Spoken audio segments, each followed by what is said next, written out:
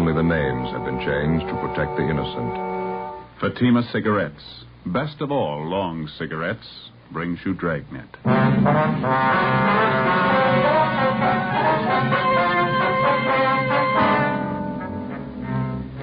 You're a detective sergeant. You're assigned to homicide detail. A wealthy society woman in your city vanishes. 2 months pass before her disappearance is reported to the police. There's suspicion of foul play. Your job? Investigate. Webster's Dictionary. Definition of the word compare. Compare. Examine for purpose of discovering resemblance or difference. Now, let's compare Fatima with any other king-size cigarette. The resemblance. Fatimas are the same length as other king-size cigarettes, 85 millimeters.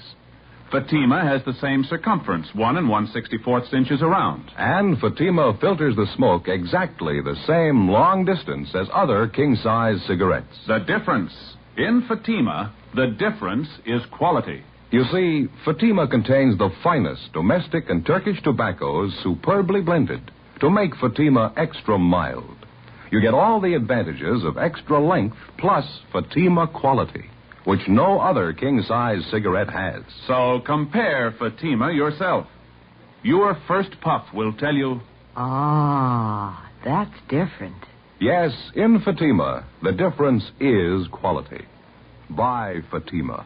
Best of all long cigarettes.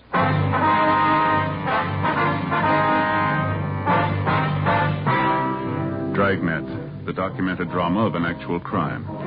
For the next 30 minutes, in cooperation with the Los Angeles Police Department, you will travel step by step on the side of the law through an actual case transcribed from official police files. From beginning to end, from crime to punishment, Dragnet is the story of your police force in action. It was Monday, February 8th. It was foggy in Los Angeles. We were working the day watch out of homicide detail. My partner's Ben Romero. The boss is Thad Brown, chief of detectives. My name's Friday. We were on the way out from the office, and it was 11:23 a.m. when we got to the 9th floor of the medical dental building, room 912. Dr. Marston? Yes, what is it? Police officers, doctor. Like to talk to you. Oh, yes. I'm sorry. Daydreaming, I guess. I didn't hear you come in. Well, my name's Friday, doctor. This is my partner, Sergeant Romero. Hi, doctor. How do you do, gentlemen? How do you, sir? It's about the missing persons report on your wife. You filed it yesterday. Yes, that's right, Sergeant. Certainly glad you came. Like to have this whole thing straightened out as quickly as possible. I want my wife back with me. Well, we'll do everything we can, doctor. There's a few things we'd like to have you straighten out for us, if you will. I thought I made it pretty clear in that report I filed yesterday. What is it you have a question about? I've got a copy of the report right here. Says your wife disappeared December 9th. That's a little over 2 months ago, Doctor. Yes, that's correct. December 9th, Sunday night.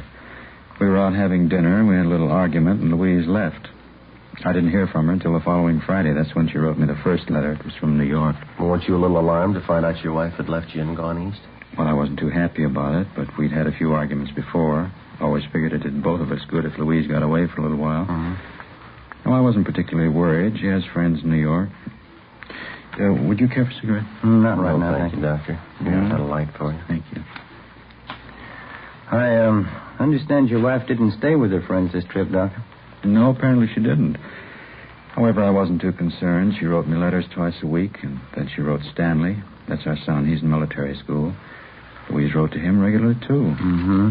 And the last letter you got from your wife was about 2 weeks ago. Yes, sir, exactly 2 weeks ago. Had the same postmark on it, New York. Well, have you any idea at all where she was staying back there? That's a strange part of it, Sergeant. Louise didn't put a return address on any of the letters. Mm-hmm. I inquired of some of our friends back there, but none of them had seen her. Well, I suppose she was staying at a hotel. I don't know which one, though. Well, about those letters, Doctor, now you're sure that they're in your wife's handwriting. You don't think they could be forgeries, do you? It's possible, but I don't think so, Sergeant. I know my wife's handwriting. Mm-hmm. Do you have all the letters with you, sir? Yes, I'll have my secretary get them before you leave. She's out to lunch now. Excuse me, please. Right ahead. Yes, Dr. Marston. For Miss Taylor. Oh, yes, I'm glad you reminded me. Thank you. I'm sorry, officers. There's a denture I have to have ready for one of my patients by this afternoon. Would you mind if I go ahead and work on it while we talk here? No, it's perfectly all right, Doctor. You go right ahead. Would you mind stepping in the lab back here? All right, fine. Go ahead, man. Sorry to interrupt everything like this. I do have to have this denture ready, though. We understand. Doctor, you say the night your wife Louise disappeared, the two of you had an argument? Yes, that's correct. Mm-hmm. We were having dinner out at our country club, and I guess Louise had too many cocktails. She gets in a nasty mood when she drinks too much. I asked her to stop drinking. She flared up and walked out of the place. Mm-hmm. Did anyone besides yourself see her leave? Oh, yes, 2 or 3 couples, friends of ours. When I found out Louise had gone off to New York, I thought, well, it was her way of teaching me a lesson. I wasn't too disturbed about it until the letters stopped coming. Well, how about your son, Stanley? Do you know if he's still getting the letters from his mother? No, he's not. I telephoned him up at his school. He stopped getting letters about the same time I did. Let's see, where did I put that casting ring? Oh, yes, here we are.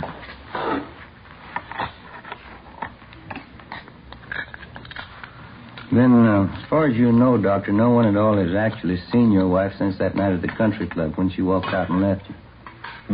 That's correct. As I say, if I hadn't been getting those letters from her every week from New York, I would have called the police in long ago. Would you excuse me, please? Oh, yeah.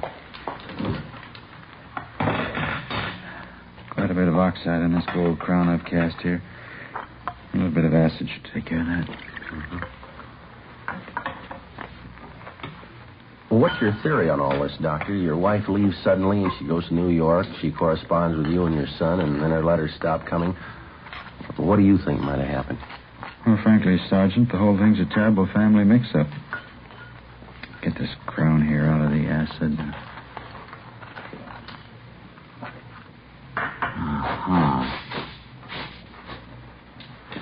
Well, how do you mean, Doctor, a family mix-up? Well, just that. There's only one reason for Louise disappearing the way she has. Money. Money and that stepfather of hers. Say, would you switch on that small motor there, Sergeant? I've got to polish up this crown, get it in shape. Oh, yeah. Sure. Thank you. Well, what do you mean, Doctor? How does your wife's stepfather fit into all this? Money mad. It's about the size of it. I don't know if you're aware of it, but my wife Louise was left a considerable amount of money by her aunt. Uh-huh. Well, it was a fortune, as a matter of fact. Louise's stepfather has always been trying to get his hands on it. Excuse me again. Sure, go ahead.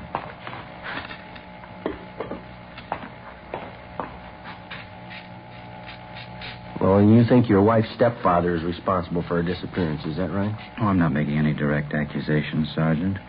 But 2 days ago, or 2 days before Louise disappeared, I had $80,000 in bonds signed over to her.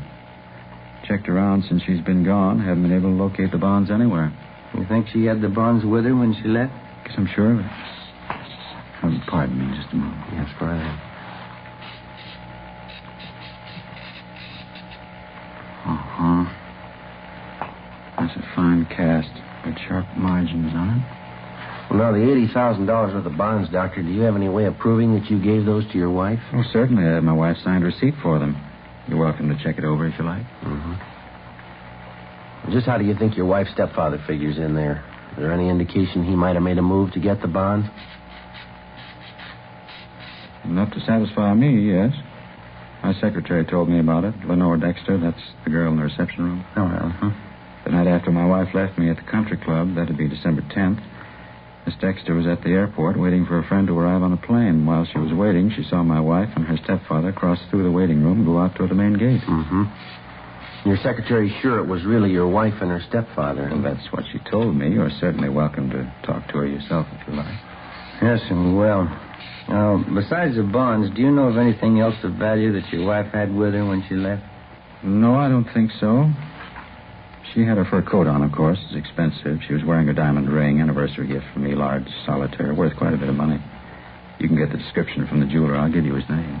All right, Doctor. Your wife's stepfather, we'd like to have his name and address, too. Surely. I'll have my secretary check on both of them right now. All right, fine. Sergeant, you've got to find Louise. I've got to have her back with me. Well, we'll do everything we can, Doctor. We promise you that. I know my wife wouldn't stay away of her own free will, not this long, not at a time like this. How do you mean, sir? Well, let me show you.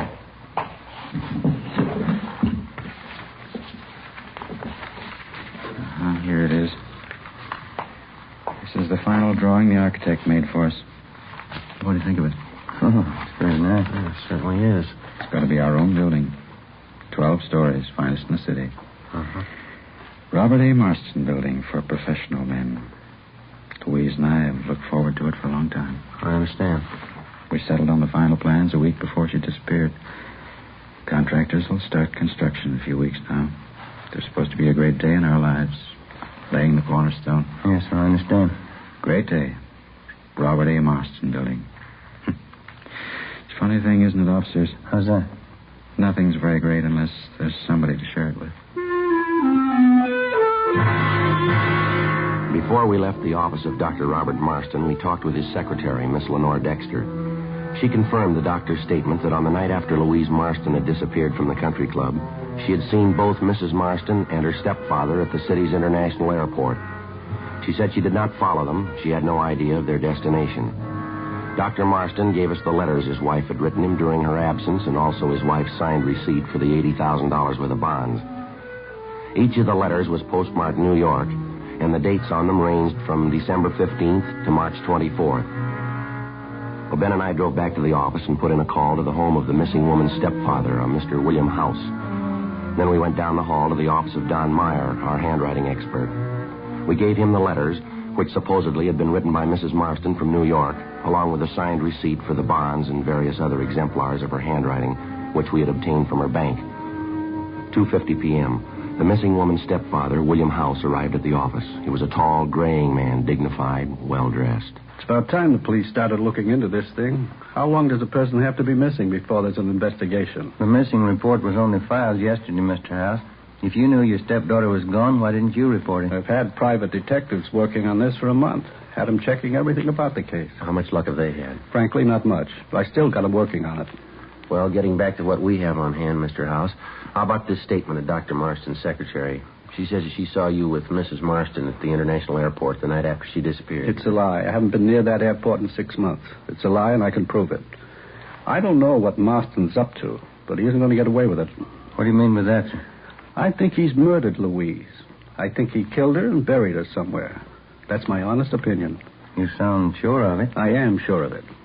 I knew Marston for what he was the day I met him. He's a fortune hunter, pure and simple. He's after Louise's money, and nothing's going to stop him. Nothing has stopped him. Well, I was under the impression that Dr. Marston was wealthy before he married your stepdaughter. Isn't that right, sir? Certainly not. He was just another poor dentist with a lot of big ideas. All this talk about putting up a building, naming it after himself. Why, Louise fought him on that constantly. He's some kind of crazy egotist. And what about the $80,000 in bonds he says he signed over to Mrs. Marston? If he told you that, he's a bigger liar than I thought. Well, he gave us a receipt for the bonds. It was signed by his wife. Can you account for that? Frankly, no. Either he got her signature on it by some kind of trick, or he forged it. I'm sure he never had that much money. Those bonds belong to Louise. And what about the letters Dr. Marston got from his wife? You think they were forged, too? I'm positive they were. Don't you see, officer? It's the perfect cover-up for him. Well, one way or the other, it's not going to take us long to find out the truth. Our handwriting man's checking over the letters and the bond receipt now. Can you fill us in at all on Dr. Marston's background, Mr. House? Only since he's been connected with the family, since he married Louise. Say, would you give me a cigarette, please? I went off and left mine at home. Oh, sure. Here you are. Thank you. Thank you. I can't tell you how I feel about it, officer. I'm afraid of that man. I'm deathly afraid of him. I know he's done something terrible to Louise. Well, how can you be so sure of it, Mr. House? You must have some basis for your opinion. I just know, that's all, Sergeant. If Louise had just disappeared and there wasn't any question of money involved, I wouldn't be so anxious about it. But $80,000 worth of bonds, that'd be enough to tempt Marston to murder his own mother. You don't know him like I do. Well, what do you know about him, sir? There must be something concrete. I can tell you this much, officer. Marston's a man who is capable of murder. Now, I'm a sensible man. I don't walk up and down the street looking for murderers. But I know when we've got one in the family. That much you've got to believe. You will believe it. Well, sir, excuse me just a minute. I'll get that. Homicide, Friday.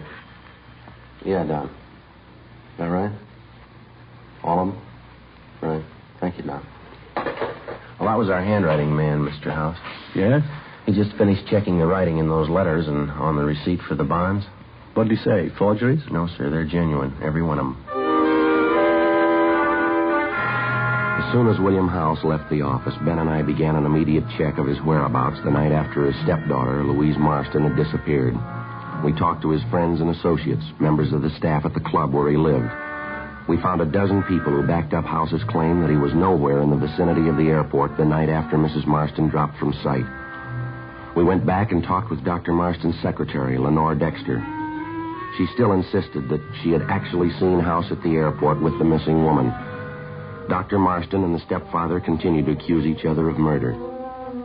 At our request, repeated efforts were made by the New York police to locate Mrs. Marston. No luck. We checked and rechecked with the maid at the home of the missing woman. All she could tell us was that Louise Marston never returned home after leaving the country club, and also that she'd been wearing a fur coat and an expensive diamond solitaire ring. A week passed, and then 2 weeks. We stayed on it, but there wasn't much progress. The case of Louise Marston came to a virtual standstill Wednesday, February 24th. Hi, Joe. Morning. Anything new? Yeah, I think we got a break. The Marston case. Oh, what do you got? Maid out of Dr. Marston's home. She called first thing this morning. Said Dr. Marston had a little dinner party out there last night. What about it? One of the people there was Marston's secretary, that Lenore Dexter. Oh, yeah. She was wearing a large diamond ring. Yeah? Maid got a good look at the ring. Mm-hmm. Says it's the same one Mrs. Marston was wearing the night she disappeared.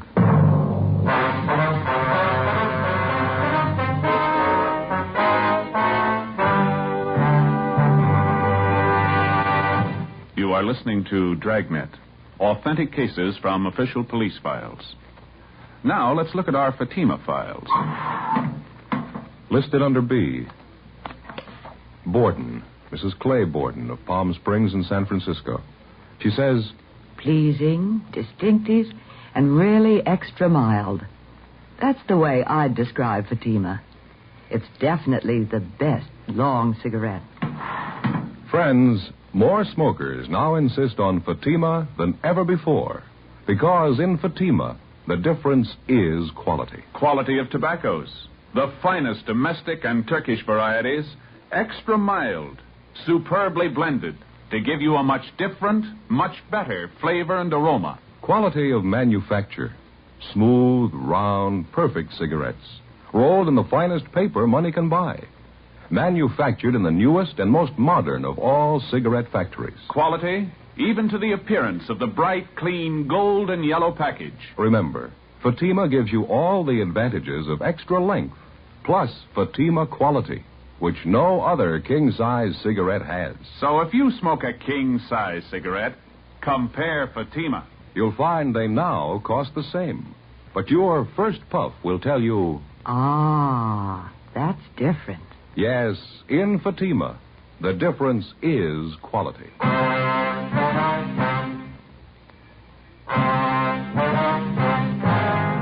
Wednesday, February 24th, 9:15 a.m. Ben and I drove out to the home of Dr. Robert Marston and talked to the maid. She told us that on the previous evening, the doctor had had a small dinner party and that one of the guests was the doctor's secretary, Lenore Dexter.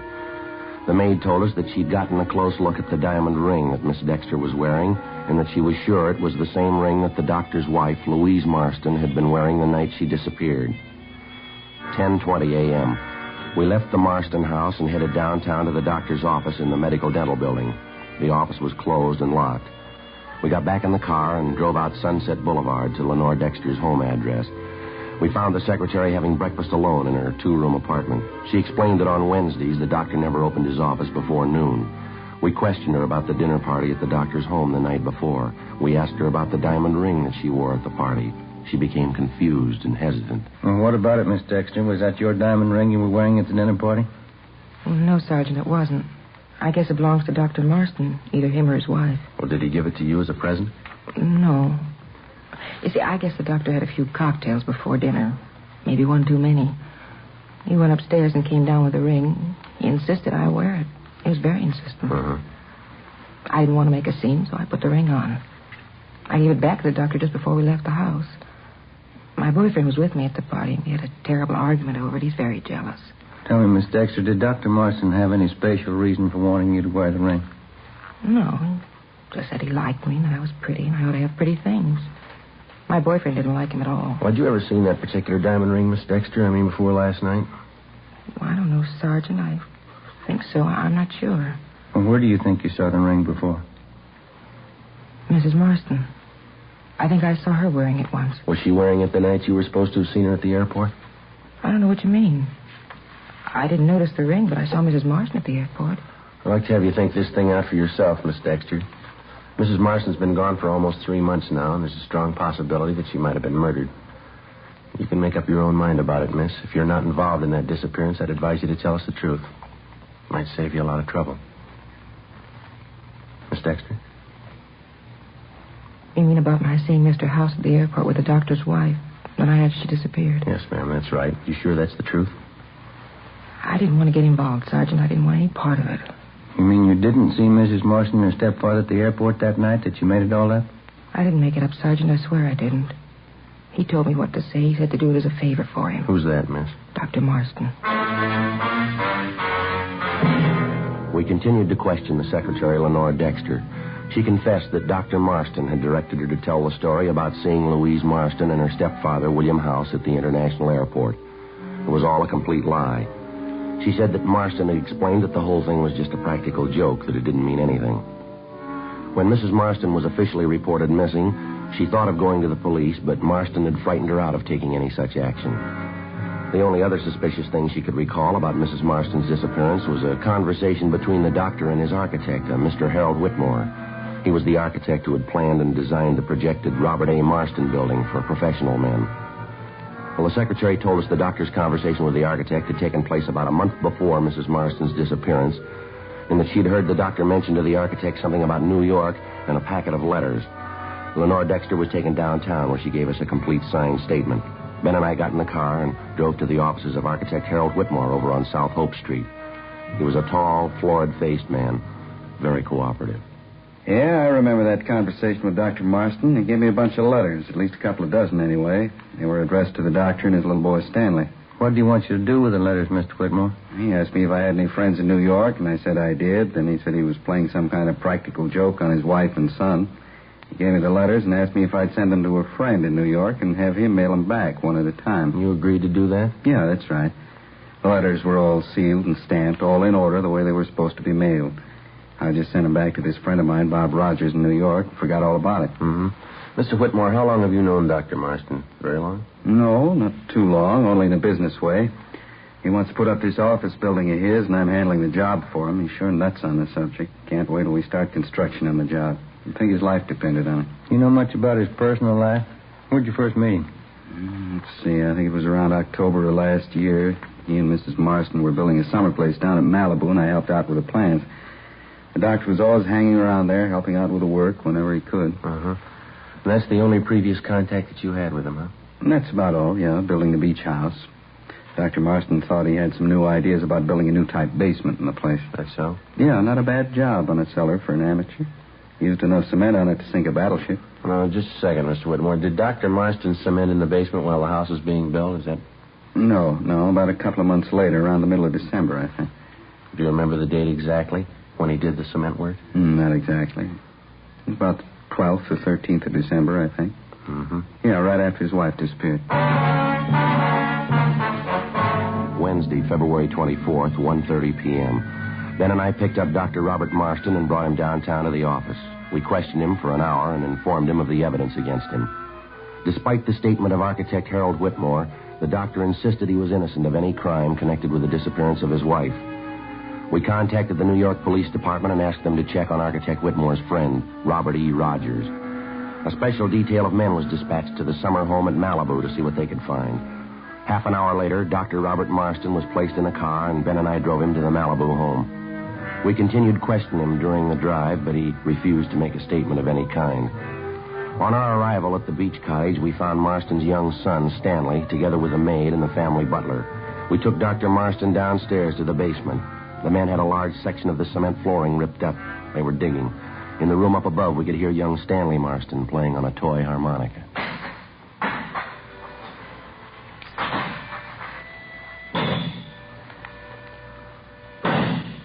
I'd like to know something, Sergeant, just for my information. Yes, sir? Why do you think I'd kill my wife? Why do you think I'd do such a thing? We're not sure yet if you did kill her. And why do you have these men doing this? Digging up the whole basement. Why do you think I killed her? You won't find anything. You might as well tell them to stop now. They won't find anything. I explained everything to you. Why can't you take my word for it? And you still haven't explained about those letters, why you had them sent to New York, why you had them mailed back here one at a time. Got nothing to do with it. Why can't you believe me? Your wife didn't disappear without a reason, Doctor, and we'd like to know what the reason is. I told you a dozen times over. You know what happened. We were at the country club, Louise and I. She was drinking a lot. I told her to lay off. We had an argument. She walked out, that's all. She walked out. I didn't see her anymore. Yes, sir. We'll have it all worked out. Don't worry about it. Why can't that maid look after the boy up there? Making all that noise. Why can't you take him out somewhere down to the beach? Romero? Yeah? See you a minute. Oh, yeah, right.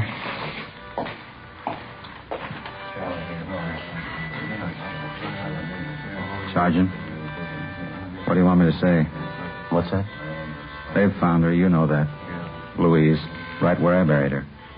What do you want me to say? Well, that's up to you. Guess you wouldn't understand, would you, Sergeant? The only thing I ever wanted in my life. She wouldn't let me have it. The building. Robert A. Marston building. For professional men. You mean your wife wouldn't give you the money for it? That's why you quarreled, is that it? I tried to tell her. Through one fight after another. She didn't know how much it meant to me. And that's why you killed her, huh? I followed her outside the country club that night. Drove her to my office. She was pretty drunk. Mm-hmm. We pretended she was on a trip to New York. I had her write the letters. Had her sign the receipt for the bonds. Wasn't hard to do. How'd you kill her? Put my hands around her throat. Didn't stop until she was dead. Joe? Yeah, man. They found her. You ready to go, Doctor? All right. It was a dream of a lifetime, Sergeant. I almost had it. The Robert A. Marston building. Finest in the city. Yeah.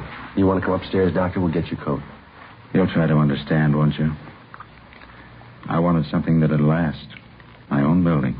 My name on it. Something you'd remember. Yeah. That's the reason I killed Louise. She didn't want me to have it. My own building. Something that would last. Make the people remember. Well, you made it, Doctor. Why worry? What? You don't need a building. I'll remember you. Only the names were changed to protect the innocent. On June 3rd, trial was held in Superior Court, Department 87, City and County of Los Angeles, State of California. In a moment, the results of that trial. And now here is our star, Jack Webb. Thank you. Friends, our latest sales figures indicate that Fatima is undoubtedly the fastest-growing long cigarette in the country. And I'm sure you'll agree that there must be a sound reason for Fatima's ever-increasing popularity. Well, to my way of thinking, that reason can be summed up in just two words. Fatima quality. You'll spot it instantly. Fatima gives you all the advantages of extra length plus Fatima quality, which no other king-size cigarette has. So tomorrow, buy a pack of Fatimas and prove to yourself that the difference is quality.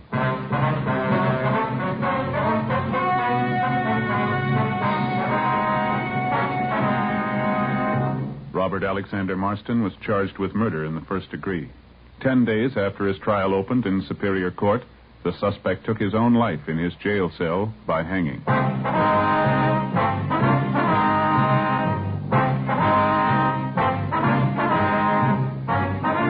You have just heard Dragnet, a series of authentic cases from official files. Technical advice comes from the Office of Chief of Police W.H. Parker, Los Angeles Police Department. Fatima Cigarettes, best of all long cigarettes, has brought you Dragnet, transcribed from Los Angeles.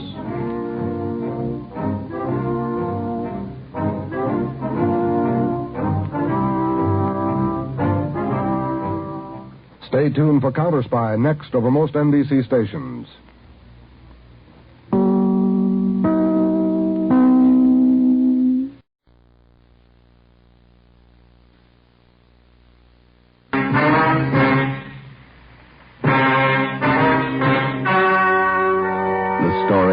To hear is true. Only the names have been changed to protect the innocent. Fatima Cigarettes, best of all long cigarettes, brings you Dragnet.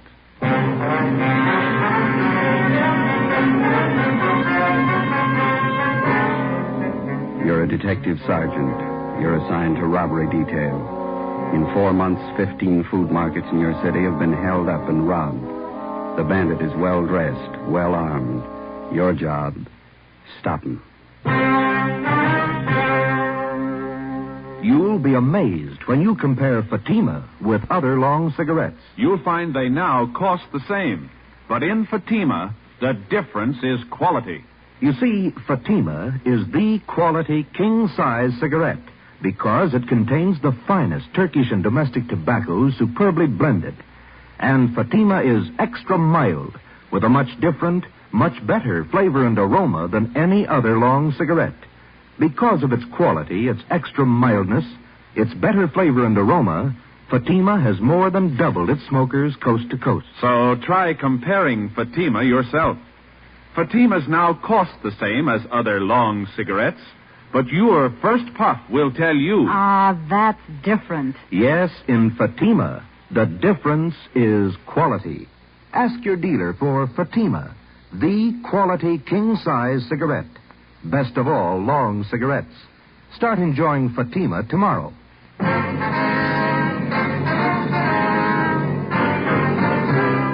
Dragnet, the documented drama of an actual crime. For the next 30 minutes, in cooperation with the Los Angeles Police Department, you will travel step by step on the side of the law through an actual case transcribed from official police files. From beginning to end, from crime to punishment, Dragnet is the story of your police force in action. It was Monday, February 12th. It was cold in Los Angeles. We were working the night watch out of robbery detail. My partner's Ben Romero. The boss is Thad Brown, chief of detectives. My name's Friday. It was 9:48 p.m. when we got to room 25A, interrogation room. Have a chair, Mr. Pollard. Yeah, thanks. Now, what is it that you want to tell us, sir? Well, you have a cigarette, please? Yeah. Here you are.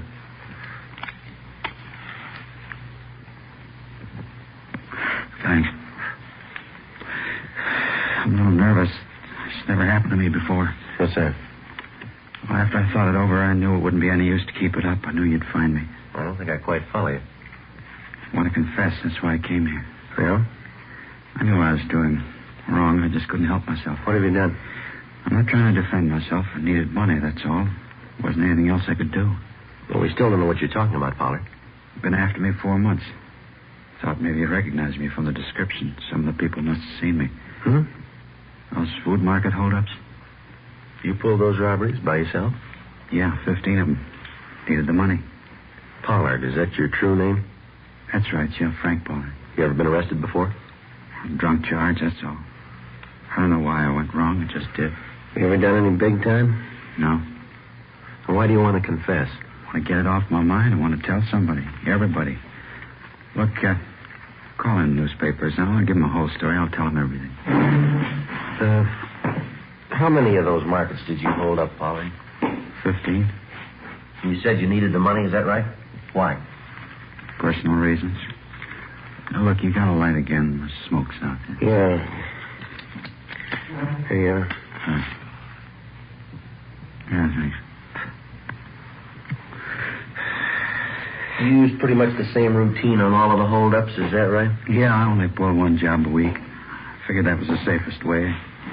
Dressed pretty well, like a salesman. Always had a briefcase with me. Said where you carried a gun? Yeah. Always worked, too. I'd show up at closing time, get the manager in the back room, then pull the heist. What kind of a gun did you use? Service pistol. I had it from when I was in the Army. How do you usually work it? Oh, when I got the manager alone in the back office, I'd just pull a gun and I'd say, give me the money, all of it. They knew I wasn't fooling. They'd give me the dough.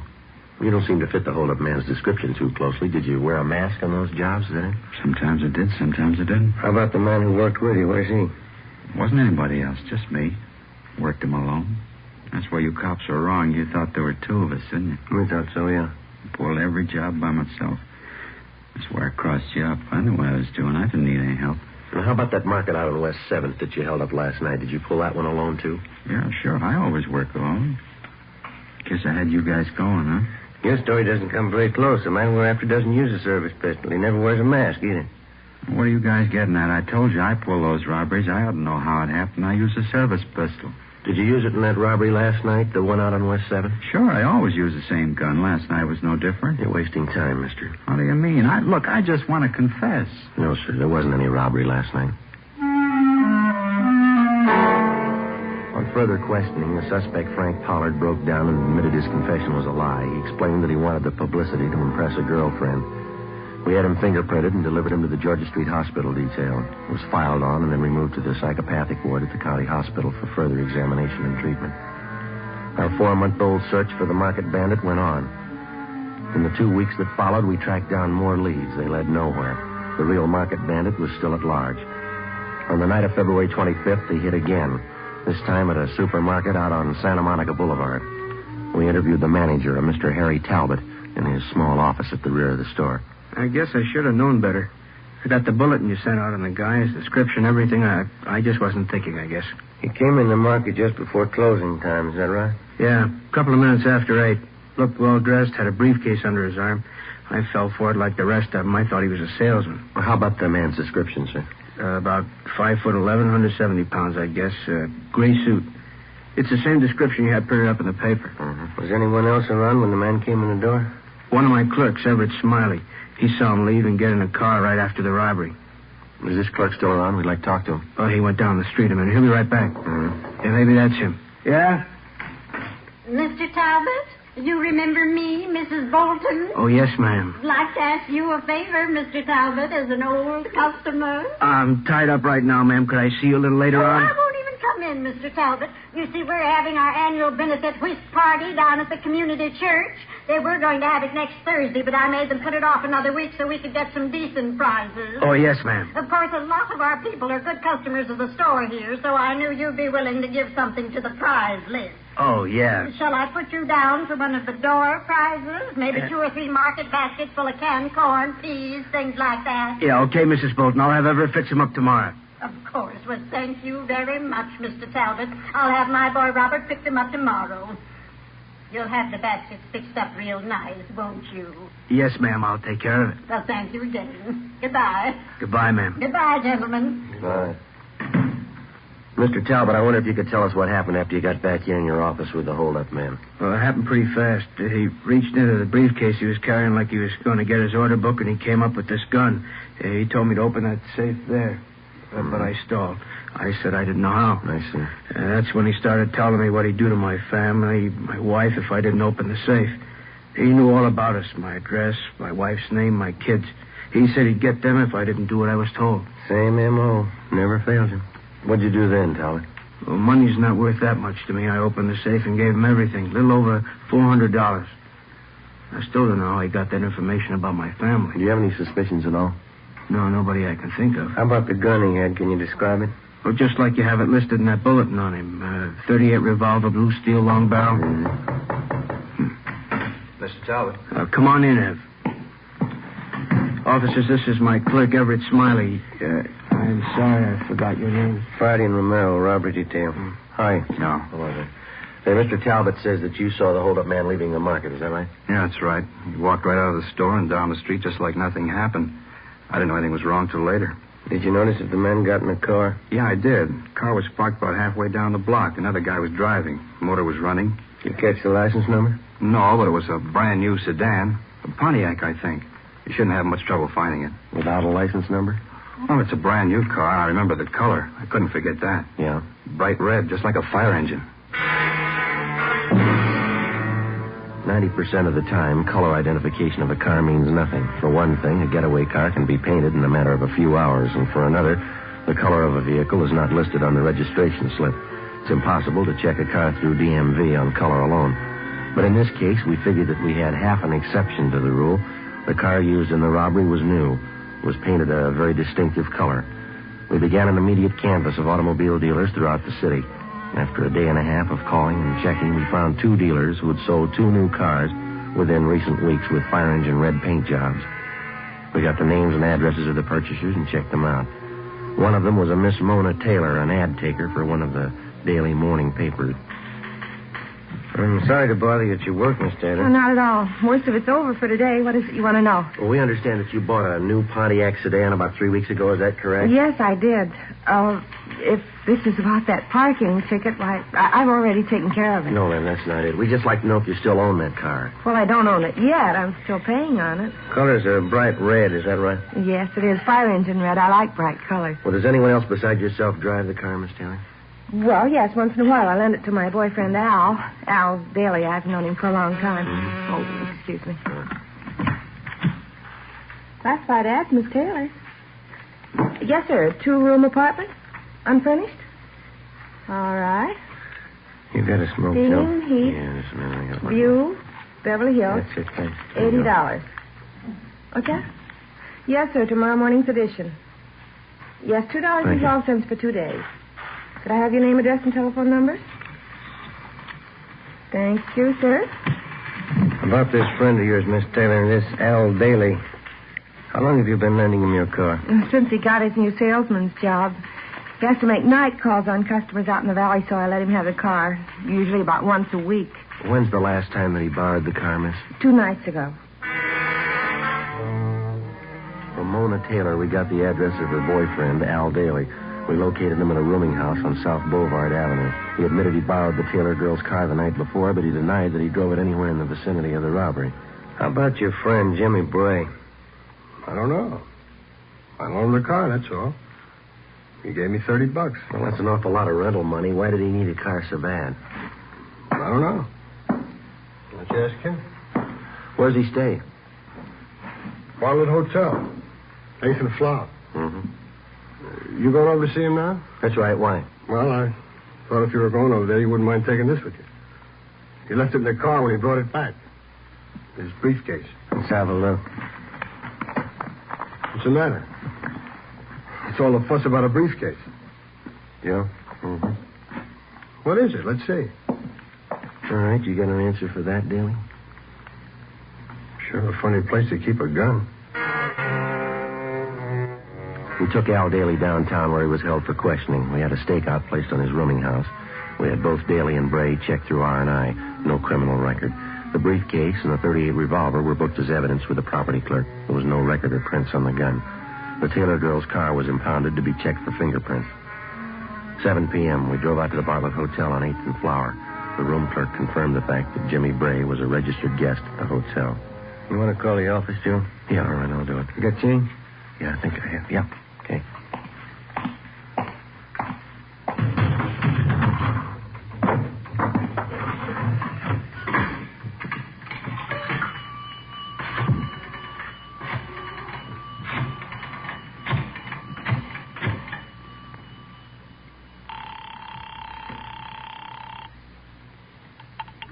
City Hall. 2511. 2511.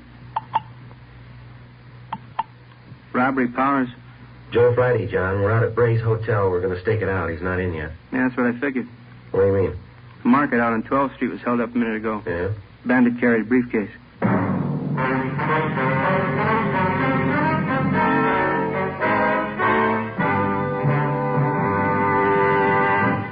You are listening to Dragnet, authentic stories of your police force in action.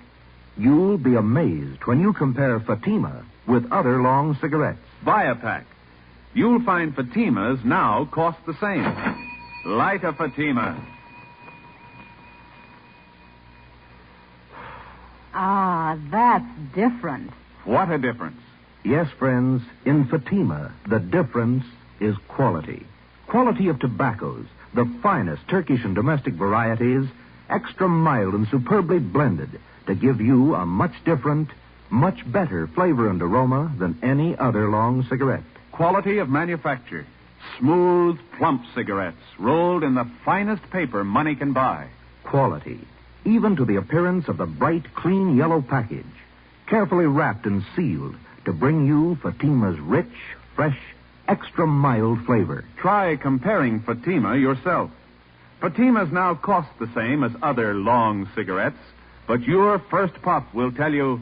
Ah, that's different. Yes, in Fatima, the difference is quality.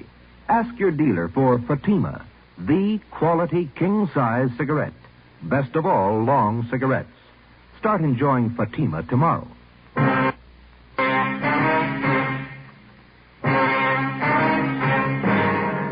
11:30 p.m. After checking Bray's room and finding nothing, Ben and I remained on stakeout at the Bartlett Hotel. The suspect failed to show up. At midnight, Young and Mackenzie came out and relieved us. We drove back to the office and got the particulars on the holdup of the 12th Street Market. The M.O. was almost exactly the same as in the other 16 robberies. The victim's description of the hold-up man matched perfectly with Bray's. By noon the next day, the suspect still had not returned to his hotel. An intensive canvass of the immediate neighborhood around the Bartlett Hotel netted us nothing. Nobody remembered Bray. We checked the bars and restaurants that he was known to patronize. No one had any idea where he might be. Details at the airport, railroad stations, and bus terminals were alerted. We got out a supplementary description on our original APB. The sheriff's office was kept advised. 2 days passed. Still no sign. We questioned and re-questioned Al Daly. Either he couldn't or he wouldn't add anything to what he'd already told us about Bray. A series of stakeouts were placed at food markets in areas where Bray had staged robberies previously. A composite picture of the suspect was made up and given wide distribution throughout the city. It all went for nothing. The following Tuesday, March 4th, Bray robbed a neighborhood market in Highland Park of $150. I had to give him the money, Sergeant. He threatened my wife and kids. Said he'd see something happen to them if I didn't open the safe. Did you say he wore gloves, sir? That's right. I thought it didn't jibe at first. A salesman wearing gloves like that. Didn't think about it till it was too late. Did you notice if he was on foot or did he get away in a car? He had a car, all right, parked down the street there. Saw it through the window. Another fellow was at the wheel. Mm-hmm. Did you notice anything else about the car? The license number, maybe? No, I couldn't see that. But it was a coupe. I'm sure of that. Yeah? It was red. Bright red. There was one angle we couldn't figure. If Bray was bent on a steady career of robbery, why did he use an escape car painted the most conspicuous color possible? We checked out Mona Taylor's car again. There was no connection. The search went on. 2 weeks, 3 weeks, another month. Bray kept to his usual schedule, one robbery a week. The legwork went on, too. On March 20th, we got a call from one of Ben's informants. He told us that he'd seen a man answering Bray's description in the Venice Park amusement area down to the beach. And we drove down to Venice to check it out. Pretty good crowd for a cold night. Yeah. Where do we find this friend of yours? See where the merry-go-round is up ahead? Yeah? Just beyond that. He runs one of the booths. You throw baseballs at phony milk bottles. 3 chances for a dime, you know. Oh, yeah. He and his wife run it. They've been out here for years. I don't know how they ever make a living at it. Hey, those hot dogs smell good, don't they? Is that your friend's booth across the way there? Yeah, it is. Come on, fellas. Tell the girls how you can throw a baseball. Fill them out. How about it? You'll let the girls have a free throw. Step up and win a prize. Looks like Maud's running the place tonight. Maud, that's his wife. Oh, yeah. How you doing, Sergeant? Cold night, huh? Hi, Maud. This is my partner, Joe Friday. How are you? Glad to know you, Joe. Guess you're looking for Scooter, huh? Yeah, is he around? Just down the way, Sarge. Hey, how about it, Sailor? Try your luck. 1 spin dime. Spill the milk. Pretty good crowd tonight, Maud. Oh, yeah, but they're not spending. Hasn't been good at all lately. Where'd you say your husband was, ma'am?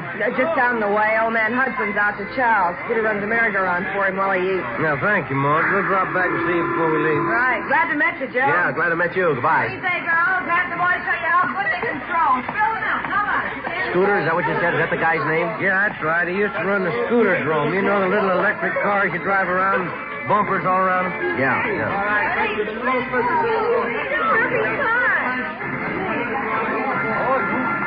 There he is. Scooter? Hey, Scooter! Hi, Sarge. I've been waiting for you. Hop on. Yeah, go ahead, Joe. Okay.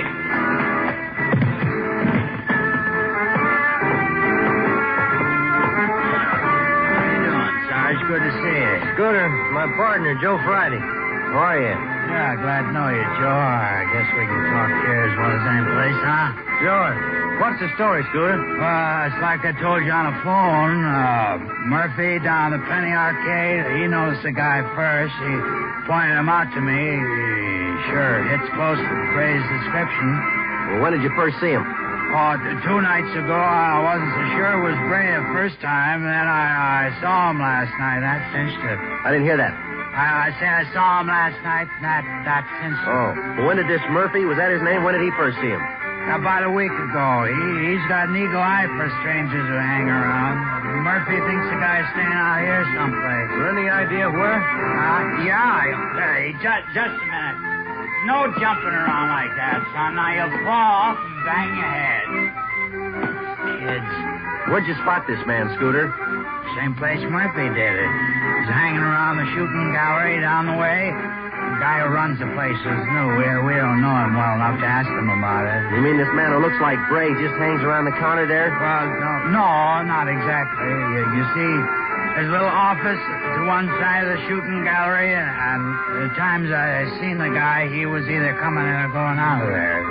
When's the last time you saw him, Scooter? Huh? I say, when's the last time you saw him? Oh, earlier tonight, about 6:30. I think Murphy's right. The guy's holding up in there. Hold on there, Shirley. Now, don't try to get off the merry-go-round. Let's stop. That's the girl. Thank you a lot, Scooter. We'll check back with you before we leave. Yeah, okay, Sarge. I hope it helps you out. I got a message, Joe. Right, see you later. There's the shooting gallery down there by the bullseye, son.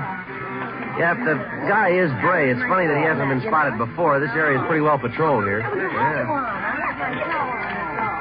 Try your skill, fellas.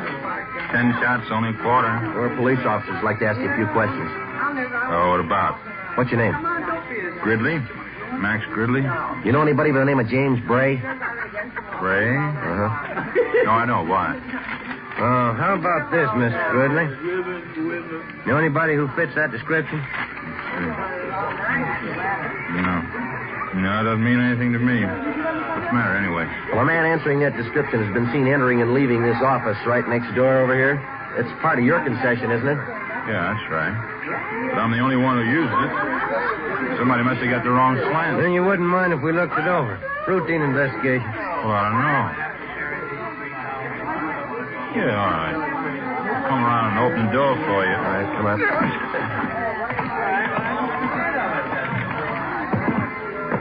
Just a cubby hole, as you can see. Trying to use it as a storage place. Sometimes I have my lunch in here. Take a nap once in a while. Looks pretty well lived in. All those clothes are yours, Mr. Gridley? That's right. Why? Hey, Mac, how about a load on this thing? Oh, it's customers. Excuse me a minute. Be right back. Yeah, go ahead.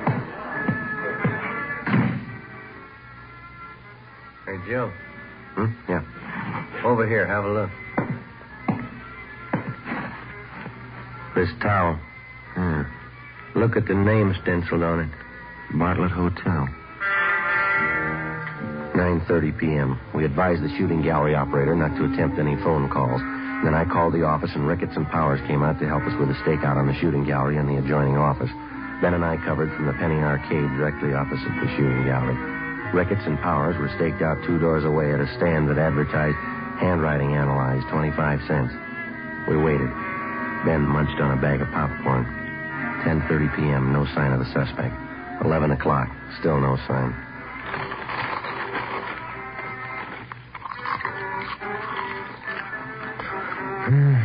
Getting pretty cold.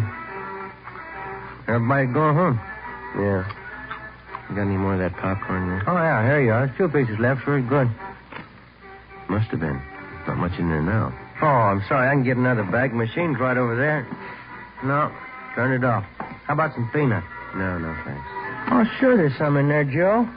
Want some? No. Sure would like to see Bray show up. Hate to spend the night staked out here. Hey, wait a minute. Look. Huh? The shooting gallery. The guy in the blue suit. He's talking to the manager. He's going around the side door. Yeah, come on. He's going inside.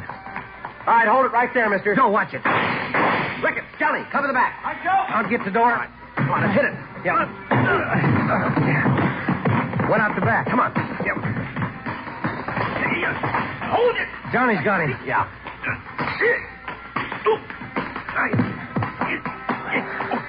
Good. Johnny, you okay? Yeah. It's a rough one. Let's roll him over, huh? Yeah, all right. How about it, Joe? Short, dark complexion, fat. What do you think? I don't know, but it's not Bray. Ricketts and Powers remained on stakeout at the shooting gallery while Ben and I took the suspect downtown along with the proprietor of the shooting gallery, Max Gridley. We had the man treated for cuts and bruises at Georgia Street Receiving Hospital, and then we took him to the office. He identified himself as Blake Chatfield, an unemployed salesman. After 2 hours of questioning, he broke down and admitted that he was Bray's accomplice. In each of the 18 robberies, he drove the getaway car. He said for the past month he and Bray had been living in the office adjoining the shooting gallery. He was booked at the New City Jail on suspicion of 211 PC. Max Gridley was held for further questioning. 1:35 a.m. We checked back in at the office. Guess I had too many hot dogs out there. Yeah, what's the matter? Oh, indigestion. Maybe it was the popcorn. Yeah.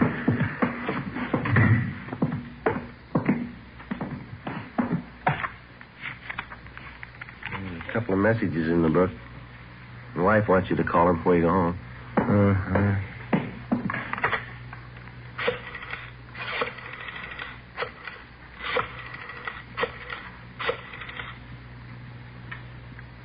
Hello, Amy. Yeah, long night, yeah. What? Loaf of graham bread. Well, I'll try. Okay, then. Yeah, bye. Same old thing. Yeah. I get it. Robbery Friday. Johnny Powers, Joe. Yeah, John. How's it going? Jimmy Bray finally showed. We got him. Any trouble? No. Drove up in a bright red coupe. Couldn't miss him. Mm-hmm. You coming in now? Yeah, just leaving. See ya. Right, John. Bye. Well, I picked up Bray. Bringing him in now. Good. Sure been a long haul. Almost 5 months. Yeah, it's a long time. Hey, Joe. Yeah? Where am I going to get a loaf of graham bread at this time in the morning?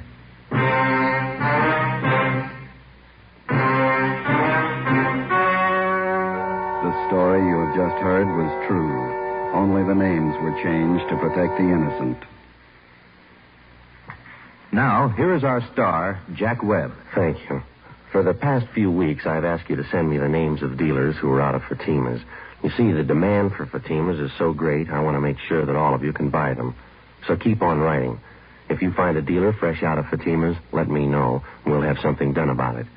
Write your dealer's name and address on a card and mail it to me, Jack Webb, Post Office Box 951, Hollywood 28. That's Jack Webb, Post Office Box 951, Hollywood 28. Now, a word for you, Mr. Dealer. The coming holiday season will find new thousands insisting on Fatima quality. So step up your orders for Fatima tomorrow. Get in on the increasing demand for the quality long cigarette.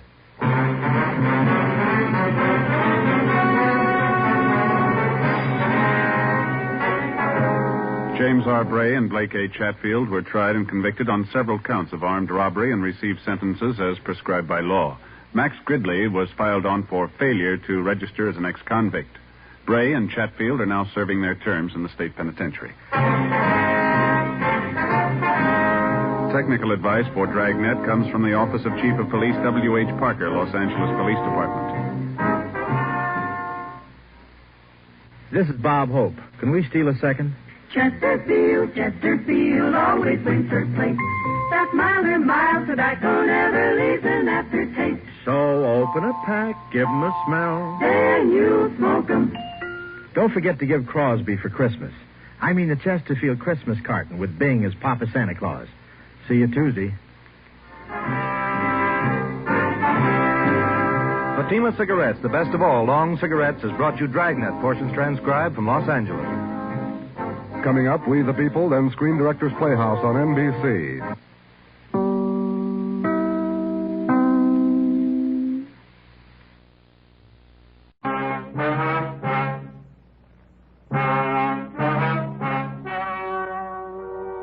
The story you are about to hear is true. Only the names have been changed to protect the innocent. Fatima Cigarettes, best of all long cigarettes, brings you Dragnet.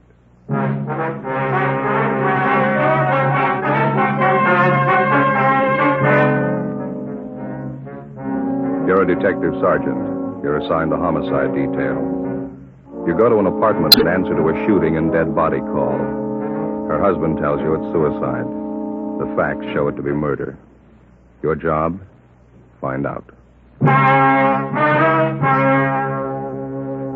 You'll be amazed when you compare Fatima with other long cigarettes. You'll find they now cost the same. But in Fatima, the difference is quality. You see, Fatima is quality king-size cigarette because it contains the finest domestic and Turkish tobaccos superbly blended. And Fatima is extra mild, with a much different, much better flavor and aroma than any other long cigarette. So compare Fatima yourself.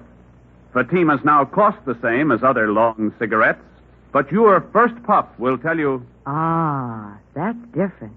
Yes, in Fatima, the difference is quality. Ask your dealer for Fatima, the quality king-size cigarette. Best of all long cigarettes. Start enjoying Fatima tomorrow.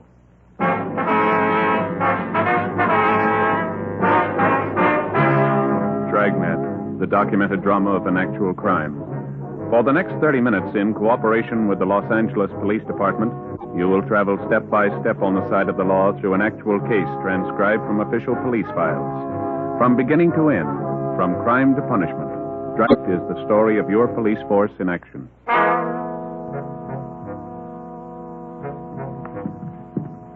It was Sunday, March 9th. It was windy in Los Angeles. We were working the day watch out of homicide detail. My partner's Ben Romero. The boss is Thad Brown, chief of detectives. My name's Friday. It was 4:35 p.m. when we got to the first floor of the Kelsey Apartment Hotel. Apartment 112. Hi, Joe. Ben. Hi, Harry. How are you? What have you got here? The woman's dead, shot through the right temple with a .45 automatic. Husband claims it's suicide. What's the name? Mr. and Mrs. Andrew Robertson. Wife's name was Marie. That's Mr. Robertson right over here. Has the crime lab been called? About 2 minutes ago. Fine. Mr. Robertson, this is Sergeant Romero, Sergeant Friday. How do you do? How are you? Have you questioned Mr. Robertson? No, not yet.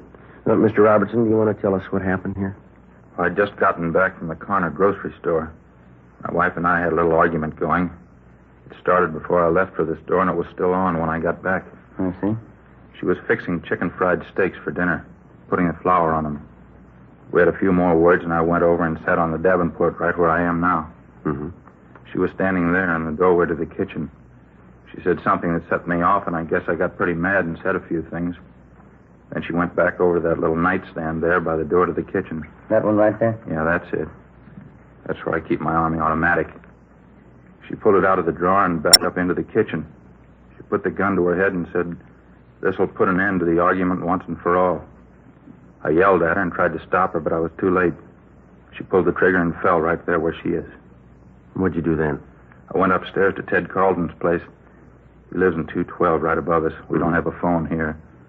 I asked him to call the police and send for an ambulance. Did you go over to see how badly your wife was shot? Yeah, I forgot to tell you. The minute she fired, I rushed right over to her, but I was too late. She was dead. Now, did you touch anything in here, move anything at all? No, sir, not a thing. I've been sitting here ever since I got back down from Ted's room upstairs. I see. Joe? Yeah. Empty cartridge casing here on the floor. Yeah. When Jones gets here, we'll measure the distance. Just a minute. We can put this saucer over till the crime lab gets here. All right.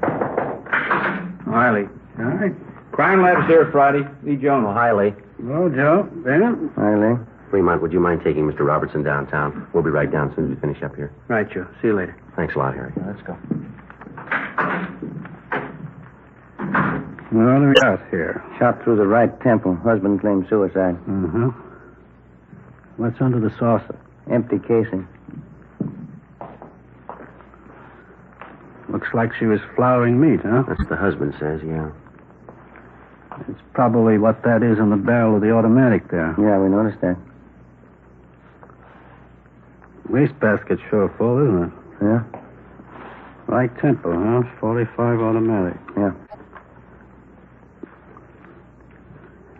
If she shot herself in the kitchen, how do you figure the empty casing got out there in the living room? Position of the body doesn't warrant that. That'll be Ed McGill, the photographer. Come in. Friday? Yeah? All in? How are you, Ed? Well, what you want to shoot? Why don't you get an overall of the room first and grab one in the kitchen there? All right.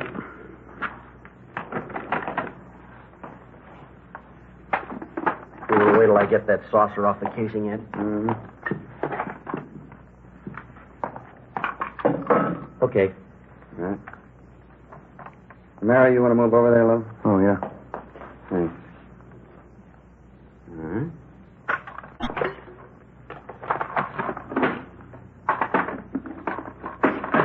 Now, you're at the kitchen. Right from where you are now is good. We can get out of your way here.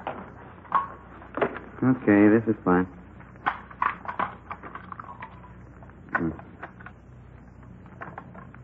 Mm-hmm.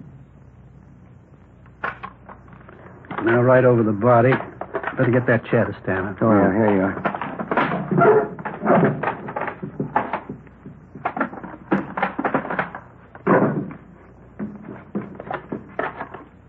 Not much room to work in here. Can you get it all in there? Yeah, I think so.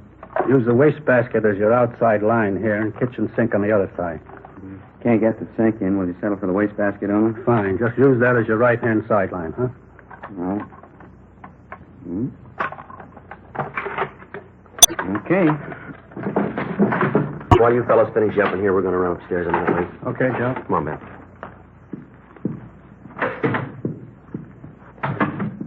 Where do you want to go first, Duto? Well, that's this Ted Carlton Robertson mentioned in it. Yeah, the fellow who's supposed to have called in. All right, yeah. Here it is, right at the head of the stairs. Yes? Police officer. You're Mr. Carlton? Yes, that's right. Come in. Thank you very much.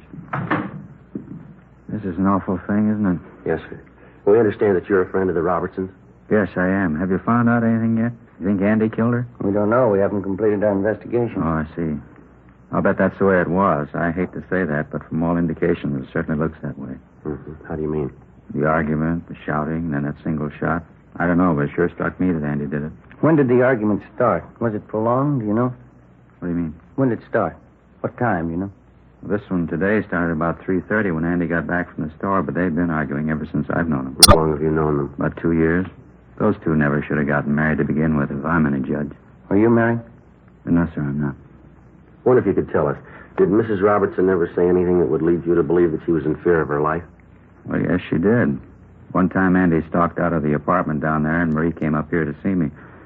She was in tears, all broken up about it, as usual during these spats. I see. She said, I'll try to remember exactly how she put it. She said, Andy gets so mad sometimes I think he's going to kill me. What did they usually argue about, do you know? Oh, different things. This particular time that I was telling you about, I think it was over his being late for dinner. Oh, I see. Now, aside from this one instance, is there anything else that you can tell us? Well, Andy has a terrible temper, that I know. We used to go out and bowl once in a while, Marie, Andy, and myself. We had to stop. Every time he'd miss a spare, you'd think it was the end of the world. Would he usually seem to take it out on his wife? Most of the time, yeah. Although I must say I caught it a few times myself. Abusive language. She really carried on over nothing at all. Mm-hmm. Did Robertson leave his wife home alone much of the time? No, not any more than usual. Seems like he always wanted to get home just so they could argue. Everybody in the apartment house knows about him. So you said that Mrs. Robertson came up here after that one particular argument, is that right? Yes, sir, that's right. Well, does she come up here often? No, not very often. Just when she was unusually upset and her nerves were on edge. But only then when Andy had her shot mad. Well, do you know whether or not Robertson owns a gun? Yes, I believe he does. Matter of fact, I know he does. One night we were having trouble with prowlers, and he came up here with his automatic. I see. Later on, I think I asked him where he got the gun. He said from the Army. Was there anything else you can add, Mr. Carlton?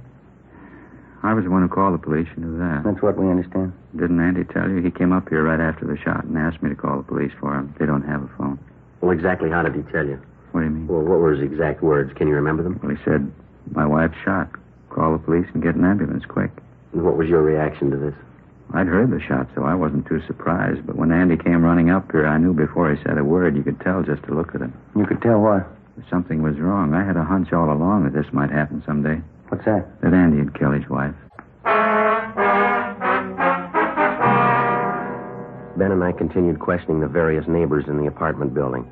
Their stories all matched in every detail. The Robertsons had been known to argue, quite frequently and quite loud. None of the neighbors could definitely say that they had ever heard Andrew Robertson threaten his wife. All of them volunteered it would be entirely possible. We put in a call to R&I. We found that there was no previous record on Andrew Robertson nor his wife, Marie. Before Lee Jones had finished his investigation, latent fingerprint men had arrived, and the men from the coroner's office were standing by for removal of the body. We canvassed the neighborhood and checked with the various merchants in the area. They could shed no further light on the death of Marie Robertson.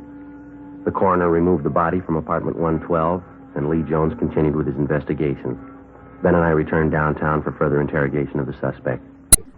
Everything I've told you is the truth. Would you mind going over it just once more? All right. We had our quarrels and arguments, and I guess some of them were pretty bad, but I'd never do a thing like this to Marie. Well, you don't seem very upset about all this, Robertson. I'm not crying, if that's what you mean. I'm sorry she had to do it. Tried to stop her, but there was nothing I could do. Well, you seem to be taking all this pretty well under the circumstances. I don't know if I can explain how I feel about it. You see, Marie and I weren't too happy the past couple of years. We've been married 8 years, and I guess from the start we never could hit it off. Did you used to argue quite a bit? No, not at first we didn't. Just seemed that we've drifted apart the last couple of years. We seemed to fight all the time over nothing at all. I honestly believe we fell out of love. Well, would you mind telling us again exactly what happened this afternoon? First of all, I got up. I always like to sleep on Sundays. She asked me to go to the store. That started the argument. She knows I don't like to go shopping, but it seemed like she was always forgetting something, and I'd have to go. Mm-hmm. When I got back from the store, she was making chicken fried steaks for dinner. Mm-hmm. She was putting flour on the meat. We argued back and forth for a minute, and then she stepped into the living room. I went over and sat on the Davenport. All right, go on. We had a few more words, and she went over to the small nightstand by the kitchen door and took out my Army automatic that I kept in there. She backed up into the kitchen and pointed the gun at her head. Here. She said this will end the argument once and for all. As I said, I was on the Davenport about 12 feet away from her. I yelled at her. What'd you say? I said, Marie, put that gun down. It's loaded. Before I could reach her, she pulled the trigger. Then what'd you do? I rushed over to her, but it was too late. She was dead. Mm-hmm. What happened then? We don't have a phone, so I rushed upstairs to the apartment right over us, Ted Carlton's. I asked him to phone for the police and the ambulance. Did you tell Carlton about your wife? Yes, I did. I told him she'd been shot. Then where'd you go? So, just like I told you, out of the apartment, I went back downstairs and waited in the living room for you people to get there. Did you go near your wife's body? No, I did not. Did you always keep that gun loaded? Yes, I did. I always kept it loaded and actuated. With a shell in the chamber, but I kept the safety lock on. Marie knew how to operate the gun because I showed her for when I was out late. Mm-hmm. She wasn't strong enough to actuate it, but she could work the safety. Did your wife ever try to commit suicide before? Not to my knowledge. Mr. Robertson, you sure that everything you've told us is the truth? It's the absolute truth, every word of it. Well, sir, here's the way it looks to us. We think you killed your wife. I didn't. Let us lay out a few things for you. We talked to your friends and neighbors in the apartment house. We have people who will testify to the fact that your wife was afraid that you might kill her. She told one man that. It isn't true. I don't know what she may have told somebody, but I didn't kill her. It's a known fact throughout the entire apartment building that you and your wife had violent quarrels. The kind of arguments, from all reports, that could easily lead to something like this. I told you we argued, but I didn't kill Marie. I couldn't do a thing like that. Mr. Robertson, we've made a preliminary investigation of your apartment. You say your wife killed herself. Let me show you some of the flaws in your story here. All I can say is what I've told you is the truth. I didn't kill her. Now, you told us that your wife went to the nightstand and got the gun. That's right. How did she pick up the automatic? How do you mean? Well, how'd she take it from the drawer? Like anyone would pick up a gun? By the butt? She picked it up like anybody would who was going to use it. You're sure about that? Positive. She didn't touch anything but the butt. Well, she had part of her hand on the trigger. Well, we know that, but she didn't touch any other part of the weapon.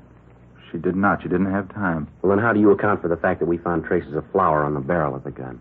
Well, sure. She was flouring meat. Well, how did the flour get on the barrel? I don't know. Well, isn't it true that when you approached her with the automatic pointed at her, she tried to ward off the shot with her hand? Now, isn't that how the flour got on that barrel? That isn't true. Now, you said your wife was putting flour on some steaks. That's right. How do you account for the fact that we didn't find any flour on the butt of the gun where it belonged? Or on the drawer of the nightstand, where you say she first picked up the automatic? Well, I can't answer that. I don't know what all this means. Well, it means that unless you've got some kind of explanation, we have to assume that you're lying, that you killed your wife. I don't know how to explain all these things, but I didn't kill her. Mr. Robertson, you say you were an Army man. Isn't that what you told us out at the apartment? Yes, I was a sergeant in the Army during the last war. What outfit were you with? I was an instructor in sidearm weapons at Santa Ana Army Air Base. Then you'd be somewhat of an authority on the Colt .45 caliber automatic pistol, wouldn't you? I guess I would, yeah. That was one of the weapons I instructed in. You'd know all about the system of ejection employed by the Colt company on their .45 automatic. Yes, I would. The empty casing ejects to the right, up and back. Is that correct? Yeah, that's right. In other words, if you were pointing a .45 at me and you pulled the trigger, the empty casing would eject to your right, up and fall on the floor to the rear on your right side. Do I? Yeah, that's where it would end up. You still maintain that your wife shot herself? Yes, I do. Where was she standing when she pulled the trigger? As I told you before, in the kitchen. How was she standing? What do you mean? Which way was she facing? Well, let's see. Facing me. Yeah, that's right, in the kitchen with her back to the sink, facing out toward me. And where were you? On the Davenport in the living room, facing her. Now, bearing in mind what we've already discussed and agreed upon concerning the ejection system of a 45, how do you account for the fact that the empty casing was found in the living room, 6 feet and 4 inches from the kitchen? Well, let's see. I'll figure it for you. The empty casing should have been found on the floor of the kitchen, somewhere to the right and rear of your wife. Isn't that about it? I don't understand. Why are you trying to prove me guilty? I've told you, and I swear to you, I didn't kill my wife. Well, it'd be a physical impossibility for that empty casing to have landed anywhere but in the kitchen if your wife had pulled the trigger of that automatic. Now, how about that? What can I say? Please believe what I'm telling you. I didn't do it. Not according to the evidence. I don't understand any of this. Well, here's the way we've got it reconstructed. You had a quarrel. You got the gun. You met your wife at the doorway to the kitchen. You pointed the gun at her. She tried to ward it off with her left hand, leaving flour on the barrel of the gun. You fired, and the casing was thrown up and back to the right, where it landed on the rug of the living room. The testimony of the neighbors, the flour on your wife's hand, the position of the empty casing. Robertson, you're it. I don't know why all these things are the way you say they are. Well, we do. We don't believe your wife committed suicide. You think about it. Come on, Ben. Yeah.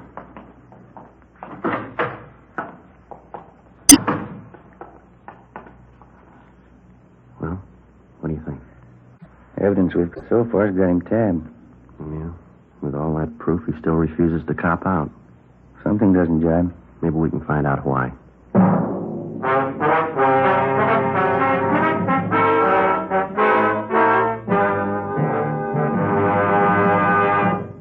You are listening to Dragnet. From beginning to end, Dragnet is the authentic story of your police force in action. Now, from beginning to end, the Fatima story. Actual convincing proof that in Fatima, the difference is quality. Quality of tobaccos. The finest domestic and Turkish varieties, extra mild and superbly blended to give you a much different, much better flavor and aroma. Quality of manufacture. Smooth, round, perfect cigarettes, rolled in the finest paper money can buy. Manufactured in the newest and most modern of all cigarette factories. Quality, even to the appearance of the bright, clean, golden yellow package, carefully wrapped and sealed to bring you Fatima's rich, fresh, extra mild flavor. Because of its quality, its extra mildness, its better flavor and aroma, more long cigarette smokers are now insisting on Fatima than ever before. So if you smoke a long cigarette, compare Fatima. You'll find they now cost the same. But your first puff will tell you... Ah, that's different. Yes, in Fatima, the difference is quality. Insist on Fatima. Start enjoying the quality king-size cigarette. Fatima. Best of all long cigarettes.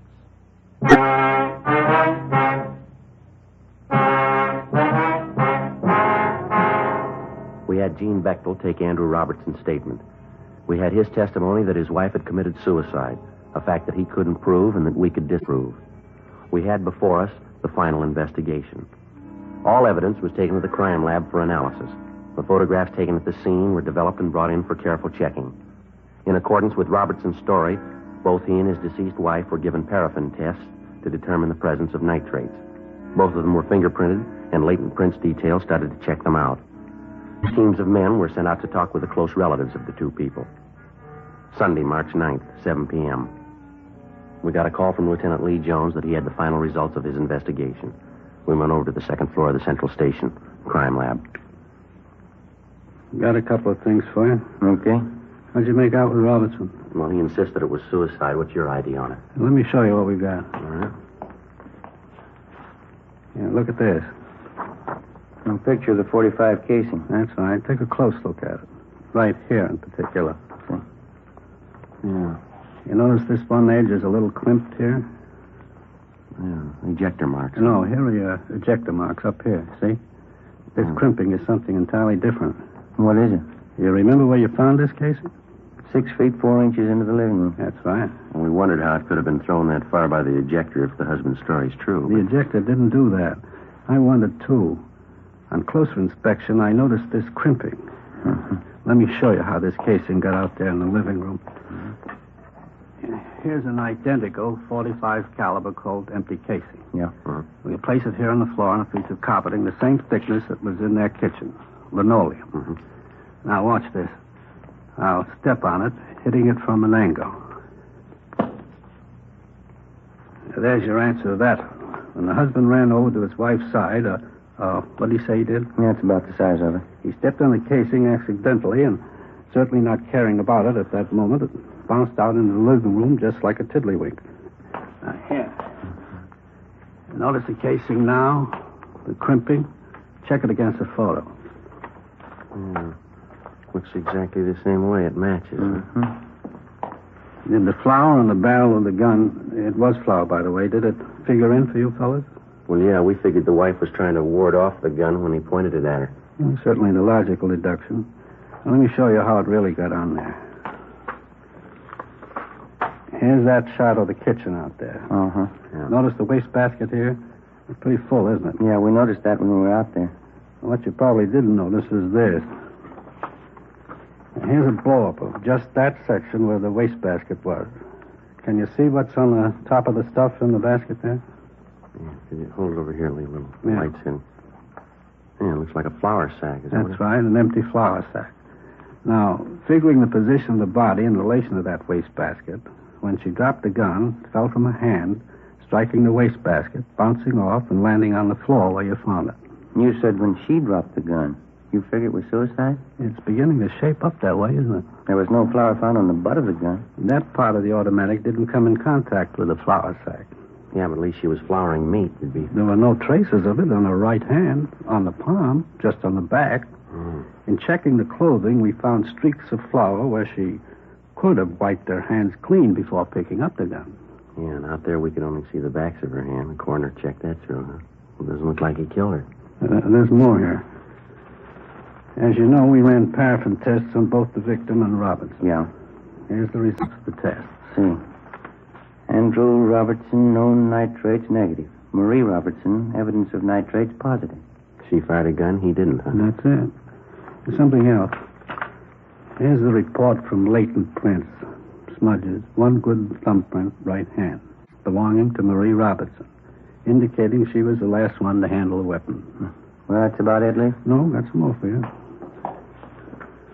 Now, this shot was taken facing the east wall of the kitchen. That's the wall that would be on anyone's left sitting on the Davenport in the front room. That's right. Wouldn't be possible to see that wall from the Davenport. No, it wouldn't, that's right. You can see the white X where we located the slur. Yeah. Relative to the position of the body, if she was standing, holding the gun at approximately a right angle with the side of her head, the bullet would come to rest approximately 4 inches below the crown of her head. Yeah. Does it check out? The coroner says she was 5'4". The bullet was found at a height of 5 1/8, proving that she shot herself rather than anyone else doing it, judging from the inclination of the bullet. As you know, this is critical. Yeah. From what it's worth, the condition of the wound indicates that it was inflicted from extreme close range. Fair point when you consider that most people wouldn't submit to being shot from close range without a struggle or unless taken by surprise. Well, from all reports, we know she wasn't taken by surprise. Well, that's it, fellas. That's all we have. Well, thanks, Lee. It's sure enough. Crime Lab, Jones. Yeah, right here. Just a minute. Either one of you. All right, Lee, I'll get it, huh? Thank you. Friday. Oh, hi, Harry. You did, huh? What's that? Yeah. Do you have the letter with you? It does, huh? Yeah? Yeah, right, Harry. Thank you very much. Bye. Harry Fremont. He just left Marie Robertson's mother. What'd she have to say? Well, Fremont says she gave him a letter. He's on his way in with it now. It was written by Marie Robertson. Says something about taking her own life. Her mother says that the husband couldn't have done it. Says the daughter's shown indication in the past of wanting to take her own life. Well, not about saying, she said. Makes you feel kind of good, doesn't it? Yeah. Find a man clear on a charge instead of having to hang him up. Come on, Ben. Right. Where you headed? Back cross street. Wait till I get my coat. I'll go with you. What for? I want to see him, too, when you tell him.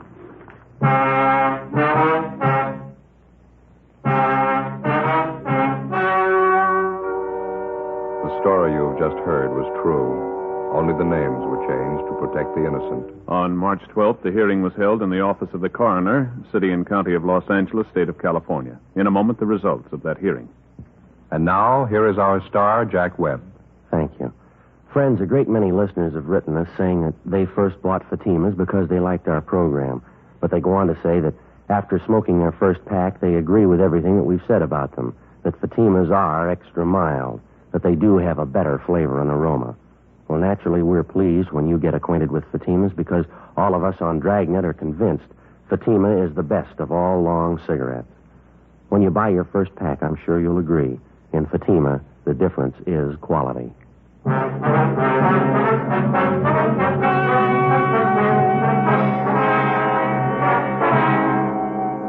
Andrew William Robertson was immediately released from custody. A 510 form was made out, exonerating him from any complicity in the death of his wife. Ladies and gentlemen, Mr. James M. Fox, president of the Southern California chapter of the Mystery Writers of America.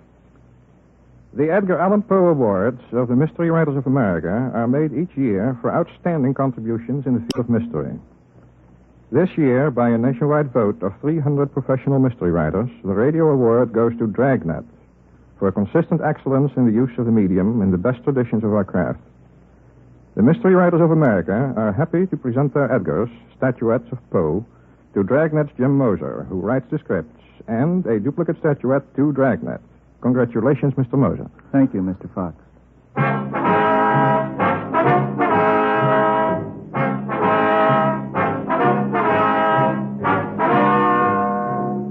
You have just heard Dragnet, a series of authentic cases from official files. Technical advice comes from the Office of Chief of Police W.H. Parker, Los Angeles Police Department. Fatima Cigarettes, best of all long cigarettes, has brought you Dragnet, portions transcribed from Los Angeles. Stay tuned for Counter Spy, next over many NBC stations.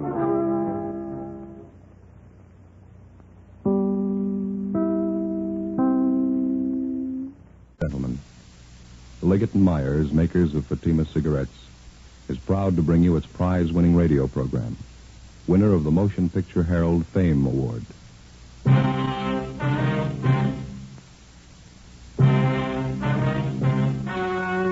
story you are about to hear is true.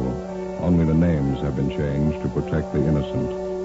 Fatima Cigarettes, best of all long cigarettes, brings you Dragnet.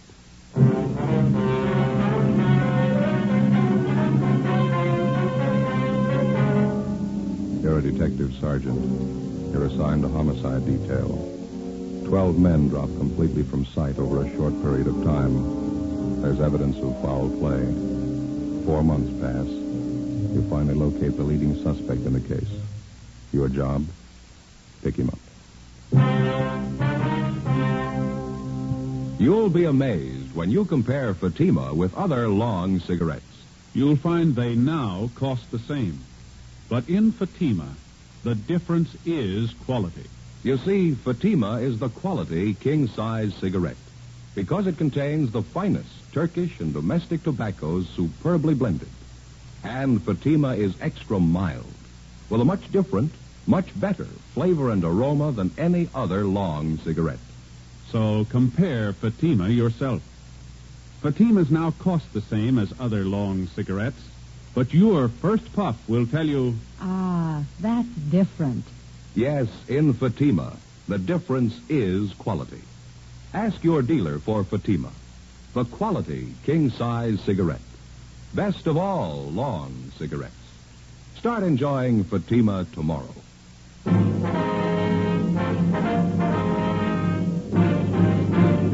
Dragnet, the documented drama of an actual crime. For the next 30 minutes, in cooperation with the Los Angeles Police Department, you will travel step by step on the side of the law through an actual case transcribed from official police files. From beginning to end, From crime to punishment, Dragnet is the story of your police force in action. It was Wednesday, October the 6th. It was sultry in Los Angeles. We were working the day watch out of homicide. My partner's Ben Romero. The boss is Thad Brown, chief of detectives. My name's Friday. We were on the way out from the office, and it was 10:45 a.m. when we got to Ortega Street, number 1285. Second floor? Yeah, room 14.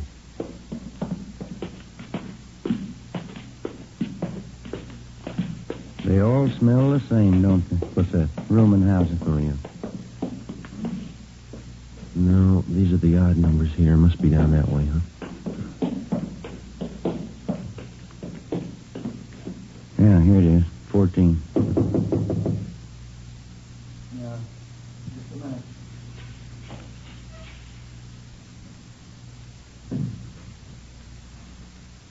Taking his time.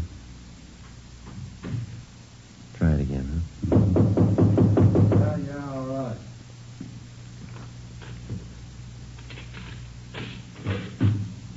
Yeah? Police officers. Your name Henry Ross? Get out of here. Get out. All right, come on.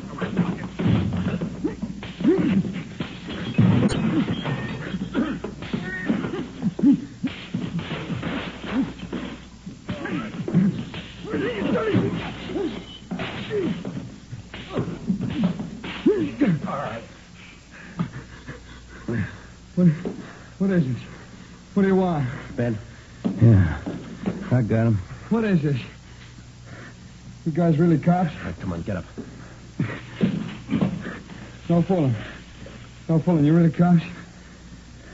I thought you were faking. We showed you our identification at the door. I thought you were faking. That's the truth.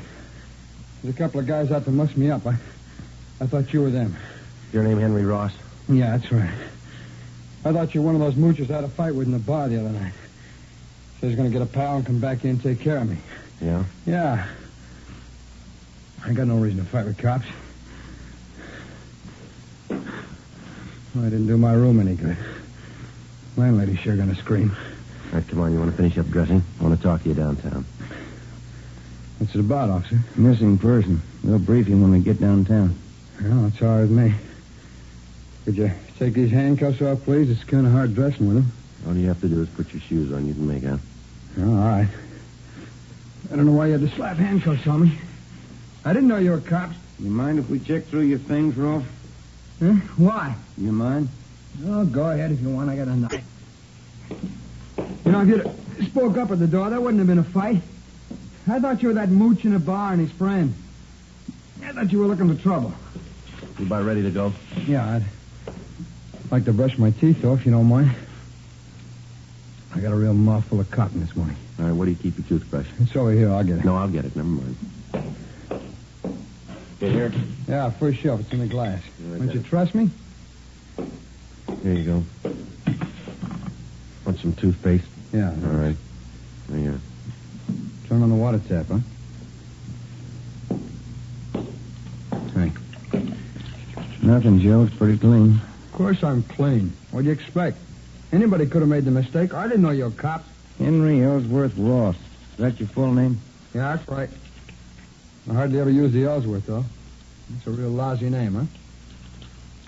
Well, what's the fitch on all this, officer? We told you, missing person. Want to talk to you about it. I don't think I can help you. Nobody I know is missing. How about Paul Davis? Davis? Yeah, I know Davis. I don't know if his name is Paul, though. Been gone a long time, huh, Miss Davis? Yeah, that's right. Something wrong, you think? We figure murder. After going over his room thoroughly, we took Henry Ellsworth Ross back to the city hall to the interrogation room. He was a slightly built man, dark hair, brown eyes, swarthy complexion. He was a longshoreman by trade.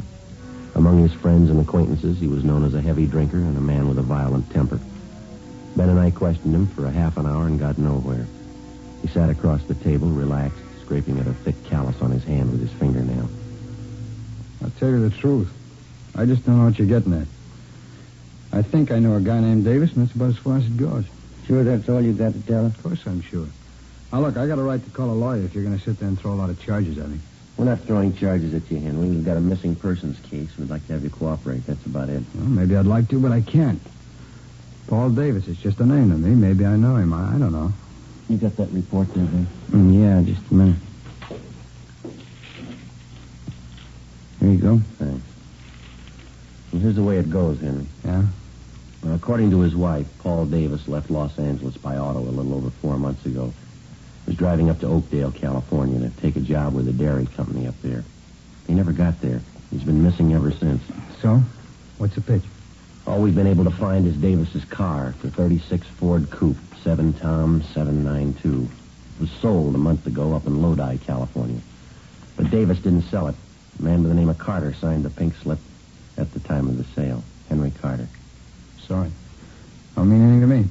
Well, this Carter made it look like Paul Davis had signed the Ford over to him. We checked it out. Davis's signature was forged. That's so? It's supposed to have something to do with me? Did you ever use the name Henry Carter? Of course not. Ross. That's the only name I go by. Never had your name changed? No. Never used an alias? I told you, no. I wonder if you'd mind taking a look at this. Here you go, this here. What's this got to do with me? The pink slip to Paul Davis' car. Hmm. See these signatures on the back here? Transfer of ownership. You recognize either one of them? Paul Davis. Henry H. Carter. No? Doesn't mean anything to me. Is it supposed to? It should, yeah. Why? The signatures are both in your handwriting. How about it, Henry? About what? I don't even know what you're talking about. You're trying to give me the treatment? What's this all about? I'm trying to locate Paul Davis. I'm not even sure I know the guy. I think you better level, Henry. Our handwriting man checked both the signatures. It's your writing. Well, then maybe you better get a new handwriting man. I never saw that slip. I never wrote those signatures. Anybody can copy handwriting. Well, I've got something else for you, Ross. I'd like to have you check it over, see if you can identify it. What is it? It's a letter. Want to take a look here? Does that mean anything to you? No, nothing. I hope you're not going to tell me this is my handwriting. That's what the report says. Oh, it's crazy. I never wrote like that in my life. All the writing characteristics match up, same as the signatures on the pink slip. All right, maybe they are the same. I didn't write either one. I never wrote like that in my life. Here, let me show you how I No, write. that's all right, Henry. Ben, you want to pull the package from R&I? Yeah, okay. I don't savvy one bit of this, Sergeant. How about laying it out for me? You can see the name at the bottom of the letter. It's signed Henry Carter, same as the pink slip. Well, that doesn't mean anything to me. Well, this letter was sent to the wife of Paul Davis about 9 weeks ago. It says here that Davis supposedly was too busy to write his wife, so he had this Henry Carter send a letter. He also writes in here that Davis sold his car to Carter. Somebody trying to cover up, huh? Yeah, we think so. We think it's Henry Carter. This Davis guy, he's been gone about 4 months? That's right. You said you thought Davis was murdered. How come? Just an idea. Oh. 8 men had disappeared from around here in the last 14 months, just like Davis. 6 more up in the San Joaquin Valley the same way. They took off alone on auto trips. Were never seen again. Not a trace. Pretty funny. Here you go, Joe. Thank you. You've got your record here, Henry, from Baton Rouge. Sent to Sheriff Clemens for it. Huh? Look, do we have to drag all out again? It's past. Just one thing we had to check, Henry.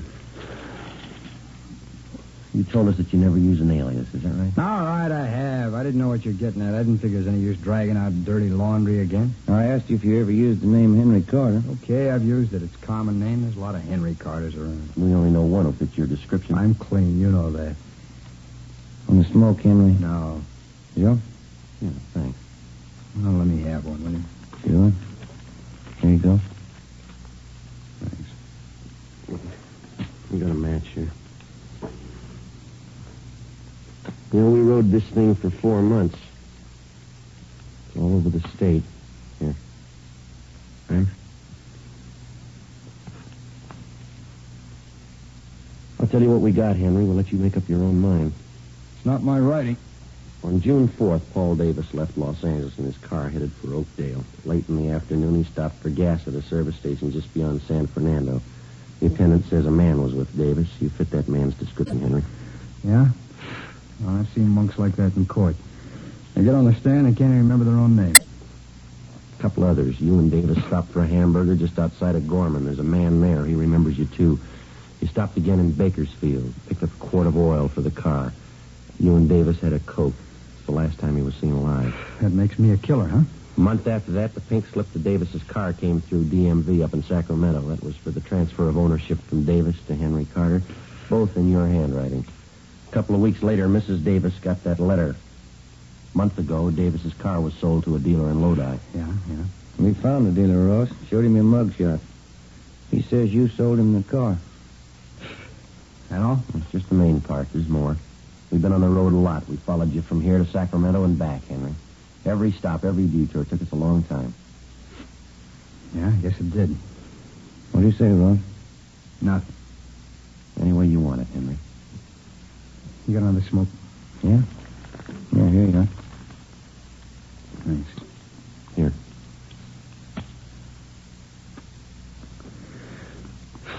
Yeah. I guess you worked hard on it, huh? All over the state. That's right. Must be pretty hot up in the valley summertime. Dusty, huh? We made out. I've never been up in the valley in summer. It's too hot for me. We got people who saw you there. What's it prove? 10 people and some writing samples. You can't build a case on that. You know it, don't you? We're going to try. You think I murdered Davis? You, Sergeant? Yeah? You think I murdered those other guys, too, huh? What was it, 10, 12 of them? We're asking about Davis. You think I killed him? Tell me the truth, do you? You think I murdered Davis? Yeah, I think you did. Uh-huh. Well, then you know as well as I do. There's only one way to prove it. Yeah. Find his body. 1:15 p.m. Ben and I took Henry Ross out and fed him some lunch. Then we took him back to the city hall to the interrogation room where we continued to question him. He was relaxed and he talked a great deal about everything but the disappearance of Paul Davis. He didn't seem anxious to get away, made no demands for an attorney to represent him. For a full hour, he did most of the talking. He told us about the different homicide cases he'd read up on. He asked us about the 12 men who'd disappeared in the past months in the same manner Paul Davis had. Was there any trace of them at all? Did we have any leads? How did we think we were going to find them? Well, we finally got around to asking him if he'd submit to a lie detector test. He seemed taken by the idea and agreed to it almost immediately. Ben called Sergeant Berger and made arrangements for the test. We made up a list of key questions. At 5 p.m., we took the suspect to the third floor of the old city jail where Sergeant Berger gave him the polygraph test. On the way back to the office, Ross complained he was hungry. We stopped and bought him coffee and donuts. We got back to the interrogation room a little after 6 p.m. The questioning continued. Ross didn't seem to mind at all. He kept talking. We let him talk. 8 p.m. He was still going. You remember the Wilson case back in 34, don't you, Sergeant? Woman killed her whole family. Big case, you remember. Yeah, pretty tragic. Is that a hobby of yours, Henry, collecting murder stories? No, I just read them, remember. I guess I can remember every big murder case in the last 15 years. That's so. Yeah, it's about all of them. I guess it is kind of a hobby. I get a big kick out of it. I get it, Ben. Excuse me, Henry. Oh, sure. Interrogation room, Friday. Oh, yeah, Berger. Mm-hmm. Yeah, how many? Yeah. Okay, thank you. You know, there's one thing I get a real big kick out of, those detective magazines. Mystery stories, the way they make out the murderers. How do you mean? You know, they always build it up into something big. Somebody's always killing somebody else for $1 million, or maybe over some woman, some beautiful woman. Same way with the movies. That's where they get it all mixed up. I don't think I follow you, Henry. Oh, sure you do. Every time some guy writes a murder story, he's got to build up a big reason for a killing. Mm-hmm. A lot of money, beautiful woman, revenge maybe. Always got to be a big reason. Motive, that's what they say. Yeah, well, it generally works out that way, doesn't it? Why? I bet you there's a 1,000 murder cases in your files without any reason at all.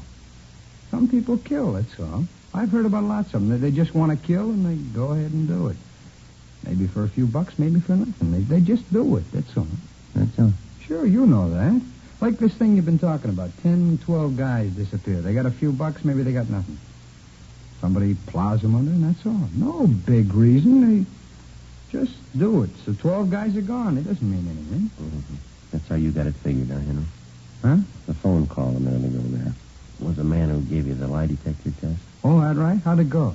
He just finished going over your graph. He got 16 positive reactions. Yeah, what's that mean? You lied, Henry, 16 times. That's right. You better tell him to get a new machine. I lied all the way through. Mind telling us why? No, I don't mind. I guess I knew you'd find out. Let's go get something to eat first, though. I'm hungry. No, we better talk a little more, Henry. Well, let's go. I'll tell you why we're eating. Bring a pencil. I'll draw you a map. Map of what? The canyon, where I buried it.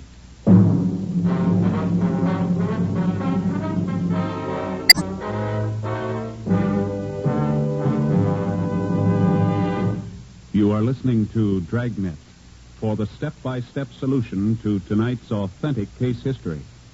Here, step by step, are the actual reasons why Fatima is the quality king-size cigarette. Why in Fatima, the difference is quality. Quality of tobaccos. The finest domestic and Turkish varieties, extra mild and superbly blended to give you a much different, much better flavor and aroma. Quality of manufacture. Smooth, round, perfect cigarettes. Rolled in the finest paper money can buy. Manufactured in the newest and most modern of all cigarette factories. Quality even to the appearance of the bright, clean, golden yellow package. Carefully wrapped and sealed to bring you Fatima's rich, fresh, extra mild flavor. Compare Fatima yourself. Fatimas now cost the same as other long cigarettes, but your first puff will tell you... Ah, that's different. Yes, in Fatima, the difference is quality. Insist on Fatima. Start enjoying the quality king-size cigarette. Fatima, best of all long cigarettes.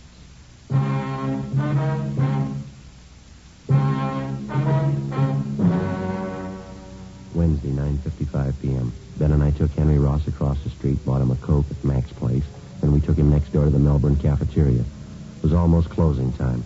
Ross got himself a cottage cheese and pineapple salad, bacon and liver with onions, rye bread, banana pie, and coffee.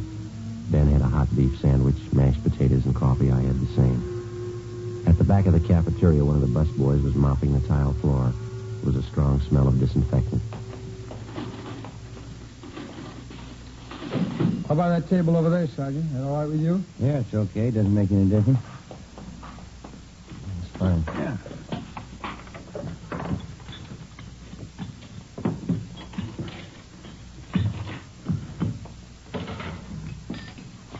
Wait, you want some water? Yeah. Henry? Yeah, please. All right, I'll get some. Oh, boy, living onions. That sure smells great, huh? Yeah. I can't take those onions so well. They repeat on me. Not me. I can eat anything. Salt and pepper? Yeah, thanks. Boy, I'm sure hungry. I haven't eaten much today. Did you get a sandwich made with rye bread? Graham bread. Oh, you should have gotten the rye. Real German rye bread. Here. Smell that. Real nice and fresh. Here you go. Ben? Oh, thanks. Oh, thank you. You know, all that talk really sharpened up my appetite. Boy, this food tastes good. Mm-hmm. Joe, Joe? Yeah, thanks. We brought a pencil along, Henry. You want to start taking notes? As good a time as any, I guess. You know, the whole thing just comes right back to what I was trying to tell you there in the office. Yeah, what's that? Well, you know, all about those phony mystery stories. Oh, yeah. Every time there's trouble, there's a big reason behind it. It's phony, that's all. Yeah? Sure, this Paul Davis, for instance. I guess I knew you'd find me out. I knew this morning you picked me up. You had it figured. Must have been a big job, huh? Finding me? Mm-hmm. Pretty big, Henry, you know. A lot of mileage. How'd it happen? Well, there again. Just like I was saying. There's no big reason behind it. I needed a few bucks, and Miss Davis came along. I guess he was it. Hey, pass me a ketchup, will you? Oh, yeah. Oh, here you are. Get the lid off there. There you go. Thanks.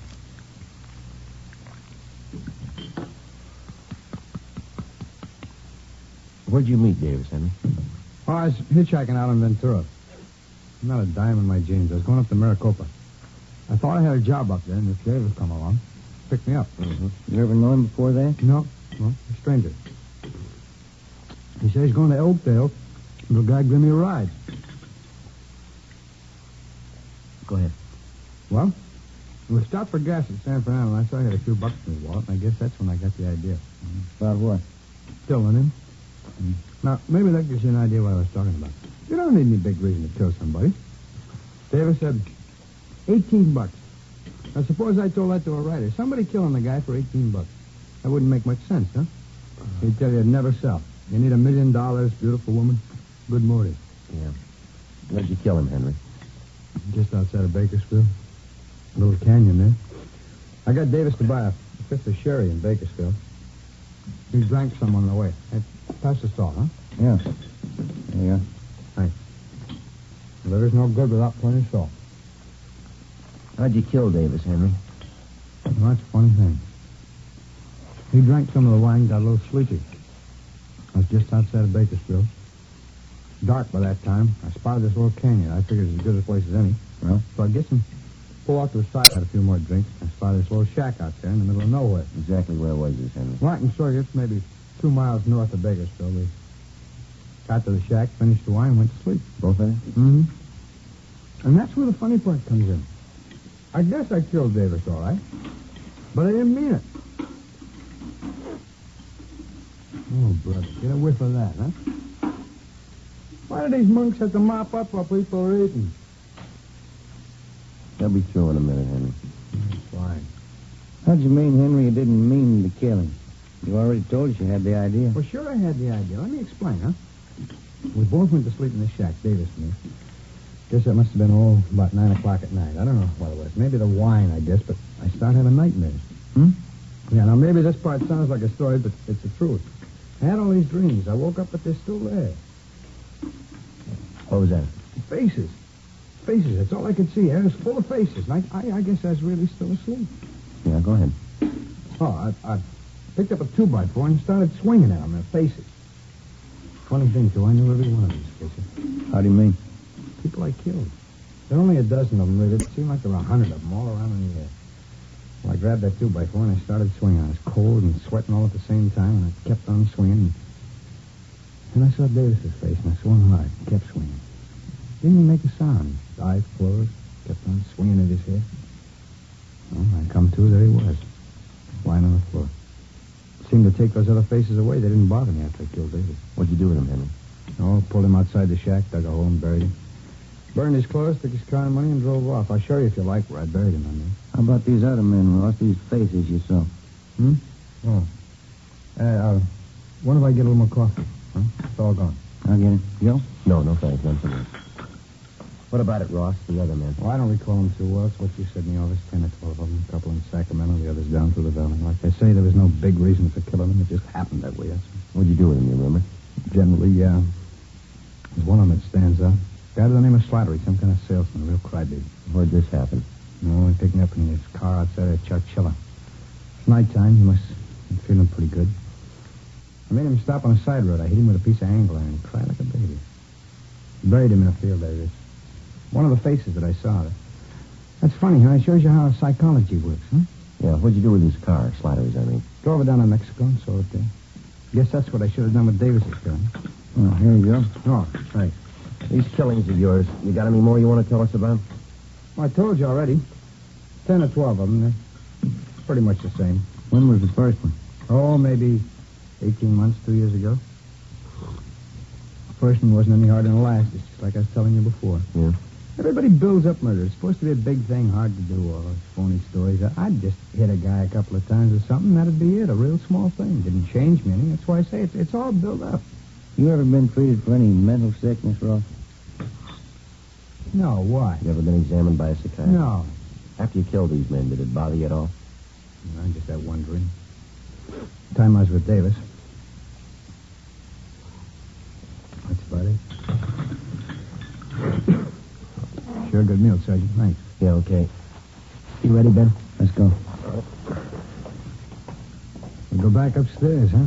Yeah. You want to give us a statement? All right. I had an idea you'd find me. I guess I always knew that you'd find me. Well, let's go, then. Guess I proved my point anyway, huh? It's all build up. Huh? Murder. Killing somebody. Those phony stories. It's all build up. It's cheap. No, you got it wrong, Henry. Huh? Wait till they read you the bill. The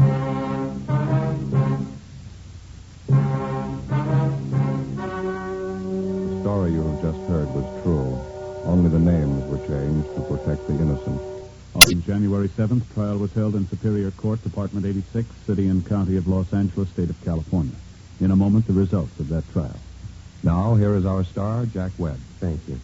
Friends, the makers of Fatima have done everything possible to produce the kind of cigarette you want, just as we on Dragnet try to bring you the kind of entertainment you want. In my honest opinion, Fatima is the best of all long cigarettes. But frankly, my opinion doesn't count because Fatimas must please you.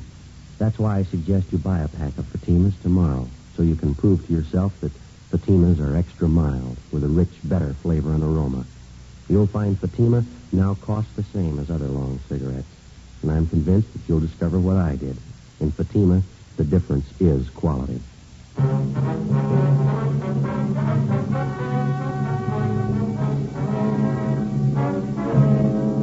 Henry Ellsworth Ross was tried and found guilty on 2 counts of murder in the first degree and received the death sentence. While he indicated that he had murdered the other 10 men, he refused to give any further information regarding the killings or what he had done with the bodies. Ross was executed in the lethal gas chamber at the State Penitentiary, San Quentin, California.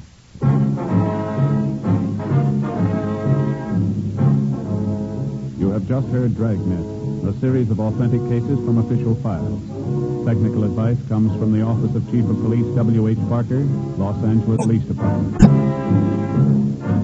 Fatima Cigarettes, best of all long cigarettes, has brought you Dragnet portions transcribed from Los Angeles. Now more excitement with Counter Spy on NBC.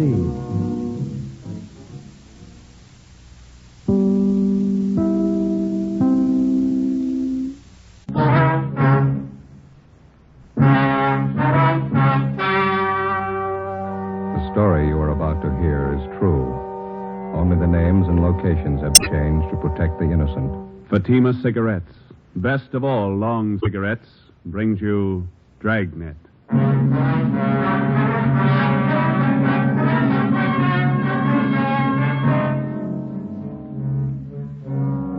You're a detective sergeant. You're assigned to homicide detail. You answer an early morning call. A police officer on patrol duty disappears. Any attempt to contact him by car radio fails. Your job, find him. If you want a long cigarette, smoke the best of all long cigarettes. Smoke extra mild Fatima. Yes, Fatima is the king-size cigarette, which contains the finest Turkish and domestic tobaccos superbly blended to make it extra mild, to give Fatima a much different, much better flavor and aroma than any other long cigarette. That's why Fatima has more than doubled its smokers coast to coast. Enjoy extra mild Fatima yourself. Best of all, long cigarettes. It's wise to smoke extra mild Fatima. It's wise to smoke extra mild Fatima.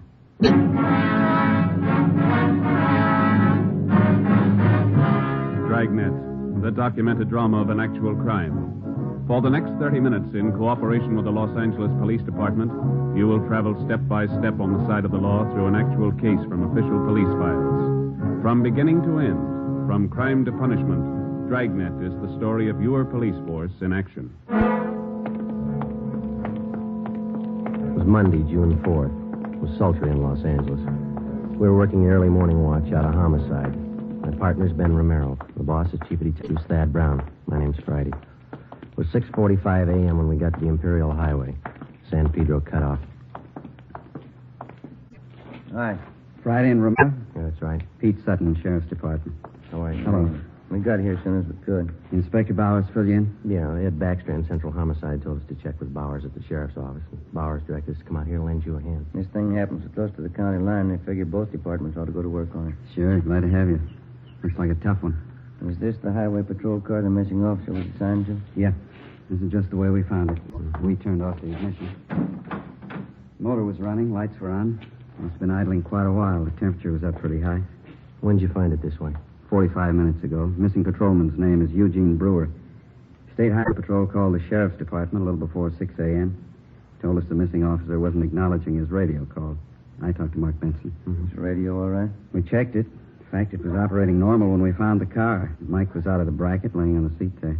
Well, any ideas? No signs of struggle. No blood stain. This asphalt here. No footprints anywhere. Nothing on the shoulder of the road. You said the car was running? That's right. That eliminates any engine trouble. Yeah. No, there's more to it than that. Gotta be. Nobody has any idea why or when he left his car. Huh? You've got it all. You know as much as we do. What was the check on Brewer? Mark Benson says he's one of their top men. Been with Highway Patrol for 8 years. Good record all the way. Have you talked to anybody around here? Pretty remote spot out here. A lot of truck gardens. That's about all. My partner, Dave Terry, turned up one man. Maybe he's got something. That's him over by our car. Hey, Dave, would you send him over here, please? Who is the fellow? One of the farmers. Works at truck garden out here. Name's Henry Taniguchi. Lieutenant Sutton? Yes, sir. Mr. Taniguchi, this is Sergeant Friday in Romero. Yes, sir. Oh, yes, sir. I know you filled my partner in, but would you mind going over it again for us? All right. I can tell you very little. You know, we start work early in the garden. Yes, sir. Conrad, a fellow I work with, Conrad Ishikawa, we started in the string beans about 5 o'clock this morning. Bean patch near Imperial Highway. Yeah. We noticed a headlight stop off the side of the road. This happened all the time along the highway, but this stayed very long. Mm-hmm. About what time did you notice this, Mr. Taniguchi? Must have been 10 minutes past 5. I remember asked Charlie Fujikuni, our cultivator man, what time was. I see. Did you see or hear anything out of the ordinary? Oh, no, sir. We wait a while, and headlight do not move. Conrad and I decided maybe somebody was in trouble. This highway quite deserted early morning hours. What'd you do then? We walked up to see what was wrong. When we get close, we could see was state highway car, so we know everything all right. Mm-hmm. Did you see the officer in the car? Oh, no. Door was open on the other side. We thought maybe officer investigate something down in the brush. Did you see him down there? Oh, no. We just think he was check up something. So we go back to work. You saw nothing out of the ordinary, nothing unusual? No, we don't. We hear the radio play. We know everything okay. That checks out. The radio was functioning when we got here. Mm-hmm. You didn't notice any other cars around anywhere, did you? Oh, no, sir. Thank you very much, Mr. Taniguchi. Here's my card. Appreciate it. If you think of anything else, please let us know. Oh, yes, I will. What happened to officer in this car? We don't know. Oh, he's all right. Probably look for somebody. Well, that makes us even. We're looking for him. Monday, June 4th, 8 a.m. According to our instructions, we headed back to the Hall of Justice to check in with Inspector Gordon Bowers and Captain Garner Brown of the Sheriff's Department. They were coordinating the search for the missing highway patrolman Eugene Brewer. Inspector Ed Backstrand, Central Homicide, was helping out. To the peace officer, cooperation with all branches of the various law enforcement agencies is essential. Each man on the force knows the value of a coordinated effort. He knows that without the aid of the many divisions of law enforcing bodies in his city and county, the task of maintaining law and order would be a total failure. The local officer depends on the men in the federal, state, and county departments as they depend on him. Without this coordination, no one department could survive. 8:25 a.m. We met with Inspector Bowers and Ed Backstrand in the sheriff's office. Nothing, huh? Nobody saw him. If somebody did, we haven't found him, Inspector Bauer. We both figured the only thing to do was to ask for cooperation of the newspapers. We got it. Pretty good layout, huh? There's stories in every morning edition in town. They're running a picture and full description of the missing patrolman. Well, we talked to everybody we could find in the general area out there. We worked 2 hours at it. The spot where the patrol car was found is pretty remote. A couple of gas stations, some vegetable gardens. We told you about the Taniguchi fellow. Checked all his friends that worked with him. They couldn't add anything. Maybe the newspapers will turn up something. I sent a special detail out there to fan out and search the entire area, 5 square miles. Yeah, it'll take time. There's nothing else we can do. No, there's nothing more we can do. Nothing anybody can do until we can show them the patrol cars how to carry 2 men. Nobody seems to be able to do anything about it. Well, maybe they will now. Sending one officer out in a patrol car is like trying to run a trolley line with 1 man. How many cases can you remember in our department? Ed Dudman pulled the car over in Dogtown at 3 o'clock one morning. I remember. Driver turned out to be a guy with a record. Dudman couldn't know that. While he was making out the traffic ticket, the guy shot him down in the street. Dudman died before he could get help. Yeah, we do a lot of griping in the detective division, but those men in the patrol cars and the motorcycle boys, they get the dirty end of the deal for sure. You bet they do. When a detective is sent out on a job, he knows who he's after, what he looks like, what he can expect when he finds him. The boys in the patrol cars answer a call, a 390, a 415, a 507. Sure, we know what they're supposed to be, but how often do they turn out that way? Prowler, a peeping Tom? How many times do they have a gun in their pocket? How many cops do they kill every year? We've all been through it. We know what it is. Yeah, but how often do we think about it when we're griping on stakeouts? Let me tell you something. This goes for me as well as you. Let's not forget who the real cream of the force is, the backbone of any police department. Men on wheels. No question there, Skipper. Sorry, I didn't mean to make a speech, but when something like this happens, it gets to me. The riding on short odds as it is. There ought to be 2 men in every patrol car. Well, we should have been somebody else with Brewer. The guy on the job just doesn't disappear without a trace. It's just what he's done. We've checked everywhere, everything. Excuse me. Powers. Who? Yeah, send him right in. This might help. Truck driver by the name of Nat Wolf. Says he's got something for us. Come in. Mr. Wolf? Yes, sir. Come in. Mr. Wolf, Inspector Backstrand, Sergeant Friday, and Romero. How do you do? Right. I saw the story in this morning's Times. I don't know if what I got's worth anything, but I figured I'd better pass it along to you guys. Something on the missing highway patrolman? Well, I don't know. The reason I'm here, maybe it's just a coincidence, but I gave a fellow a hand earlier this morning out of the Imperial Highway, not far from where the paper here says an empty patrol car was found. About what time was that, Mr. Wolf? All around 4:30 this morning. You want to tell us about it? Yeah. I'm an independent trucker. I haul topsoil for different nurseries. Stuff out there in Imperial's good rich stuff. We dig it right out the side of the hill. Yes, sir. Well, I just loaded up, and as on my way back to town, this fellow flags me down. Said he'd had a flat, pulled out on the shoulder of the road to fix it. Said he didn't know it was sand. After he'd fixed the flat, he found out he stuck. He couldn't get his car. You gave him a hand, huh? No, that was a flat. He already had that fixed, but I towed him out. I see. That's how I became suspicious of this fellow. How do you mean? Well, I offered to get out, hook up the tow chain. He said, no, just stay in a cab. I figured if he could do it alone, it was all right with me. Well, I pulled him out. But here's the funny part. Yes, sir? The chain got a kink in it from the weight of the pull. It's no mean job to handle that alone, but he says, well, he'll do it himself. Seemed to me like he didn't want me to get a good look at him or his car. I could be wrong, but, well, that's the way it struck me. Did you notice anything? Yes, I did. For one thing, I got a look at him when I threw on my backup lights and his car. That's a real funny one. What do you mean? Well, this is a fairly new car. I'd say no older than last year's model, a Plymouth.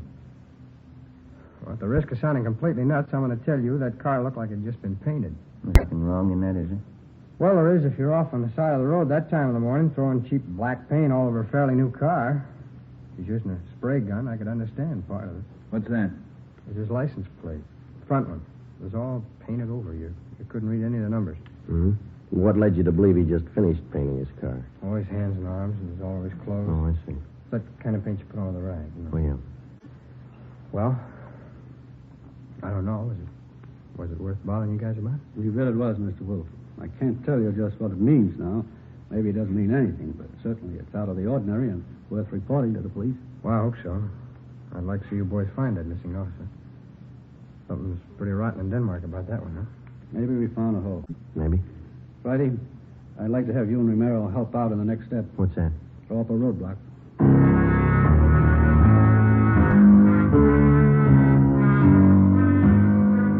10:30 a.m. Before we left the sheriff's office, the truck driver, Nat Wolf, gave Inspector Bowers a description of the man on the Plymouth sedan. Together with Lieutenant Pete Sutton and Dave Terry, we drove to the Imperial Highway. Nat Wolf showed us the spot beside the road where he towed the man. The area was checked, and sample scrapings of the black paint were taken. There was no chance of taking a tire impression because of the loose sand in the area. All physical evidence was taken to the crime lab for analysis. Nat Wolf returned to the office to check through mug books for possible identification of the man he helped out. Meantime, a special detail of men continued to search the area where the missing patrolman had disappeared. 3 a.m. According to instructions, a roadblock was established at the spot where the abandoned patrol car had been found. Imperial Highway, San Pedro cutoff.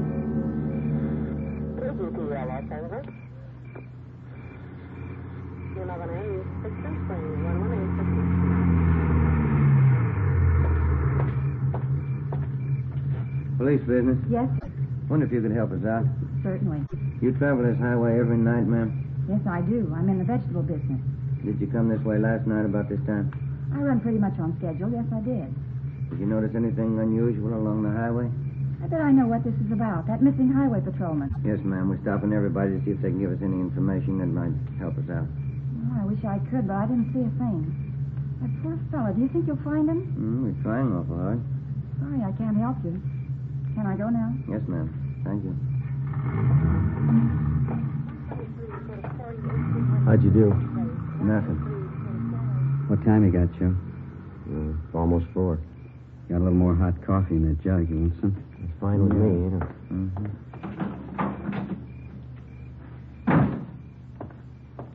Here we are. Cuts in the lid here. Ben, Joe? Thanks, Lord. Watch your fingers. It's hot. Yeah.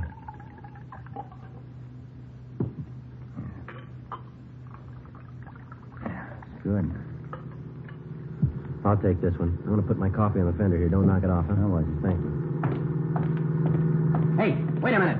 Wait a minute, fella. Can you see my light? I haven't even got a cigarette. I mean my flashlight. I got a cigarette lighter if that'll do you any good. You've been drinking, haven't you? Yes, I have. I never get drunk, but I've had a little drink. Well, I'm sorry, but I'm going to have to ask you to pull over to the side of the road. Okay. What happened to my car? It's broke. You better let me do it, huh? You want to slide over a little bit there? I never pick up hitchhikers. No, I'm just going to move your car off the side of the highway now. Any trouble, Joe? No, 502. We'll have to hold him a while. Well, tell your friend to get in, too. It's a sedan. We're not going far.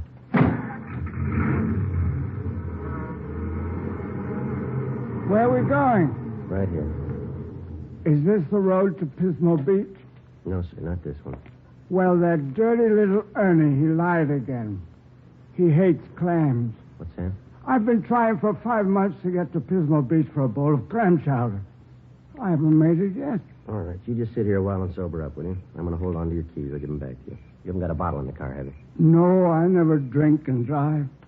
Alcohol and gasoline do not mix. Yeah. Do you drive this road every night? Every night. Ernie keeps telling me to take me to Pismo Beach. I love clams. You just sit here and sober up. Happy drunk? Yeah, he's too drunk to drive. Yeah, getting along towards daylight. Where'd I put my coffee? Oh, I've put it over here, Joe. Afraid we knocked it off. Oh, thanks. This one's mine. Hey. You seem to come in bunches. You get 2 or 3, and then you wait for an hour. You know, they don't use this highway much since they put through that alternate, you know. Police business. Yes, sir? Do you travel this highway every night about this time? Once in a while. Haven't been over this way in a week. You didn't drive this way last night? No, sir, I didn't. Anything the matter? Routine check. Thank you very much. You can go on. Nothing. Yeah. Well, looks like a hopeless job, doesn't it? Business is picking up. Here comes another one. Looks like one of your sheriff's cars, Pete. Yeah. Reynolds, homicide. Pete Sutton? Yeah, Reynolds. You can pack up. They found him. Is he all right? 2 bullet holes in the back of his head.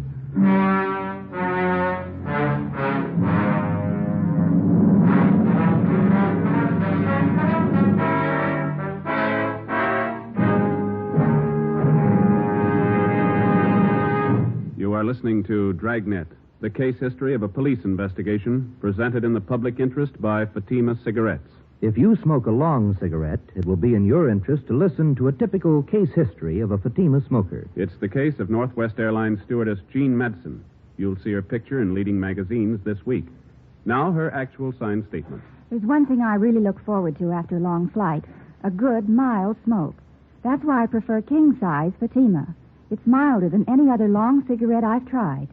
Yes, I agree. It's wise to smoke extra mild Fatima. And so do more and more smokers every day. Actual figures show extra mild Fatima has more than doubled its smokers coast to coast. So enjoy extra mild Fatima yourself. The king-size cigarette, which contains the finest Turkish and domestic tobaccos, superbly blended to make it extra mild. You will prefer Fatima's much different, much better flavor and aroma. You will agree. It's wise to smoke extra mild Fatima. It's wise to smoke extra mild Fatima. Best of all, long cigarettes. 5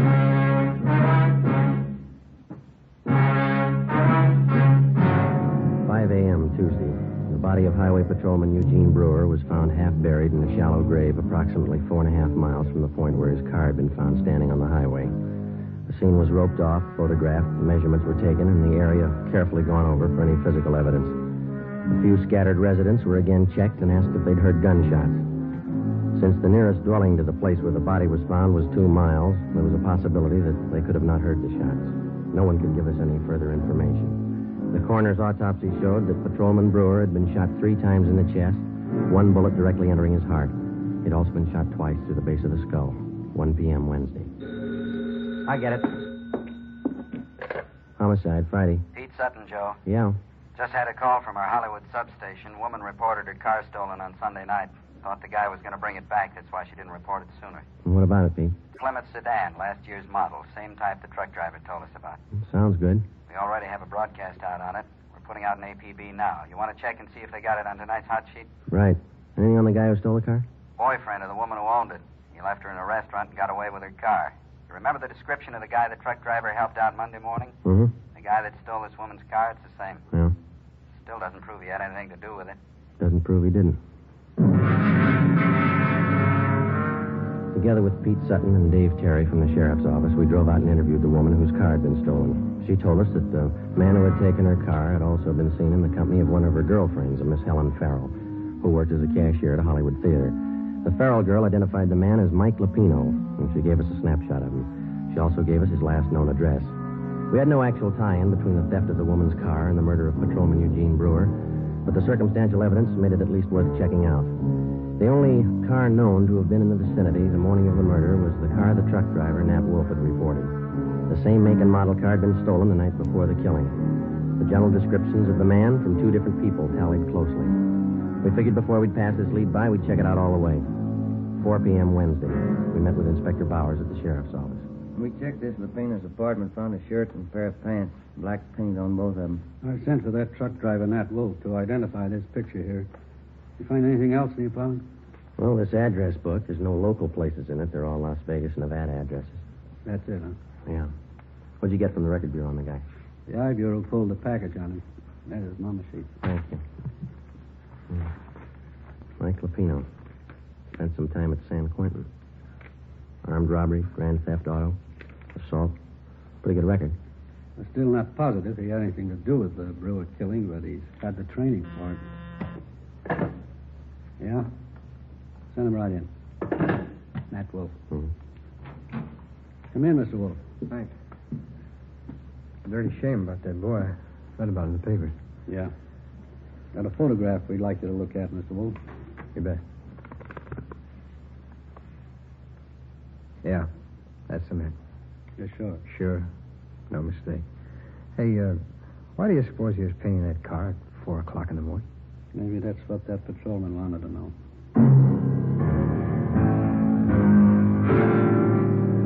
We waited for an answer on the APB. 2 days passed. Saturday, June 9th. We received a phone call from the Las Vegas, Nevada Police Department. The stolen black sedan had been found in the downtown area of Las Vegas. We requested them to put a stake out on the sedan and asked them not to disturb either the car or its contents. Together with Pete Sutton from the sheriff's office, Mark Benson from the Highway Patrol, and Ray Pinker of our crime lab, we flew to Las Vegas. Pinker checked the stolen car. Embedded in the rear seat were 2 spent bullets. There were also bloodstains on the seat and on the floor of the car. Pinker flew back to Los Angeles where the evidence was analyzed. The bullets found in the car were fired from the same gun as the bullets found in the body of the dead patrolman. Fingerprints lifted from the stolen car matched those of Mike Lapino. Saturday afternoon, we checked in with Chief Harry Miller, Las Vegas Police Department. This is all you've got on him, huh, Chief? That's most of it, yeah. Since we staked out that black sedan, I've had the town covered for Lapino. No one saw him abandon that car, huh? No one we know of, no. Had good cooperation from the newspapers. Story's been on page 1 since the thing broke. Anything come of those names we got from Lapino's address book, the ones we phoned for you? Let's see, I got the list right here. Yeah, here we are. These are the ones my men have checked out already. George Connolly, nothing there. Harry Carlson, he and his wife have been checked out, nothing there. Where's Spencer, nothing at his place. We've got them all staked out. That leaves 2 to go, huh? That's right. We're checking the last 2 now. Nothing from the railroad stations, the airline? They've been covered ever since we got your phone call. I could be wrong, but I think your man's still here in town. Any reports on him? couple of wild ones, nothing definite. Checked them out. Had one this morning from a dealer at one of the clubs downtown. About 10:30 this morning, he saw Lupino playing the 2-bit slot machine. We showed him his mugshot. He swears it's the guy. Well, all we can do now is sweat it out, huh? My men have covered everything. I don't know what else we can do. Yeah. Excuse me. Sure. Chief Miller. Yeah? You sure it's him? No, don't try to handle it alone. Keep the place covered the best you can. We'll be right out. They found him. 2 Las Vegas detectives named Billings and Vance answered a phone tip from a grocerman in the east end of town. He said a man had been buying groceries from him for the past 2 days and lived in the apartment house above the store. The 2 detectives showed the grocerman Lupino's mugshot. He gave a positive identification. They then checked with the apartment house manager. After looking at the mugshot, he identified Lupino as the tenant in apartment 10B. Detectives Billings and Vance staked out the place until our arrival with enough men to cover the area.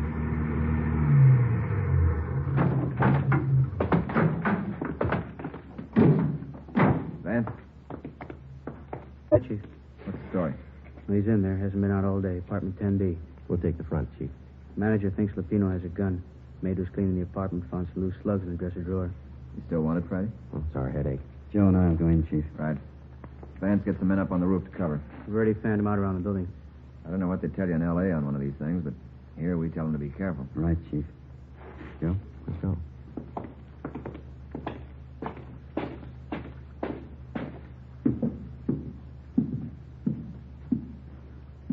B's on the second floor. Let's take the stairs, Chief.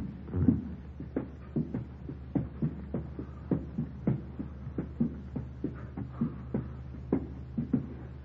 A long way up, isn't it? Yeah.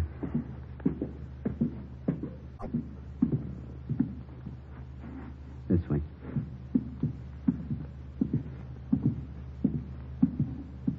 Here we are. You cover, huh? Yeah.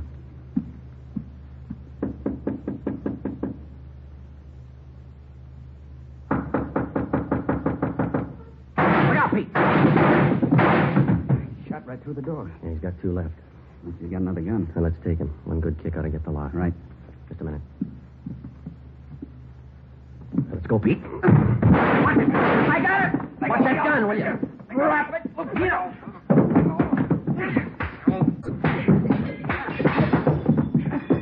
Let it alone, Lupino. I got it. All right, come on, get up. You all right, Pete? Okay. I get the cuts. What's the big idea? You tell us. You killed that patrolman. He got tough. You didn't have to kill him. Spotted the stolen car. What else could I do? Come on, you. He had as much chance as I did. That figures. Yeah. 2 bullet holes in the back of his head.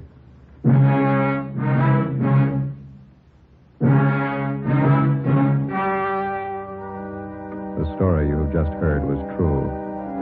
Only the names and locations were changed to protect the innocent. On October 2nd, trial was held in Superior Court, Department 91, City and County of Los Angeles, State of California. In a moment, the results of that trial. And now, here is our star, Jack Webb. Thank you. The working detective knows that every member of his local police department is a qualified man. He knows that his fellow peace officers have been carefully selected to perform their specific duties by trial, by examination, and by results. And so, with a cigarette, the makers of Fatima carefully select and blend only the finest Turkish and domestic tobaccos to make Fatima extra mild. Best of all, long cigarettes. If you're a long cigarette smoker like I am, smoke Fatima. Every pack is extra mild. Fatima.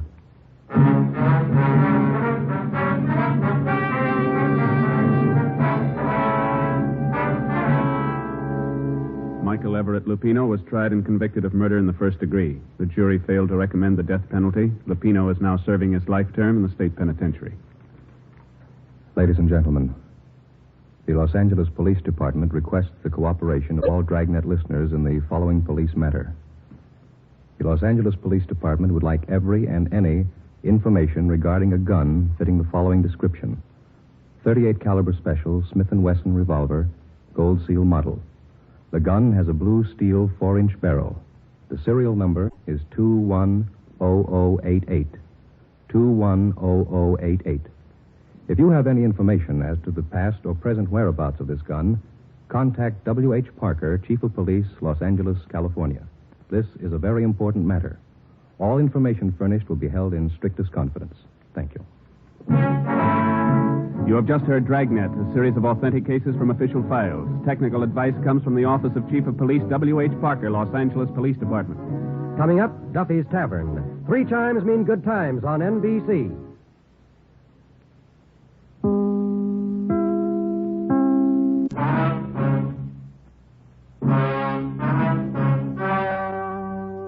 The story you are about to hear is true. Only the names have been changed to protect the innocent. Fatima Cigarettes, best of all long cigarettes, brings you Dragnet.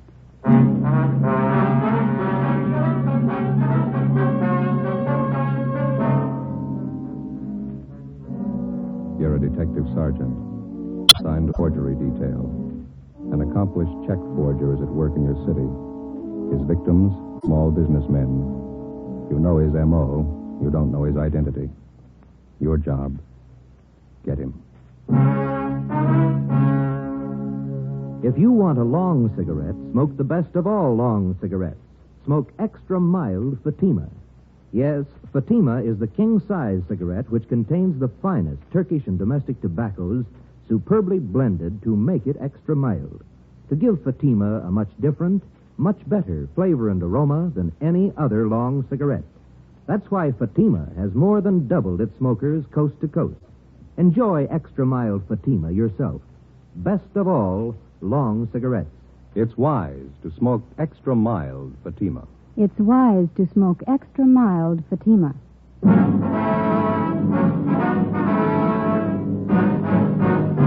Dragnet, the documented drama of an actual crime.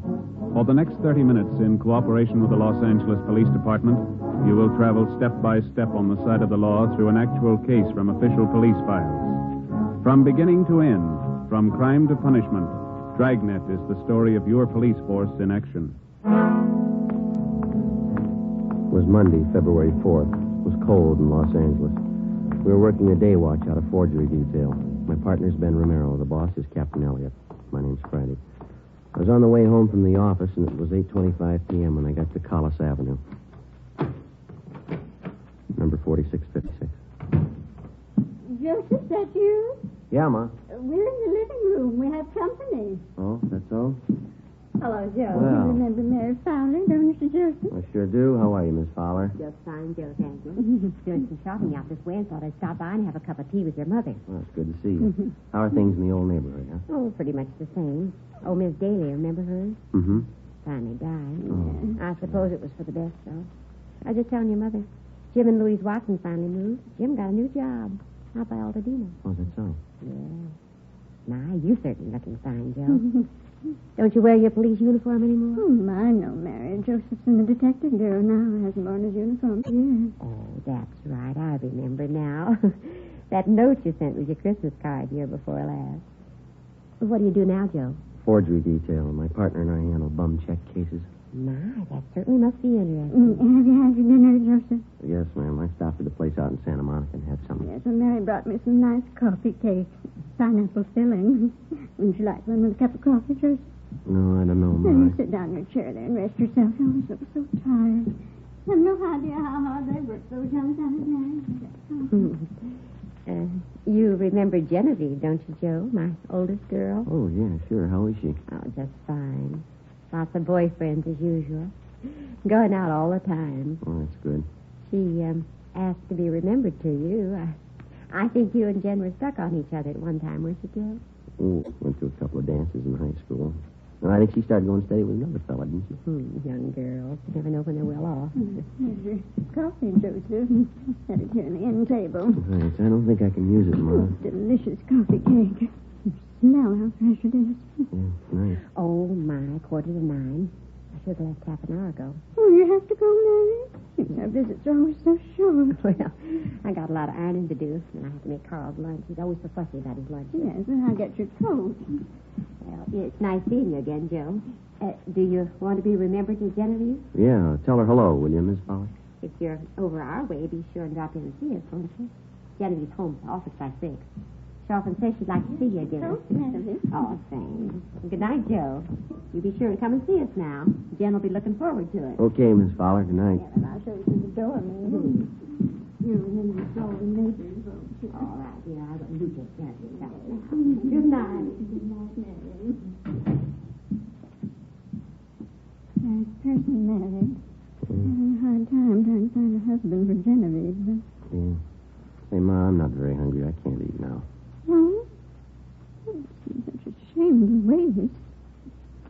That's a lovely coffee cake. Didn't you still on the same case? Yeah, same one. Seems to me it's taking an awfully long time. Well, we've been on it 2 months, yeah. I'll never understand it. When people write bad checks, always get caught. Well, it's easy living while it lasts. Now, you know what the man's handwriting is like.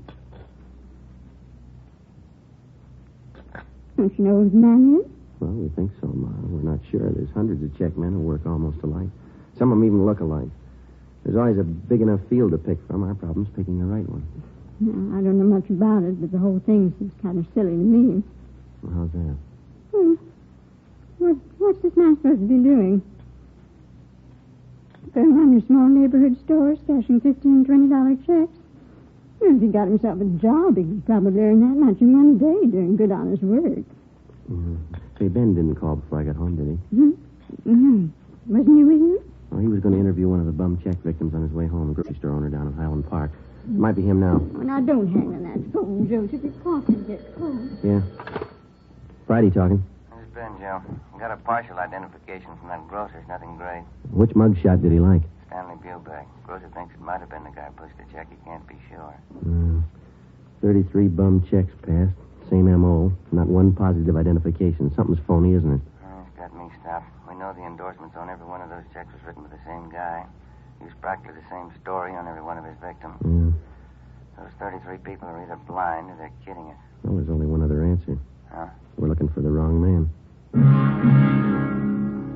For 2 months and 2 days in different shopping districts throughout the city, a man described as well-dressed and middle-aged has been passing worthless checks on independent neighborhood businessmen. Most of the victims were proprietors of small shops, meat markets, liquor stores, grocery stores. In none of the cases was the check written for more than $25. With the help of the stats office and our record bureau, we've gone through the list of experienced checkmen until we found one man whose description and M.O. matched perfectly with that of a suspect. The man's name was Stanley Bubeck.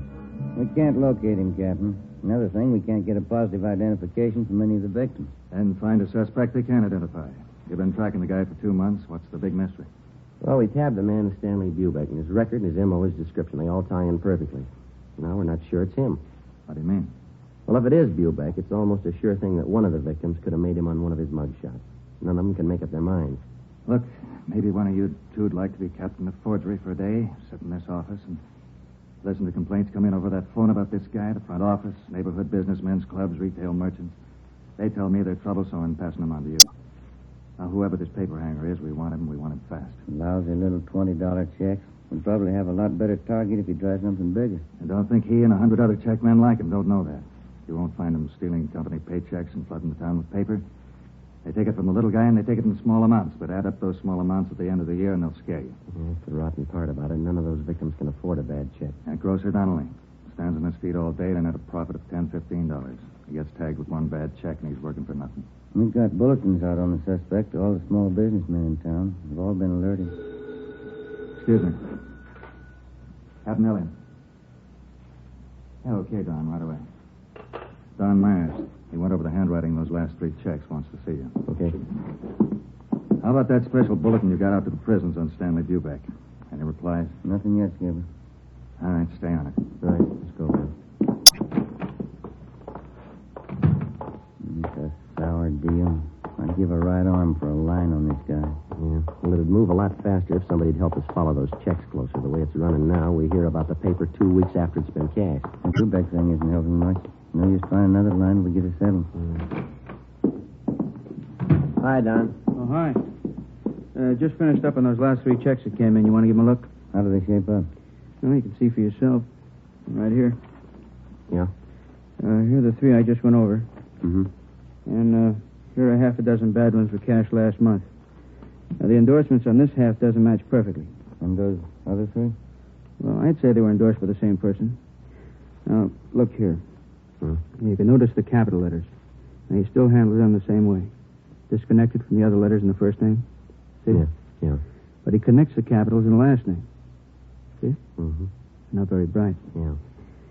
Not much doubt in my mind. All the other handwriting factors tie in. Form, skill, shading. They all match up. The movement, terminals, they're all the same for my money. Here, the way he writes the lowercase letters. Yeah, that cinches it for me. How's that done? Well, here. The inclination of the terminal stroke on the S. See it? Degree of slant above the horizontals, just about 55 degrees in all cases. Mm-hmm. Now, the finger movement in his capitals have plenty of freedom. They're not shaded much. Yeah. Nothing like this in his lowercase letters, though, you see? Here. Yeah, I think I know what you mean. Not much freedom here. It's a shading. And the pressure on the lips. Here. They match up. Mm-hmm. Same on the downstroke. No, I'd say the skill is medium in all cases. Embellishments, both class 2. No changes at all in the style? Oh, he made the signatures look a little different. All 8 factors match up, though. It's the same person. All we have to do is find him. Hey, how about this fellow Stanley Bubeck? I thought you had him tapped. Well, we're not too sure about him, but it's the only line we got to work on, so it'll have to do for now. Mm-hmm. Romero, the man in the office. See you and Joe. Name's Loomis. Right, Fred. Be there in a minute. Okay. Well, thanks, Don. We'll check you later, huh? Sure, okay. See you. Let's go, Ben.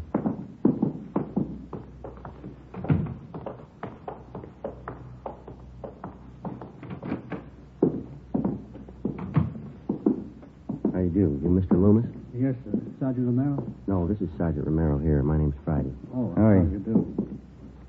What can we do for you? It's about these checks, Sergeant. These right here. Yeah? You see, I run a delicatessen out on Sunset, and a few days ago, a new customer came in for a few things and paid for them with these checks. He came in twice. Yeah, go ahead.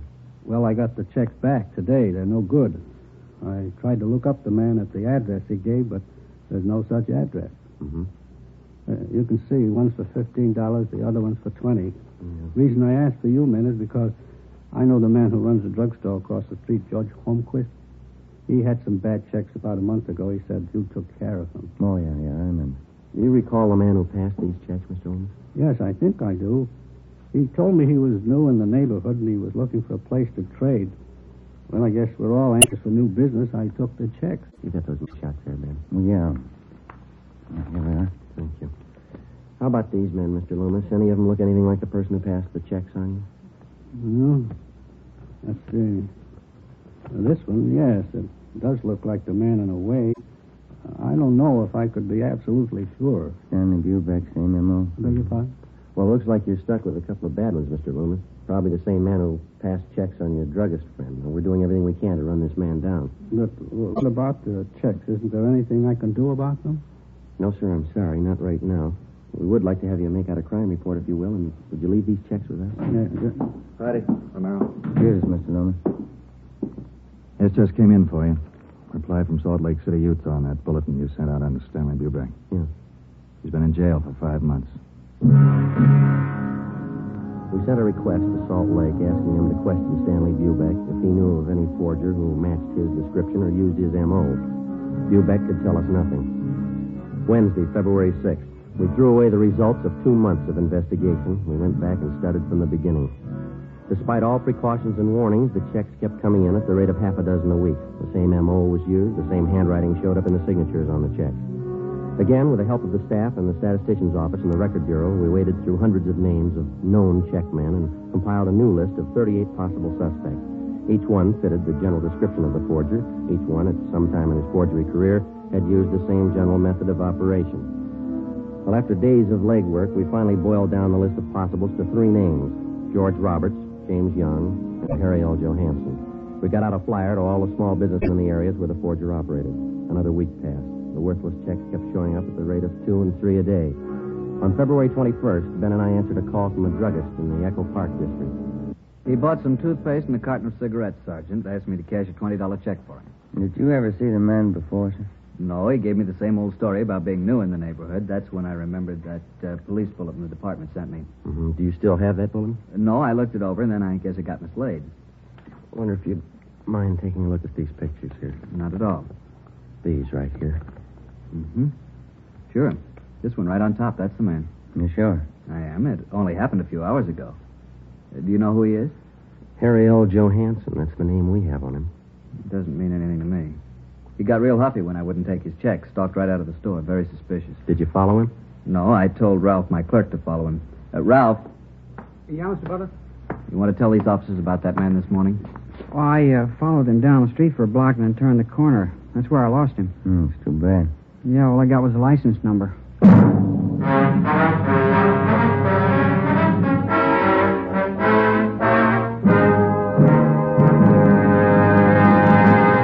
You are listening to Dragnet, the case history of a police investigation presented in the public interest by Fatima Cigarettes. If you smoke a long cigarette, it will be in your interest to listen to a typical case history of a Fatima smoker. It's the case of Northwest Airlines stewardess Jean Metzen.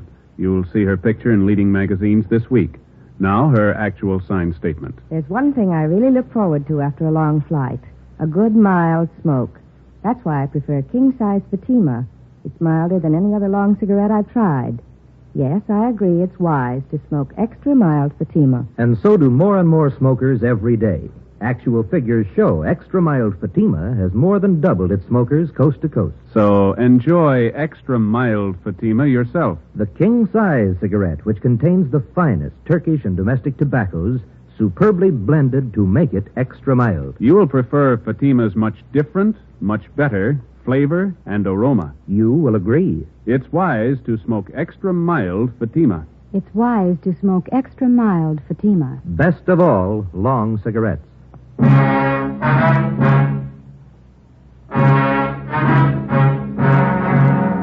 September 21st, Thursday, 3 p.m. We took the license number, which the drugstore clerk had given us. We went back to the office and checked it through DMV. We found the car was registered to a Russell Burroughs on Pico Boulevard. We checked him out. He told us that he had loaned his car the day before to a friend of his. He identified the friend as Harry L. Johansson and gave us his last known address, 614 Elderwood Avenue. We got out a broadcast on the car. The Elderwood Avenue address turned out to be a single-story wooden frame house in the southern part of the city on the edge of the industrial district. It needed a coat of paint. A woman in her elderly 30s answered the door and identified herself as Mrs. Johansson. She invited us into the living room. There was a baby playing on the floor. I don't expect my husband home for another 2 weeks, Sergeant. He's a cosmetic salesman. Travels all over the western states. When did he leave on this last trip, Mrs. Johansson? The first of the month. Why, is there anything wrong? What's the name of the cosmetics company that your husband works for? Harrington Universal. Offices are down on East Main. Mm-hmm. Do you know a friend of your husband's named Russell Burroughs? Yes, I do. He's kind of a friend of the family. Please, Sergeant, if there's anything wrong, I ought to know. We talked to Mr. Burroughs this afternoon. He told us your husband's in town. Burroughs loaned him his car. Harry? That's silly. He's still on the road. He'd certainly let me know if he was coming back early. You sure of that, ma'am? Would you excuse me a minute, Sergeant? I'll have to put the baby to bed. Certainly, ma'am. Come on, Bobby. I'll be back in a minute. Kind of a funny setup, isn't it? How do you mean? Well, if Johansson's pushing bum checks, the money isn't going into his home here. Wife doesn't act like she knows anything. Seems cooperative. Well, afraid we're going to have to level with her if we're going to find out anything, huh? Mm-hmm. You sure got a cute little girl. I'm sorry, Sergeant. It's perfectly all right. Just a few more questions. Is it possible that your husband could be in town and you might not know it? I mean, could he be staying with a friend or some relatives? No, if Harry was in town, he'd come home. Why would he stay with anyone else? When did you last hear from your husband? Last week. He wrote from San Francisco. The letter's right there on the mantel. Oh, huh. Well, besides that letter, do you have any other samples of your husband's handwriting around the house? Well, I think so, yes. Where did you say you were from? Central Division, Forgery Detail. You investigate checks, bad checks.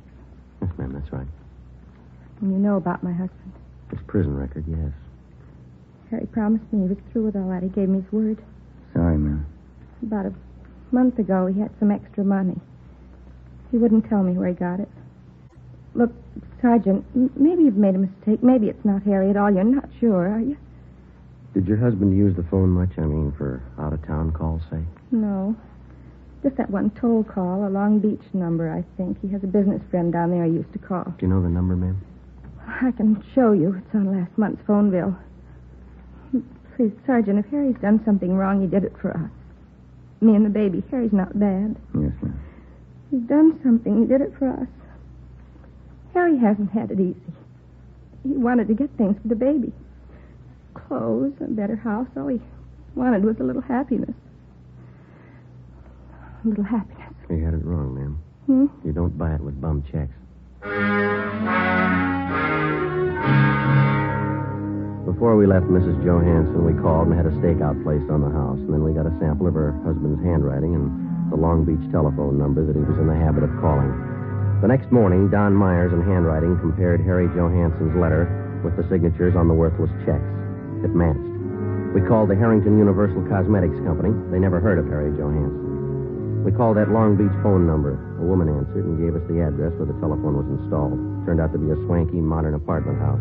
In apartment 18, we interviewed a good-looking brunette. She identified herself as Harry Johansson's common-law wife.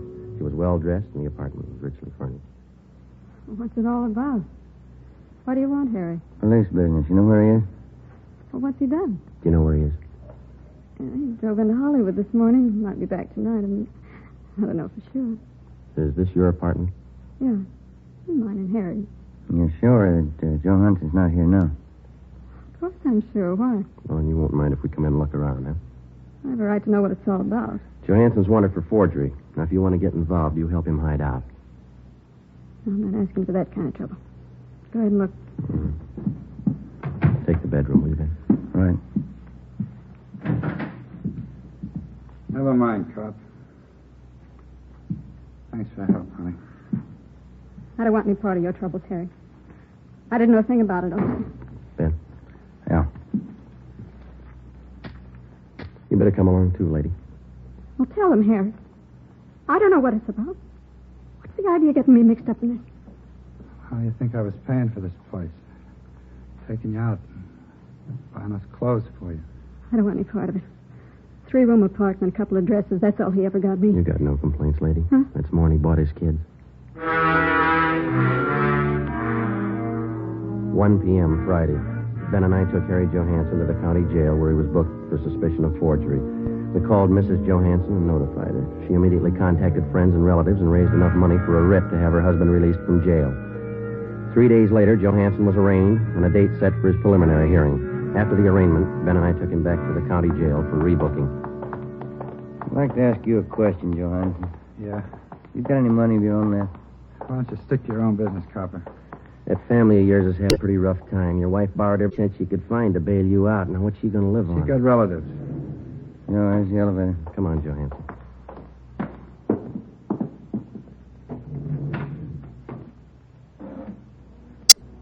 They're not going to put me back in Folsom.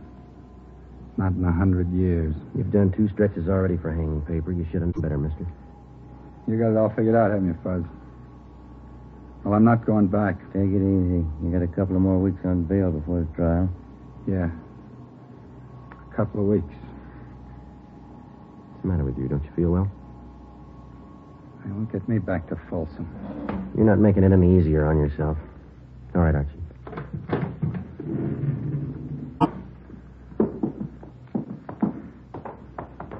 Don't you cops understand?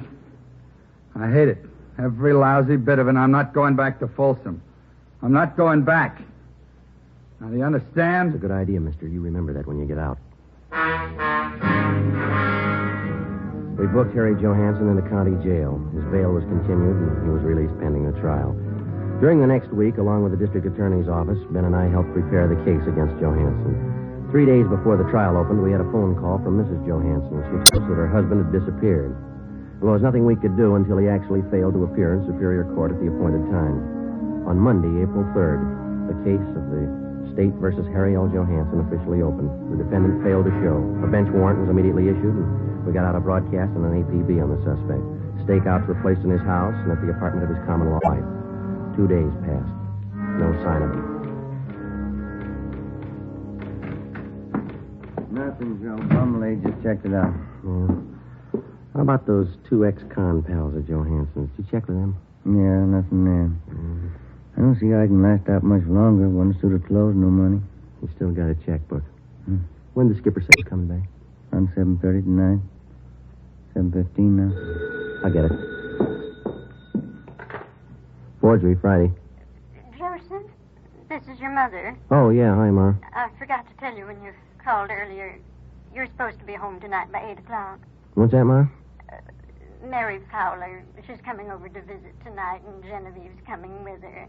Yeah, well, look, will you try to explain to them that I'm working and I can't get away? Huh? Well, all right, Joseph, I'll try. If I possibly can, I'll try to make it home by 10. Will that be all right? All right, Joe, see what I can do. Genevieve's going to be disappointed. Yeah. If I'm later than that, don't wait up for me, huh? Yes, all right then. Bye, Ma. Yeah. Bye, Joseph. Oh, hi, Skipper. The call just came in.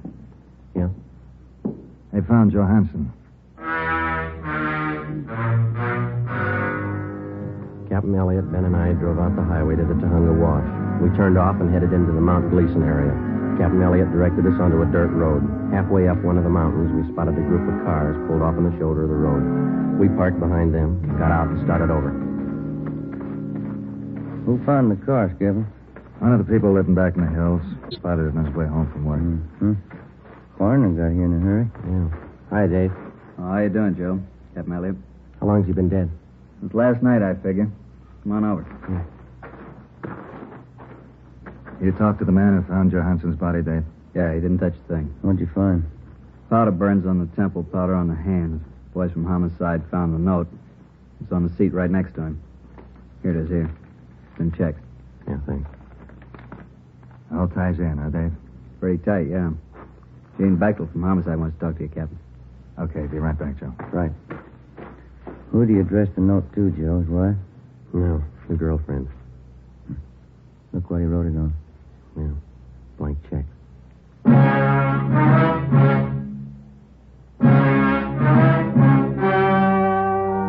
The story you've just heard was true. Only the names were changed to protect the innocent. On April 9th, an inquest was held in the coroner's office on the main floor of the Hall of Justice, Los Angeles, California. In a moment, the results of that inquest. And now, here is our star, Jack Webb. Thank you.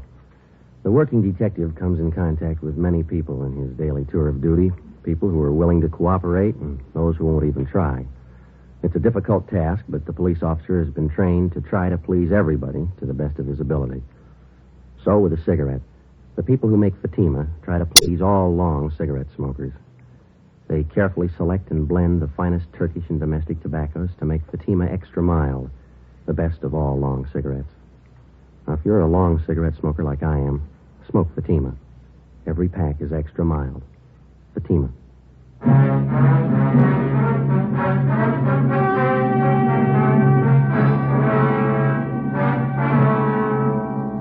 On April 9th, the coroner's jury returned a verdict that the death of Harry L. Johansson was caused by a gunshot wound in the head, self-inflicted.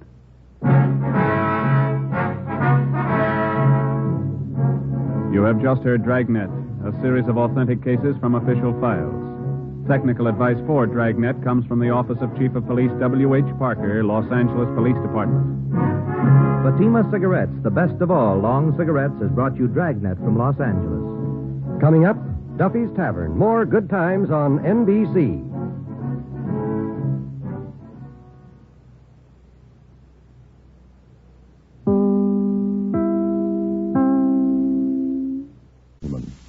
Fatima Cigarettes is proud to bring you its prize-winning radio program, winner of a Motion Picture Herald Fame Award.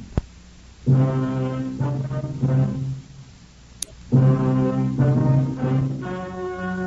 story you are about to hear is true. Only the names have been changed to protect the innocent. Fatima Cigarettes, best of all long cigarettes, brings you Dragnet.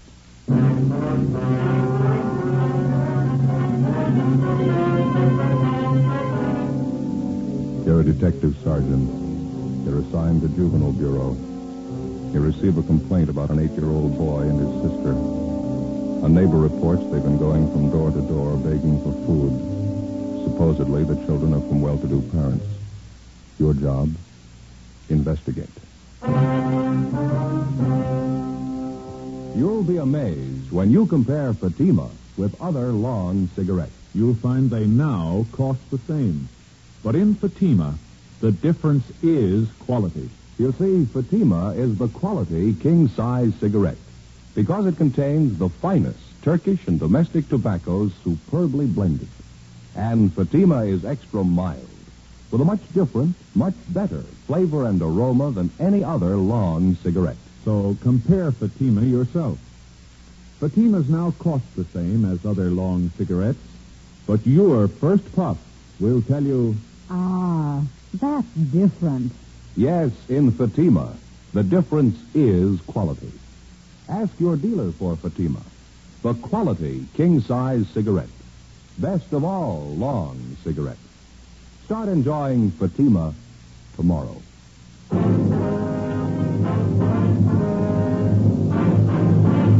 Dragnet, the documented drama of an actual crime. For the next 30 minutes, in cooperation with the Los Angeles Police Department, you will travel step by step on the side of the law through an actual case transcribed from official police files. From beginning to end, from crime to punishment, Dragnet is the story of your police force in action. It was Tuesday, April 27th. It was overcast in Los Angeles. We were working the day watch out of Juvenile Bureau. My partner's Ben Romero. The boss is Captain Kinsling. My name's Friday. I was on the way back from communications, and it was 4:38 p.m. when I got to 1335 Georgia Street, second floor, room 14.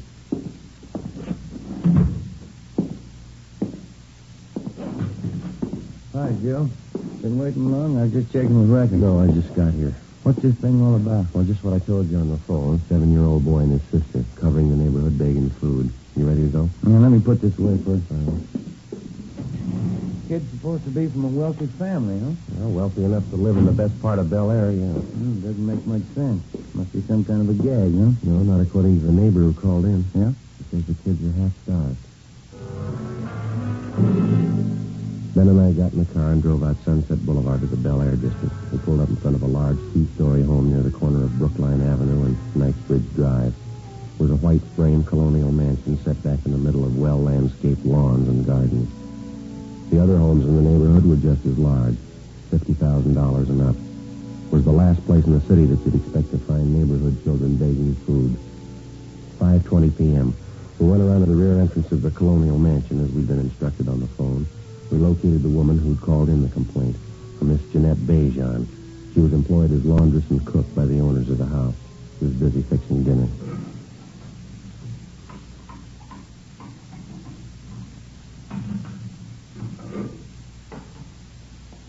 They're from next door, officer.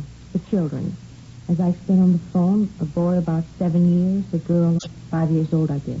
Which side do they live on, Miss Bejan? The house on the corner? No, the other side. Up here. The brown and white house. Just up the street next door. Are the children there now? Do you know that? No, but they were here this afternoon again. Here to the back door asking for something to eat. I do not understand it. Something must be wrong. Well, have they been around often, Miss Bejan? 2 or 3 days, maybe 4 days. At first I thought they were fooling, but they were not. I gave them some cookies, sandwiches. They were very hungry. They ate them like they were starving. The little girl saved her cookies. She took them with her. How about their parents? Are they at home? Excuse me. What's that?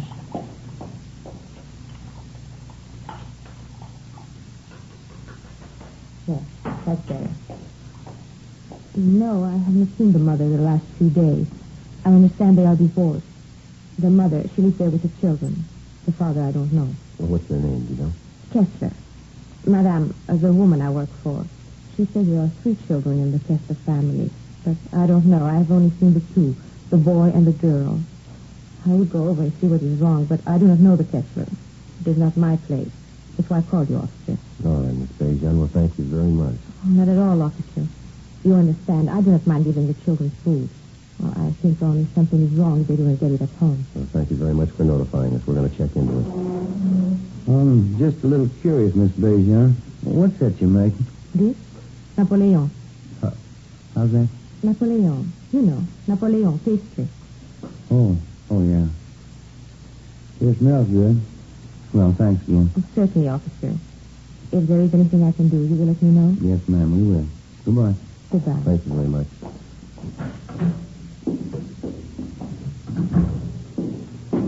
It's a beautiful place. Yeah. Those Swedish women make pretty good cooks, don't they? I don't know. She sounded French to me. Huh? Maybe so. Most good at cooking, anyhow. Yeah. Yeah, the brown and white house next door, that must be it, huh? Yeah, that name, Kessler. They fairly prominent around town, society? I don't know. There's quite a few of them. Could be. Any way you look at it, it's hard to figure, isn't it? Kids have been at it for 4 days. If it's on the level, they really must be in a bind. Garage door is open back there. No sign of car. Kids' bicycles, though. Let's try the front door, huh? Mm-hmm.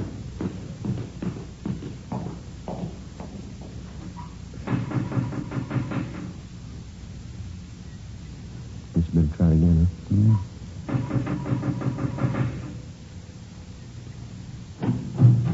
Yes, sir? Hello, son. Your name's Kessler, is that right? Yes, I'm Richard. My mother's not home right now. Maybe you can come back tomorrow. We're police officers, Richard. If you're not busy, we'd like to talk to you for a minute. Is that all right?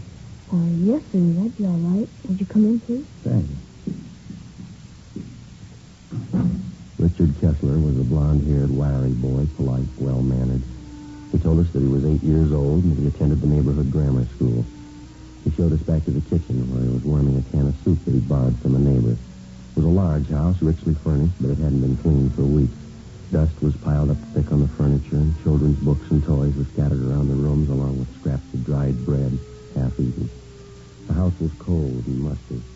On a small bar in the dining room, there were 3 half-filled cocktail glasses, a plate full of cigarette butts. Evidently, they'd been standing there for days. On the sink in the kitchen, there were a few pieces of stale bread and an open bottle of milk that had turned sour. Next to it were a half a dozen empty whiskey bottles. The Kessler boy was well-dressed, except for the shirt that he had on. Looked as if he'd been wearing it for a week. What did you want to talk to me about, officer? I haven't done anything wrong. Oh, we know that, son. We'd just like to find out how you've been getting along. I've been getting along all right. 2 A's and 4 B's on my report card last month. Mm-hmm. Where's your sister, Dick? Judy, she's down the street. She'll be back in a minute. How about your mother? Where's she? She's out, too. She'll be back. When do you expect her, son? Pretty soon. She's coming back pretty soon. And your sister, Judy, she's younger than you are, isn't she, Dick? Yes. Judy's only 6. I'm 8. Any other grown-ups live here with you besides your mother? No. Mom takes care of us. She'll be back pretty soon. We'd like to have you tell us the truth now, Dick. How long has she been gone? I don't know. Probably important. She's been there a long time. She can come back tomorrow. She'll probably be here then. When was the last time you saw her, son? Son, how about that? A couple of days ago. And this is Tuesday. You mean she left the house Sunday? No, before that. Last Friday night she went out. Said she'd be back. I don't know. Did your mother say where she was going, Dick? No, her boyfriend was here. Larry, I don't know his last name. Mom went out with him at a party, I think. I don't know where. She'll be back all right. Did you leave anyone to take care of? No, we can take care of ourselves. Somebody fixed the cooking there. I don't know how yet. I'd better look at the sink on the stove. I'll take care of it then. Go ahead. Sit down.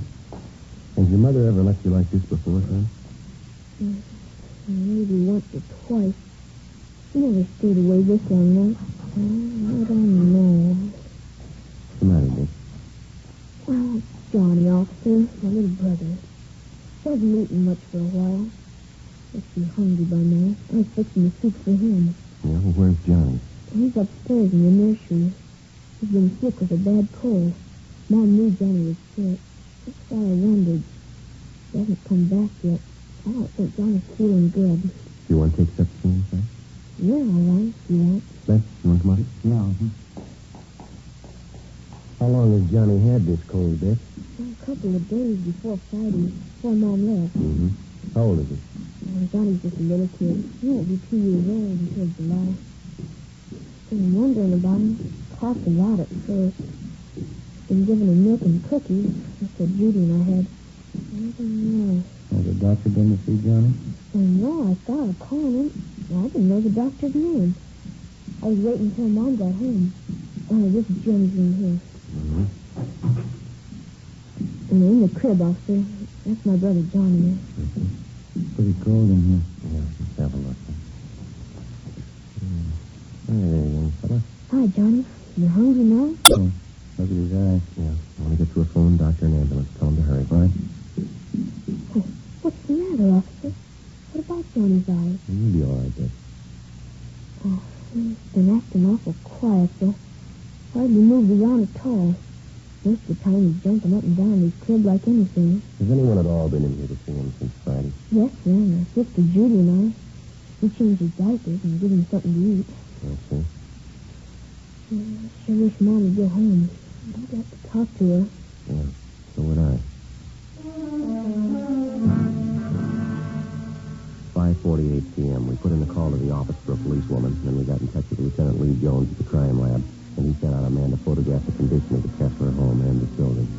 The doctor and the ambulance arrived, and little Johnny Kessler was taken to the general hospital in critical condition. The 22-month-old boy was in a coma. Richard Kessler and his sister Judy were taken to Georgia State Juvenile Bureau and then transferred to Juvenile Hall and placed under protective custody, Section 700 Sub-B, Welfare and Institution Codes. The two of them were given a bath and something to eat. Judy Kessler was interrogated separately by a policewoman. Ben and I talked to the boy, Richard. After a few minutes, he broke down and admitted that his mother had gone off and left the three children alone on at least a half a dozen occasions. He told us his parents were divorced. He rarely saw his father, but his mother had had 2 or 3 boyfriends at the house during the past year. He also told us his mother drank quite a bit. But she's never been gone this long before, Sergeant. Maybe she's out somewhere and has no way to get home. We'll find her all right, son. Don't you worry about it. Now, this boyfriend of your mother's, Dick, his first name was Larry. Is that all you can tell us? Yes, sir. I don't know his last name. Are you going to keep us here all night, Judy and me? Just for a day or so. They'll take good care of her. Where'd you take Judy? Well, she's just next door, Dick. You can see her in just a minute now. And how about Johnny? I always take care of him. Pretty fussy around strangers. Well, they've got him over at the hospital, Dick. They're going to take good care of him now. You can count on that. I don't know, officer. I better see him. He might get awful fussy. All right. We'll fix that up for you. Do you have any relatives in Los Angeles, son? Aunts, uncles, anyone like that? No, just my father, but I don't know where he lives. We had a nurse who used to take care of us, Mrs. McIntosh. She was swell. My mom fired her. Oh, how'd that happen? Do you know? No, I'm not quite sure. Maybe my mom was drinking. Mrs. McIntosh got mad at her. Had a big fight, and Mom fired her. Oh, now, this Mrs. McIntosh, you know where we can find her? No, sir, I don't. How about some of the other boyfriends that your mother had, Dick? Do you remember any of their names? No, one of them was George something. I don't remember the other one. Joe, give you a minute? Yeah, Mac. You want to stay with the boy, huh, Ben? Yeah. Hospital call. It's a lousy thing.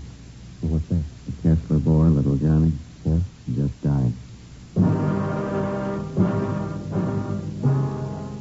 John Albert Kessler, white male American, age 22 months. All the pertinent facts and data would be listed on the crime report. And if and when the case was closed, the report would be filed away. Wouldn't be any different from 1,000 other dead body reports. Same size, same color. Same number up in the left-hand corner. In the course of 10 or 20 years on the job, a police officer sees a lot of them. Most of them he forgets. Few of them he never forgets. The next morning, the body was posted to the county morgue. It was found that the youngster had been suffering from malnutrition, but the cause of death was listed as a basal skull fracture. Homicide detail was notified. The search for the mother, Mrs. Jean Kessler, went on. We talked to her neighbors, all of her friends that we could locate. We checked out an address book that was found in Mrs. Kessler's effects at her home. We got out a broadcast and an APB. No luck. Thursday, April 29th. How about the youngster's brother and sister, Ben? You think it could have happened that way? How do you mean? Well, we were taking care of the little fella. They might have had an accident with him. They're afraid to own up to it. I don't think so, Joe. Well, that's not very likely, Mac. We talked to them quite a bit last night. A couple of pretty honest kids. Pretty sure that they wouldn't lie about something like that. Where does that leave it, the mother? Good possibility. You know Mrs. Kessler drinks quite a bit. She could have lost patience with the little boy. More chance of an accident there. I get it. Funeral Friday. Yeah, Bert. Thursday? Right, thanks. Yeah? Woman answering Miss Kessler's description checked into the hotel down on South Hope last night. Still registered? Well, she checked out early this morning. They found a woman's sport coat in the room. What about it? Blood stains on it.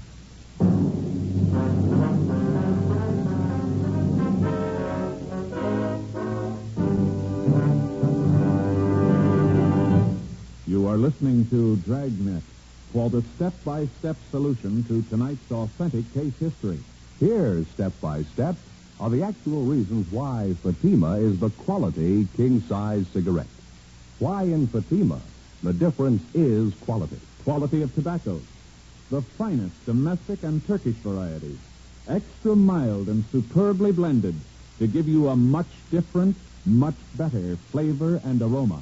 Quality of manufacture. Smooth, round, perfect cigarettes.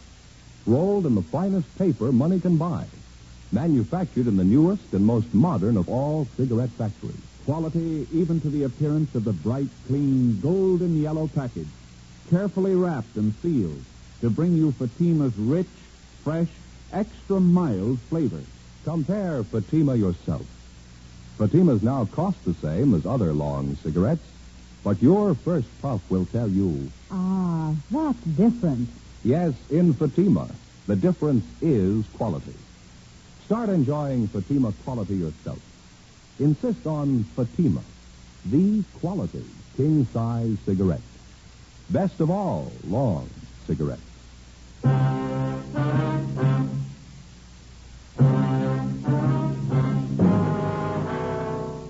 Friday, April 30th. We were still without a lead as to the whereabouts of the missing mother, Mrs. Jean Kessler. The blood-stained coat, which had been found in the South Hope Street Hotel, was shown to Mrs. Kessler's friends and to her children, Richard and Judy. They identified it as belonging to the missing woman. Routine investigation of the hotel room failed to uncover any further leads. We got out a supplementary APB, and then we started rechecking with the Kessler woman's friends and acquaintances. Nothing. We rechecked a dozen taverns and cocktail lounges that she'd been known to frequent. No sign of her, no sign of her boyfriend. In rechecking her personal effects, we found a canceled check payable to their former nurse, Mrs. McIntyre. The endorsement carried her address. We checked it out. She'd moved. We traced her to the forwarding address. There we were told that she had a new job as a nursemaid with a wealthy family living in the Los Feliz district. We called there and talked to Mrs. McIntyre, and she told us that she was just leaving the house with the 3 children for an outing at the park and the zoo. We made arrangements to meet with her out there, 1:30 p.m. Ben and I located her at the head of the path leading through the main part of the Griffith Park Zoo. I read about it in the paper, Sergeant, about Johnny. I didn't know you wanted to talk to me. I would have called in if I did. We're still trying to locate the mother, Mrs. McIntosh. Can you help us out there at all? I don't know. Have you asked at those places she used to go to all the time, where she used to drink? Yes, ma'am, we have. They couldn't help us. Did you know any of Miss Kessler's boyfriends, the ones that had come to the house? Yes, I knew all of them. Donald, don't you wander off now. Same for you, Patsy. You stay close. The boy, Richard, he was telling us about one of the boyfriends, ma'am. A fellow named Larry. Oh, yes. Donald, you heard what I said. You stay close. Yes, I knew Larry. You remember what his last name was now? Yes, Bartell. Some kind of an actor in the movies, I think. Bartell. You know where he lives? No, I think he had an apartment in Hollywood. I wouldn't know the address. What kind of a man was this Bartell? I mean his temperament and things like that. Well, I think he was kind of lazy. I think Mrs. Kessler was giving him money. Mm-hmm. Did the two of them ever argue or have any fights? All the time. He had a terrible temper. Ever strike Miss Kessler? Yes, I saw it happen several times. Not too close to the cage, Donald. Back a little. How did this Bartell act toward the children, Mrs. McIntyre? Indifferent, I guess. They annoyed him sometimes. Well, that was after that you had the argument with Miss Kessler? Yes. It was about her drinking and the boyfriend and all the rest. I just got sick of it, and I told her what I thought. She didn't want to admit she was getting old, not caring for the children, pretending she was still in her 20s. Well, do you have any idea where we might locate the father? Well, they're divorced, you know. He's the head salesman for a lumber concern downtown. He inherited most of his money. I have the name and company at home. You can have it if you like. Yes, ma'am. We'd appreciate that. You know, it's the children I feel sorry for. Yes, ma'am. 3 beautiful children. And that poor little Johnny, I just can't understand. What's that? How could anyone desert a helpless baby like that? We'll ask his mother. Friday, 5 p.m. Mrs. McIntosh called us at the office and gave us the business address of the missing woman's ex-husband, Richard Lane Kessler. We called there, but they told us Kessler was away on a week's vacation. They had no idea where to contact him, but he was expected back in a few days. We called Central Casting and asked them to check their talent list for a bit player by the name of Larry Bartell. They had no such name listed. Saturday, 8 a.m. The Kessler children, Richard and Judy, remained in the custody of juvenile authorities. The search for their mother continued. All day Saturday, Ben and I ran down what few leads we had. They went nowhere. Checks to the morgue, the city hospitals, and the drunk tank at the main jail still failed to turn up the missing woman. We checked again at the different drinking places she used to pack her night. No one had seen her. 5:30 p.m., we went back to the office. A lot of mileage today. Yeah, there's not much to show for it. Not going to be much fun for those Kessler kids this Sunday. Why? What do you mean? First Sunday in May. Huh? Mother's Day. Oh, yeah. Hi, Mike. Hi. Got a piece of news for you. Yes? The Kessler woman's boyfriend, Larry Bartell. What about him? He's been located. When he'd seen his name mentioned the previous night in the newspaper stories concerning the case, Larry Bartell had contacted the office to let us know that he didn't consider himself a fugitive. At least that was his story. He called just a few minutes before we got back to the office. He left word that he could be found at a Wilshire address all day Sunday. In the meantime, he'd be at the Spotlight Club. It was a club for theatrical people located in West Hollywood. 6:25 p.m. Ben and I located him at the club back in the billiards room. He was tall, dark-haired, dressed expensively. I told the cop when I called in, you weren't supposed to contact me here. This was important. That little Kessler boy's dead, Bartell. We think that's pretty important. Well, I didn't know anything about that. You didn't have to interrupt me. That's an important man I was playing with. Now, what do you want to know? Where's Miss Kessler? Well, why you ask me? I don't know. You're a pretty good friend of hers. You were the last person seen with her. Oh, it was a week ago. We went out to a party last Friday night. I haven't seen her since the following Monday. Yeah, last Monday. I'm through with her anyway. What do you mean? Well, I just got sick of her, that's all. Pawing all over me, asking me to marry her. I just got sick of it. It wasn't worth it.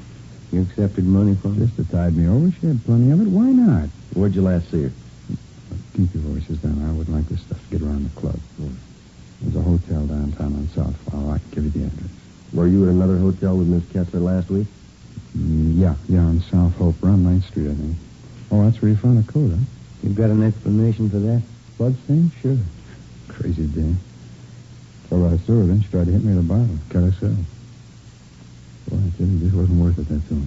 I guess you can prove everything you're telling us, sir. Of course I can prove it. It's the truth. And what about the little boy? How'd that happen? I didn't have anything to do with it. It wasn't my fault.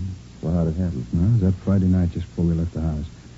The old lady and I were downstairs having a few drinks. She put the little kid to bed, but he wouldn't stay there. He kept getting up out of bed and running downstairs crying. Yeah, go on. Ah, she finally took the kid, gave him a good spanking, threw him back in bed. I think he hit his head on the post of the creek. Why didn't you do something about it? Well, I told her, but she said it was nothing. Didn't matter. Got her coats and left, that's all. Kids are all right when we left. You mean all the time you and Mrs. Kessler went out, you knew those children were being left all alone in that house? Oh, what of it? She's the mother, not me. Now, look, I gotta get back. I kept that game waiting on. No, just a minute. It's going to wait a little longer. Come on. Larry Bartell was taken downtown and held for questioning on suspicion of 702 WIC, contributing to negligence of minors. He gave us the address of the hotel where he'd last seen Mrs. Kessler. Ben and I checked it out. It was a typical cheap downtown hotel with a bar opening off the lobby. The desk clerk told us a woman answering Mrs. Kessler's description was registered in a room on the second floor. They had an old-fashioned player piano going full volume in the bar. The sound followed us up the stairs. Tenants here sure must like their music. Yeah. That's it there, isn't it? 216? Yeah.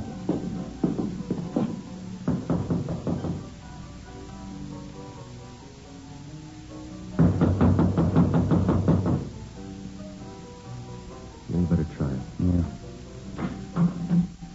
Let's have a look. Who's there? Who is it? You, Mrs. Jean Kessler? What is it? Who are you? Police officers would like to talk to you. I haven't done anything.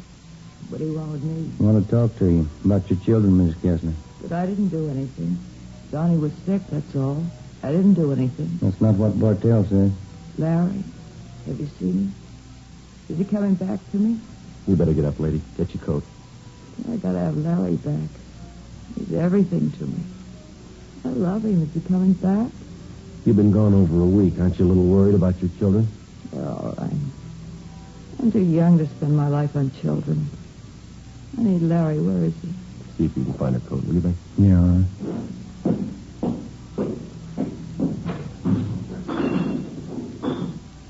I've been drinking officers. I felt terrible. Yeah. I need Larry so bad. He's young like me. love him. I gave him all my love. Gave him every bit of it. Yeah, you gave him too much. What? You didn't have any left for your kids. The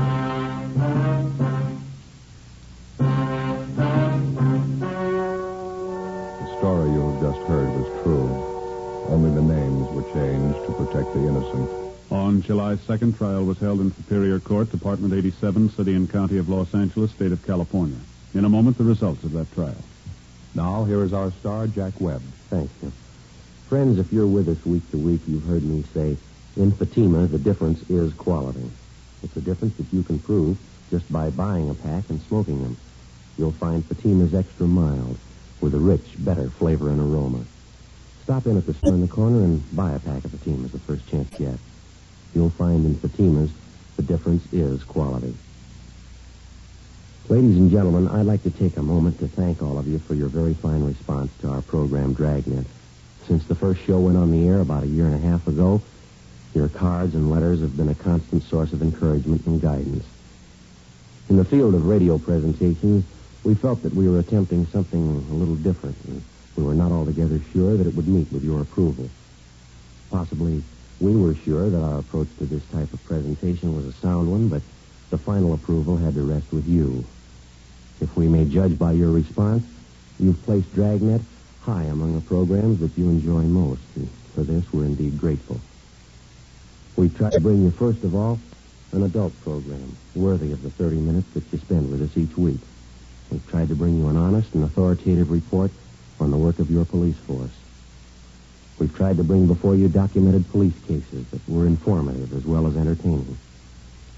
In forthcoming weeks, we sincerely hope that Dragnet remains one of your favorite shows. Your letters have been read by all members of the Dragnet production staff.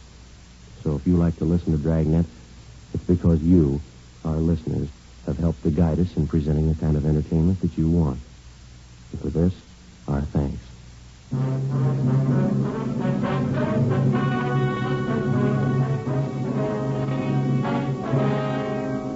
Mrs. Jean Kessler was filed on and found guilty in Superior Court, charge of manslaughter. She was sentenced to 1 year in the county jail and deprived of the custody of her children.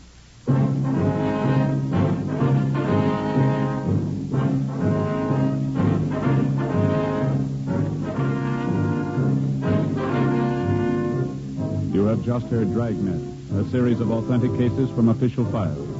Technical advice comes from the Office of Chief of Police W.H. Parker, Los Angeles Police Department.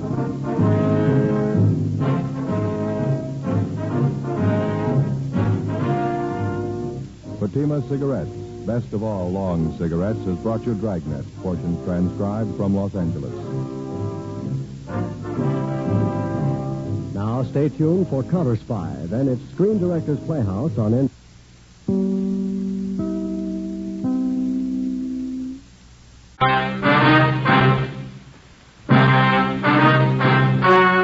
The story you are about to hear is true. Only the names have been changed to protect the innocent.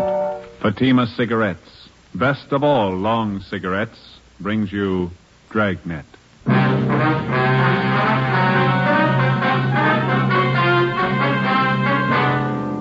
You're a detective sergeant. You're assigned to homicide detail. The life of a young woman is in danger. Anonymous letters and phone calls threaten her with murder. The notes bear the mark of a fanatic. Your job, stop them. You'll be amazed when you compare Fatima with other long cigarettes. Buy a pack of Fatimas. You'll find they now cost the same. Light a Fatima. Your first puff will tell you... Ah, that's different. Yes, what a difference. In Fatima, the difference is quality. You see, Fatima is the quality king-size cigarette because it contains the finest Turkish and domestic tobaccos superbly blended. And Fatima is extra mild with a much different, much better flavor and aroma than any other long cigarette. Because of its quality, its extra mildness, its better flavor and aroma, Fatima has more than doubled its smokers coast to coast. Try comparing Fatima yourself. Fatimas now cost the same as other long cigarettes, but your first puff will tell you... Ah, that's different. Yes, in Fatima, the difference is quality. Ask your dealer for Fatima, The quality king-size cigarette. Best of all, long cigarettes. Start enjoying Fatima tomorrow.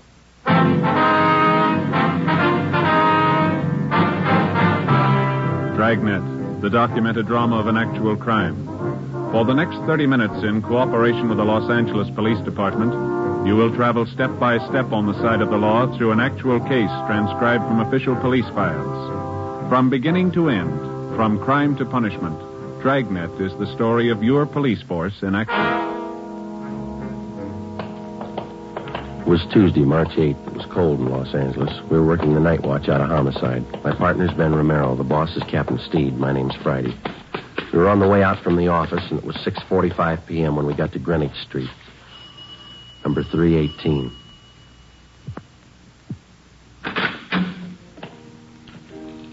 Yes, gentlemen? Police officers. Like to see Dr. Small, please. I'm Reverend Small. Won't you come in? Thank you.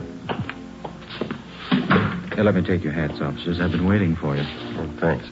My name's Friday. This is my partner, Sergeant Romero. How do you do? I'm glad to know it. How do you do, sir? Hope we didn't interrupt your dinner? Oh, no. The organist, Brother Reber, and I were just running over a few hymns for the service tonight.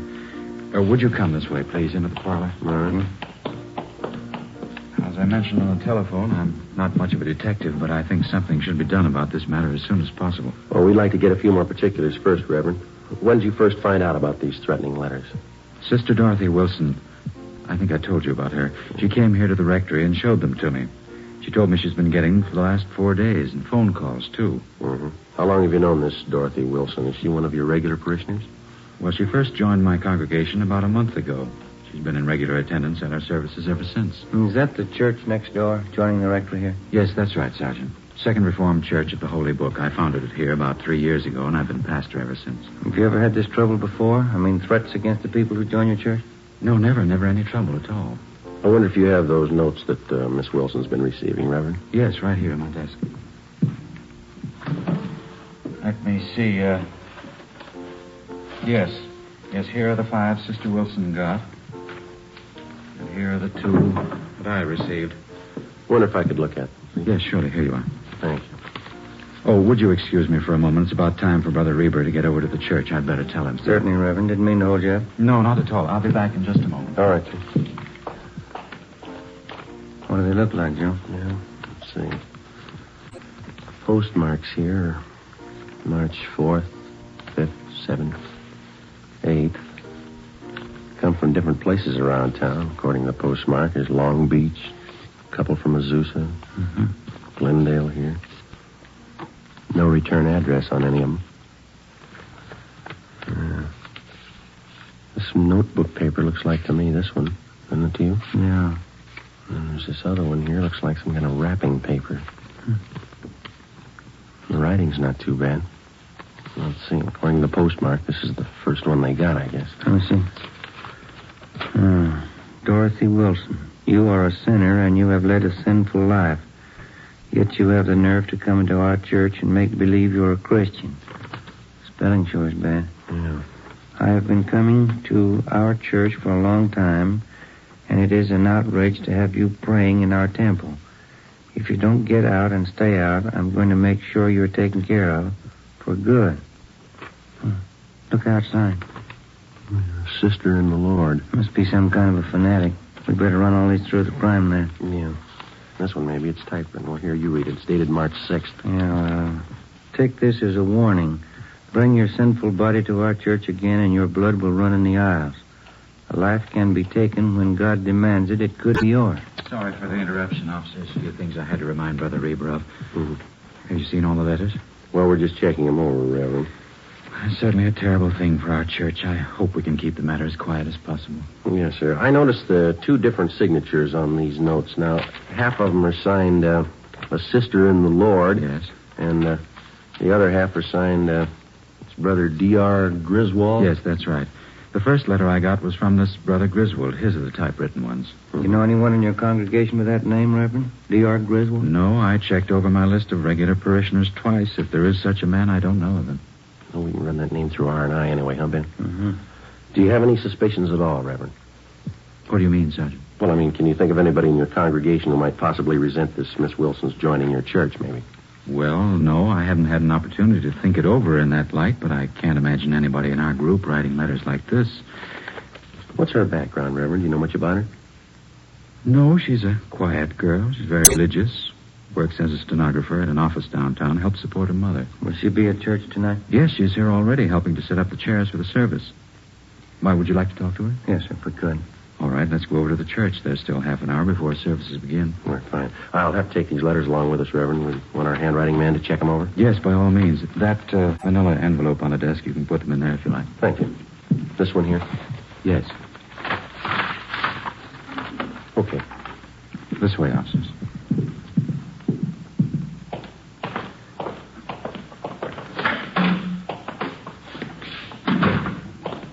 How many members do you have in your church, Reverend Small? 162 regulars.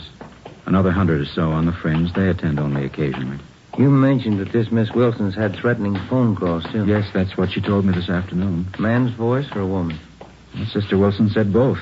The phone calls usually follow each letter. They identify themselves the same way, Brother Griswold and a sister in the Lord.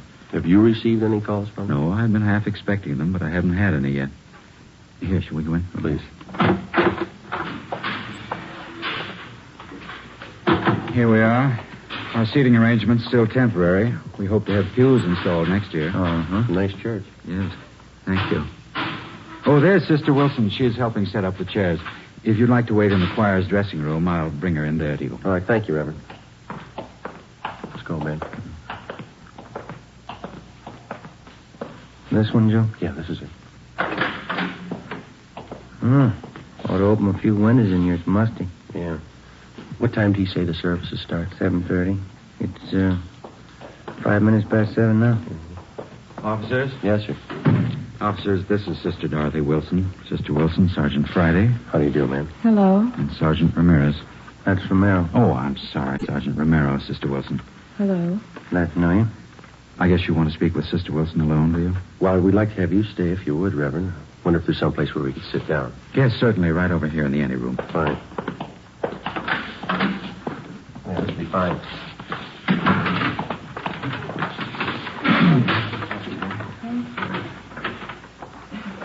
Now, Sister Wilson, there's no need to be afraid. These officers are here to help you and to protect you. See that nothing happens. Yes, Brother Small. Hold fast in the faith of the Lord, and you shall not fear. Yes, I will. You want me to tell you all about it, Sergeant, how it started? If you please. Say, is it all right to smoke in here? Yes, of course. Go ahead. You want to care for a second? No, thank you. No, thanks. Ben? Not right now. Let's take it back there if you want. We've already looked over the letters that you received. The Reverend here told us that you got the first one last Friday. Yes, that's right. I've gotten one each day since then. Phone calls, too. Did you recognize the voices making the calls? No, I didn't know them at all. The woman's voice was very rough. Sounded like she might be old. Mm-hmm. She said some terrible things about me and Brother Small. She called both of us terrible names. Awful. The same with the man who called? Oh, yes, sometimes he's even worse. None of the things they say are true, Sergeant. Not one word. Well, I'd like you to think carefully before you answer this, Miss Wilson. Is there anyone at all that you know in your neighborhood, here at church or at your work, who might be doing this? Maybe somebody that you knew a few years ago, some acquaintance? Ever since it's happened, I've been trying to think of someone. I don't think I've ever met anybody who'd do this kind of thing. Well, how about a former boyfriend or a girlfriend who might be jealous of you for some reason? No. I did have quite a few boyfriends, just casual dates, nothing serious. They were always taking me out, dancing and out to parties. We went everywhere, but I was never interested in any of them. Well, were any of them upset when you stopped going out with them? A few of them were angry when I wouldn't marry them, but I don't think any of them would write those kind of letters. Do you think the whole thing might be some kind of a joke someone's playing? It's a pretty grim joke to go this far. You live by yourself, Miss Wilson? No, with my mother, but I don't want her to know anything about this. Well, I think it'd be wiser if you told her. No, she mustn't know. Mother's been ill lately, and if she found out, it might upset her an awful lot. She's not well at all. Help yourself to some of the water there, Jim. Miss Wilson, like a drink? Yes, please, I would. All right. Thank you. There you are. Anybody else? Reverend? Yes, please. Ben? No, thank you. Okay. Thank you. Yourself. How about some of the church members, Miss Wilson? Have any of them been at all unfriendly to you since you started coming here? No, I don't think so. A few are pretty hard to get to know. They're shy, I guess. But none of them have been uncharitable. Then you don't think the threats are coming from anyone in the church? Well, if they are, I don't know who the person is. The way they say all those rotten things about me. They call me a sinner and a bad woman. Well, I guess I'm a sinner, like all of us are, but I'm not a bad woman. I'm going to church because I want to be born again of the light. But I've never killed anyone, and I've never been a bad woman. You believe me, don't you, Everett? Yes, of course I do. Now, don't get yourself all upset, Sister Wilson. You think that's why they want to murder me, because I'm a sinner? You think that's why? Please, Sister Wilson, try and get your mind off of it. If they want to kill me because I'm a sinner, then why don't they want to kill all the sinners? We're going to have a lot of homicides if they try.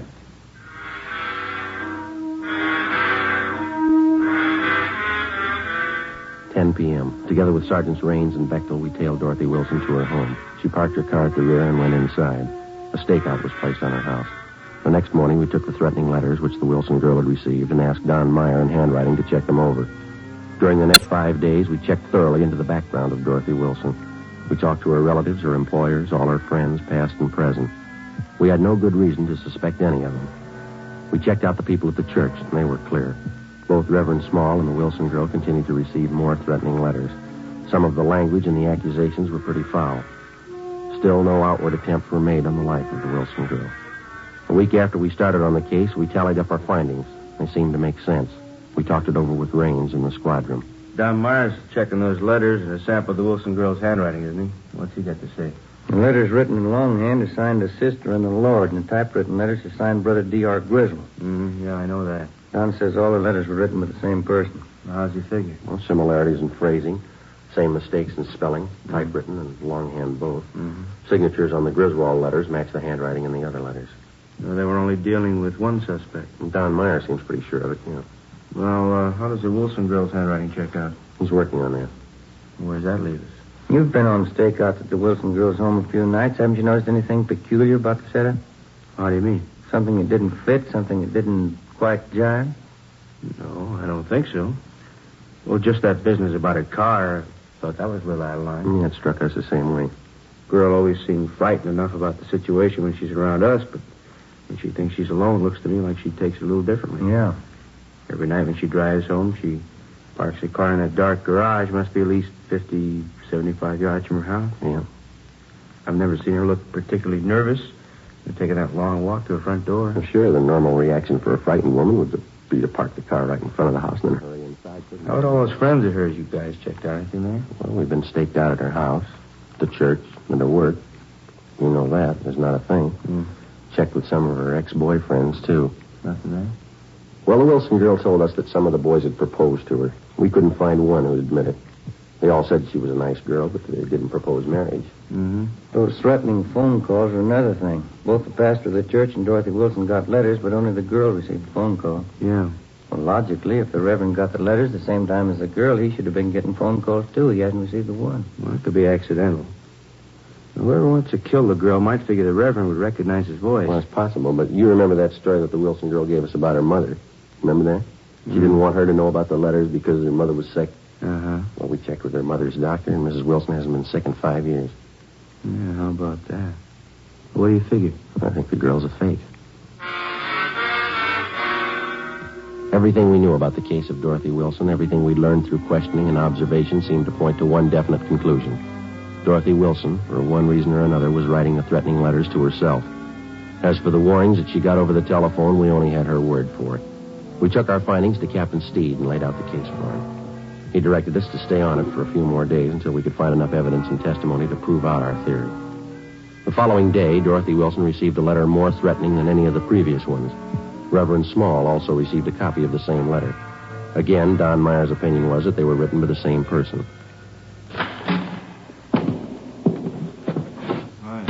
Raines, what's doing? I don't know. Boys got any new theories? What do you mean? On the Dorothy Wilson case. Do we need one? Well, I don't think your old one's going to hold up. Why? What's the matter? She's at Georgia Street. Yeah. Somebody tried to kill her.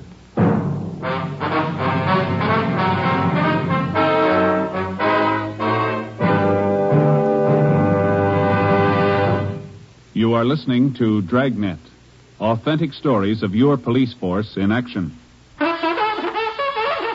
Oh, no. Ah, that's different. Yes, what a difference.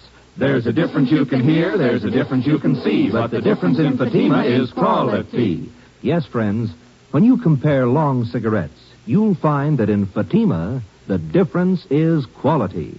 Quality of tobaccos, the finest Turkish and domestic varieties, extra mild and superbly blended to give you a much different, much better flavor and aroma than any other long cigarette. Quality of manufacture. Smooth, plump cigarettes rolled in the finest paper money can buy. Quality even to the appearance of the bright, clean yellow package, carefully wrapped and sealed to bring you Fatima's rich, fresh, extra mild flavor. Fatimas now cost the same as other long cigarettes, but your first puff will tell you... Ah, that's different. Yes, in Fatima, the difference is quality. Ask your dealer for Fatima, the quality king-size cigarette. Best of all, long cigarettes. Start enjoying Fatima tomorrow.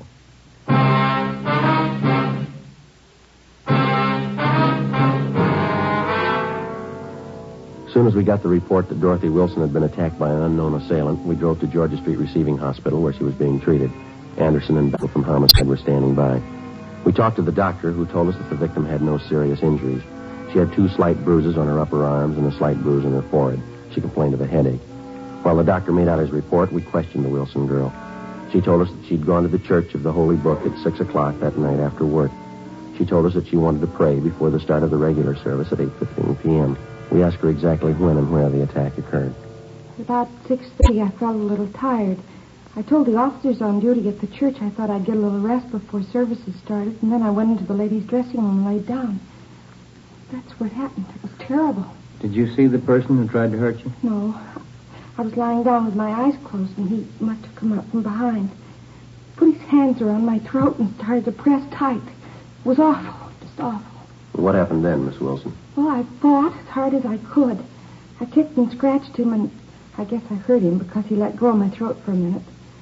After that, he pulled me down on the floor. I remembered that. And then he put his hands around this part of my head, like this. Mm-hmm.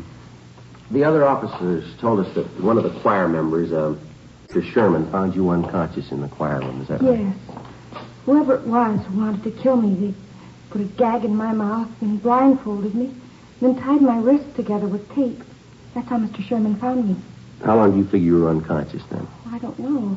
It was about 6:35 when I laid down in the dressing room. Mr. Sherman said he found me there at 20 minutes past 7. And then you were out about 45 minutes, is that it? I suppose so. I don't remember anything. Well, what makes you think the person who attacked you wanted to kill you, Miss Wilson? That's what they said in the letters, isn't it? They want to kill me for coming to church? Now, your purse and everything that was in it was scattered all over the dressing room floor. Is that correct? Yes, it was. My money and everything scattered all over. I guess they wanted to rob me, too. $52 in cash. Is that what you had with you? That's right, a $50 bill and some change. I don't know why they didn't take it. Maybe something frightened them off. It's possible. The officers found some other articles scattered around the dressing room. A roll of tape, a metal box that the tape came in, and a half a dozen razor blades. Did you notice any of these in the dressing room before you were attacked? No, none of them. I never saw them before. Those razor blades, officer, what do you think they wanted to do with them? There's no use thinking about that now. It's all over. I knew I'd be protected. I felt the spirit. I knew the holy light would protect me. Yes, ma'am. Will you find whoever did it, officer? Well, this is just a hunch, Miss Wilson. Yes. I think we already have.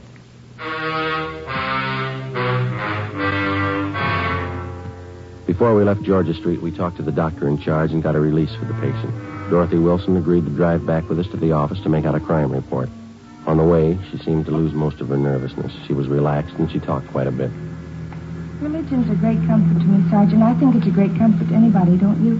Yeah, I do. Maybe I'm different from most girls, but I get an awful lot out of my church. It's like Brother Small says, you have to be born again of the holy light if you really want to live. Don't you think so? That's right. I don't know what I'd do if it wasn't for my religion. No, I used to have a lot of boyfriends. Of course, I don't care for any of them anymore, but when I was younger, they were always taking me out all the time. Yes, so? Yes, I had a good time when I was younger, going out to dinner, dancing, parties. Fellas were taking me out all the time. Of course, that was when I was younger. You're not much over 25 now, are you, Miss I'll be Wilson? 27 in August. That's pretty old for an unmarried girl, but I'm not worried. You get interested in more important things when you get older, isn't that right? Oh, yes, that's right. I remember when I was in junior college, how boy crazy I was. I remember that junior prom I went to.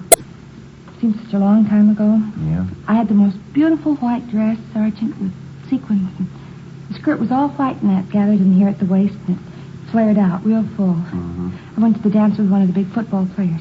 He looked so nice in his blue suit. His name was Stanley. Mm-hmm. I knew him for a long time. He's one of the fellows who asked me to marry him. I guess I was too particular. I just couldn't see any of them. Would you mind if I laid out a few facts for you, Miss Wilson? Well, not at all, Sergeant. Go ahead, please. Now, I'm not trying to embarrass you in any way, but since we've been on this case, we've checked with just about all the friends that you've had in the past few years, and that includes your boyfriends, of course. Oh? None of the fellows that you've mentioned say they've ever proposed marriage to you.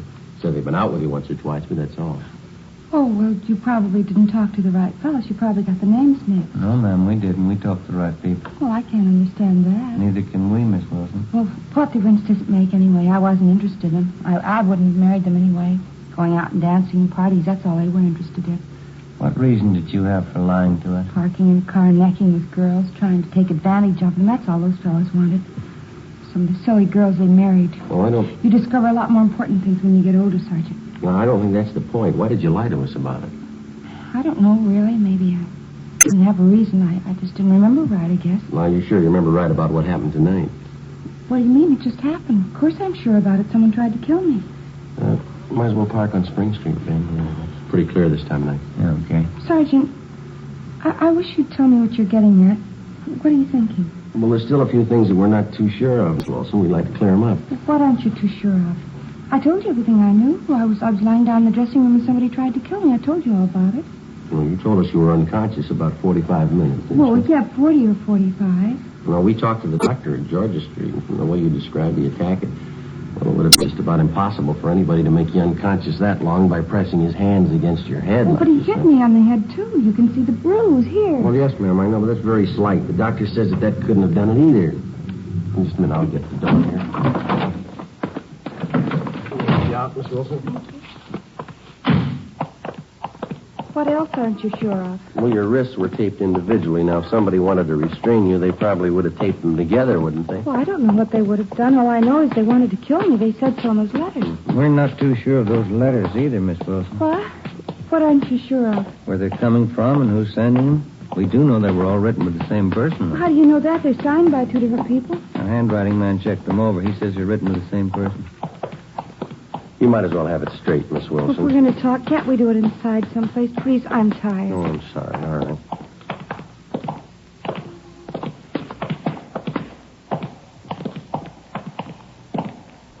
Hey, Joe. Yeah. I'll see if Lakeland Fingerprints is finished with that stuff. Yeah, I'll bring it along. If they are, we'll be in the interrogation room. Yeah, all right. This way, Miss Wilson. A man I know used to be on the police force. Nice fellow. We used to go out all the time together. Is that so? What's his name? Well, that's funny. I don't remember. He's an awfully nice fellow, though. We used to go dancing every week. Mm-hmm. Here we are. Go right ahead. I started questioning Dorothy Wilson, but she wanted to talk about everything except what concerned the case. Dean Bergman and Latent Fingerprints had already checked each article that was found at the supposed scene of the crime. The Wilson girls' prints were all over them. Did you write those threatening letters to yourself, Miss Wilson? I don't understand. Why do you ask me something like that? Did you write the letters to yourself? You know that's not a fair question, Sergeant. I don't know what you consider fair, but we'd like to know, did you write the letters? Do you know what it is to pray, Sergeant? I mean, really pray? What's that got to do with it? I've been praying all my life. I've been praying hard. Ever since I was a little girl. We'd like to have your answer our question, Miss Wilson. I think you'll understand. This is the answer, Sergeant. I can feel the Holy Spirit in my heart. I know you'll understand. Yes, ma'am. I've been praying for an awfully long time, Sergeant. When I was a little girl, 6 years old, I was praying. Night and day I said my prayers, but there never seemed to be any answer. I never could understand it because I only prayed for one thing. I didn't think it was too much to ask. What was that? I wanted people to know me, Sergeant. I wanted people to know me and like me, that's all, but it never seemed to happen, even when I was a little girl. Don't think I quite follow you, miss. You've got to understand me. Nobody else does. From the time I was a little girl, 6, nobody ever seemed to care if I was around or not. I always tried to make friends, tried to make people like me. I tried very hard, but nobody seemed to care. Nobody even noticed me. Nobody ever noticed me. You mean that's why you wrote those threatening letters to yourself, so that you'd be noticed? I wanted somebody to care about me, that's all. I wanted them to know who I was. Dorothy Wilson. I wanted to walk down the street and have people nod and have them say, that's Dorothy Wilson. There goes Dorothy Wilson. Just for somebody to care, that's all, Sergeant. Just for somebody to care. Well, then the whole thing's purely your imagination. You wrote the letters to yourself, and you pretended somebody attacked you. And all the rest. God told me to do it, Sergeant.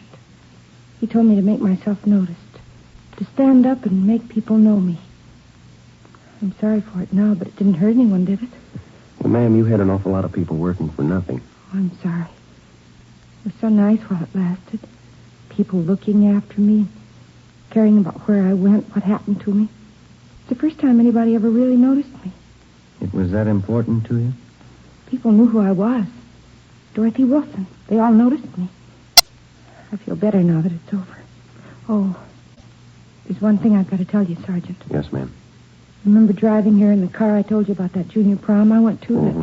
That time I had a beautiful white net dress with a full skirt, the beautiful new white dress. Mm-hmm. Yes, ma'am, I remember. What about it? Well, it was really pink organdy, an old dress. I knew you'd find out. That's why I had to tell you. Yeah. I didn't want you to think I was... The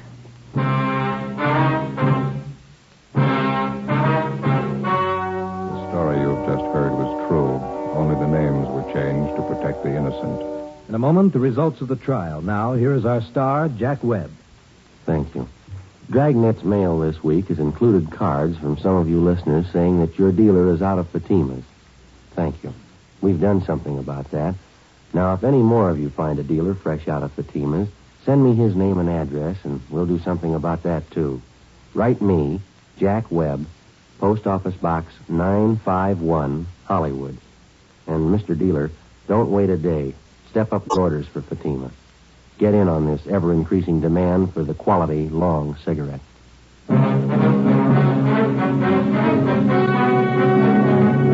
By her own admission, Dorothy Wilson was guilty of filing a false crime report, a misdemeanor. She was released into the custody of her mother. You have just heard Dragnet, a series of authentic cases transcribed from official files. Technical advice comes from the Office of Chief of Police W.H. Parker. This is NBC, the National Broadcasting Company.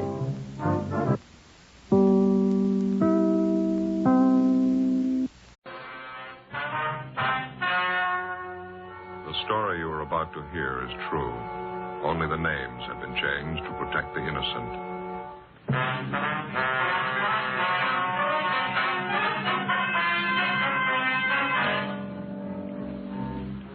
You're a detective sergeant. You're assigned to homicide detail. An elderly man reports the sudden death of his wife. He claims he awoke in the morning to find her dead on the floor of their bedroom. The cause of death is not apparent. Your job? Investigate.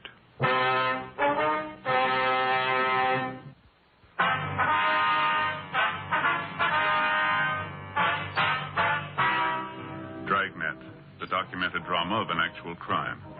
For the next 30 minutes, in cooperation with the Los Angeles Police Department, you will travel step by step on the side of the law through an actual case transcribed from official police files.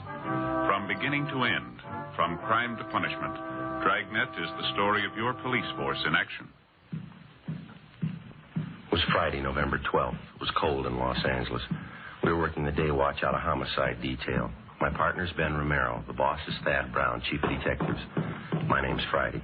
It was 9:38 a.m. when I got back to the first floor of the Blackwell Hotel. Room 7. Oh, hi, Joe. Come on. Yeah. How's the old fellow doing? Did he tell you anything? Hasn't talked at all. He's pretty broken up. The woman's dead. That's about it. Well, how about the bruise on her forehead? You think that could have been it? No, it was just a slight bruise. I don't think that could have killed her. They moved the body out of the room yet? Yeah, they just did, taking it downtown for the autopsy. Well, I guess we can take the old man back to his own room now, huh? Yeah, I think so. He's back here in the kitchen there. Fixed him a cup of coffee. Still feeling pretty bad. Mr. Turner, would you like to go back to your room now? Everything's been fixed up. Mr. Turner? What happened? You can tell me. What happened to Gertrude? I'm afraid we don't know, Mr. Turner. Not yet. I told you about it, didn't I? Woke up this morning about 8 o'clock. Put my arm over on the pillow and she wasn't there. And I got up and I saw her laying on the floor. My wife, Gertrude. I felt her arm. She was cold. Ice cold. Somebody ought to know what happened. Well, we'll let you know just as soon as we get the coroner's report, sir. Would you like to go back to your own room now? What's the coroner have to do with it? Well, he's going to have to perform an autopsy. We'll have the report for you tomorrow morning. I don't want him to do that to Gertrude. I don't want him to. I'm sorry, sir. I'm afraid it's necessary. Deaths of this kind, there was no doctor in attendance, nobody to sign the death certificate. There's nothing I can do, nothing to help her. I'm sorry, Mr. Turner. Can we help you back to your room, sir? Is she still there? No, sir. They've taken her body downtown. Can I give you a hand there? Thank you. All right. I'll get the door.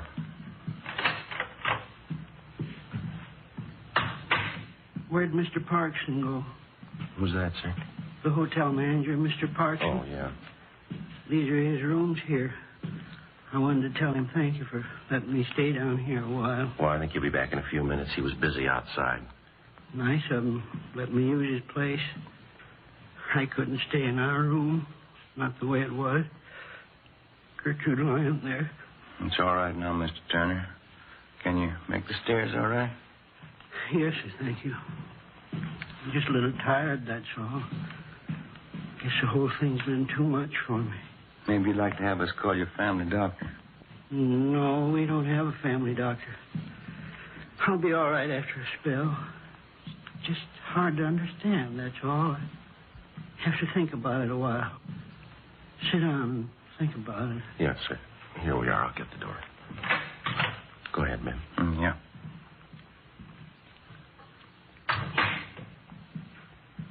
It's right there on the floor, officer. It's where I found her when I woke up. Right there by the bed. Mm-hmm. Where have they taken her? Downtown, Mr. Turner, to the county morgue. Oh. They'll let me see her, won't they? Yes, sir, they will. Do you feel up to answering a few questions for us now? All right.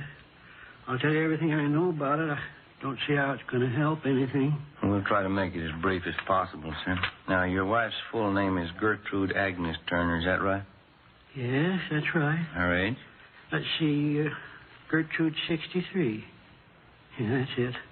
I'm 4 years older than her. That's how I always tell. Was your wife in good health, Mr. Turner? Under a doctor's care, anything like that? No. Nothing wrong with her I knew of. Heart trouble? Anything like that? No, sir. She used to have headaches every now and then. A doctor friend of ours back home used to send pills for her to take. That's about all. How was your wife feeling last night? Was she all right then? Just fine. When I woke up, I put my arm over on her pillow. She wasn't there. Then I got up and saw her laying on the floor, right by the bed. Gertrude. She was ice cold. There was a little bruise up here on her forehead. I thought I was dreaming. She was dead. We weren't even married a year. You want to go on, sir? You think you feel all right? Yeah, it's all right, officer. I got a little bit of brandy in that cupboard over there. Think I could use some if you two officers don't mind? That's perfectly all right, sir. Yeah, I'll get it, Mr. Turner. We had it all figured out Tuesday, November 16th. That's her name's day. How's that? November 16th. It's my wife's name's day. You see, Gertrude's a German girl. A lot of German people don't celebrate their birthday. They celebrate their name's day instead. Next Tuesday's St. Gertrude's Day. Oh, I see. There you are, Mr. Turner. Thank you. Either one of you officers care for some brandy? You're certainly welcome to it. No, thank you very much.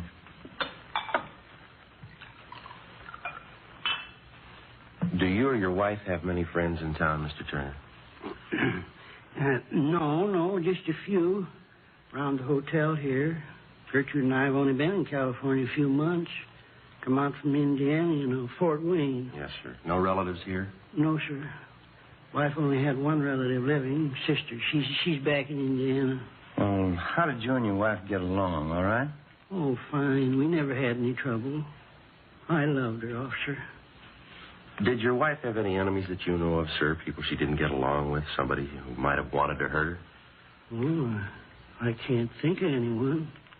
Well, how about some of the men your wife knew before she married you, Mr. Turner? Any bad feelings one of them might have had towards your wife?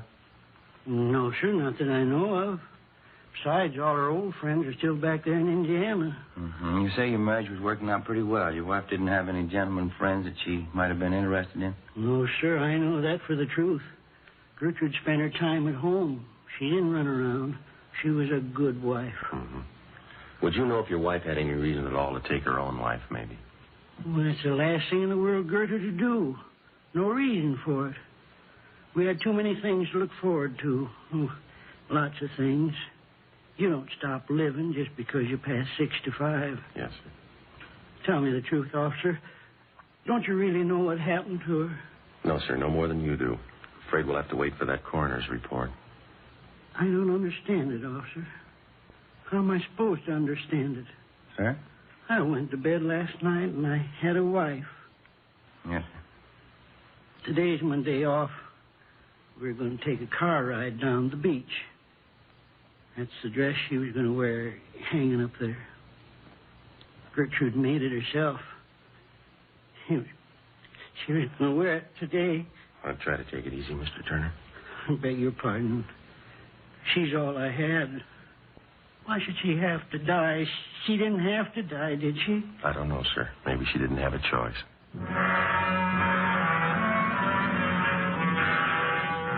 The body of the dead woman, Mrs. Gertrude Agnes Turner, was removed to the county morgue for autopsy. Ben and I filled out the 311 form, the dead body report, and filed it, pending the outcome of the autopsy. A couple of Mr. Turner's friends who lived upstairs from him at the Blackwell Hotel agreed to look after the old man until he got over the shock of his wife's sudden death. 7:45 the next morning, I checked in for work as usual. Morning, Joe. Morning. What do you know? Not much. Pretty slow. How about the Turner woman? No word on the autopsy, huh? No, coroner hasn't called yet. Have you got any smokes? I left the house in a hurry this morning. Forgot everything. Yeah. Right here. Oh, thanks. Here. Thanks. Lousy morning. Another row with the wife. Oh? Mm-hmm. What's the matter? Oh, another one of those church bazaars she got herself mixed up in. She's calling on me for help again. Oh, yeah? What she wants you to do now? Remember the last time, don't you? That spring bazaar? Had me working on decorations down to the church 7 nights a week. 18 women running around telling you what to do. Yeah. It's like a madhouse, Joe. This time it's even worse. How do you mean? This time the ladies figure they ought to have a little more production. They want me to dress up in some kind of a funny costume. Auction off pies and cakes. You know, stovepipe hat, false mustache will work. No. You turned them down, huh? You won't do it, will you? Well, not exactly. Wife kicked up such a row, I guess I'll end up doing it.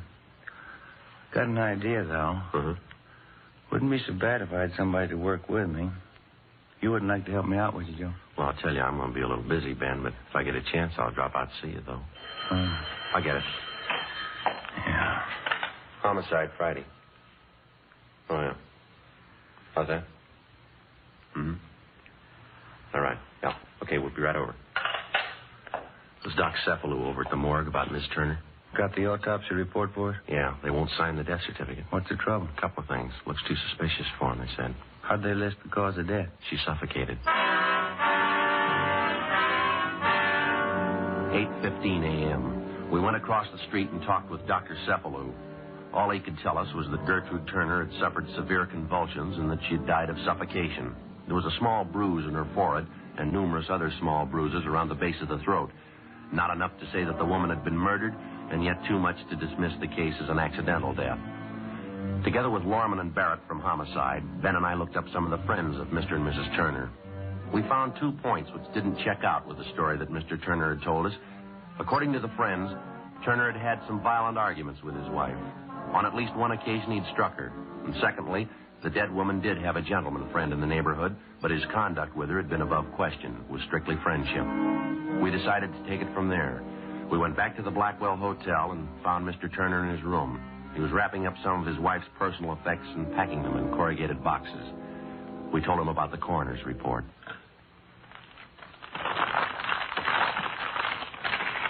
I don't think I believe that, Sergeant. People just don't suffocate. There's got to be a reason for it. Yes, sir. That's what we're looking for. Well, don't they know? Can't they tell you how it happened? The doctors? Well, she had severe convulsions. She suffocated. That's just all they could tell us. Well, the bruise on her head, Gertrude's forehead. What did they say about that? Well, that wasn't the cause of death, Mr. Turner. She could have gotten a bump when she fell out of bed. It might have been that. It might not. I just don't understand. You'd think there'd be some way of telling.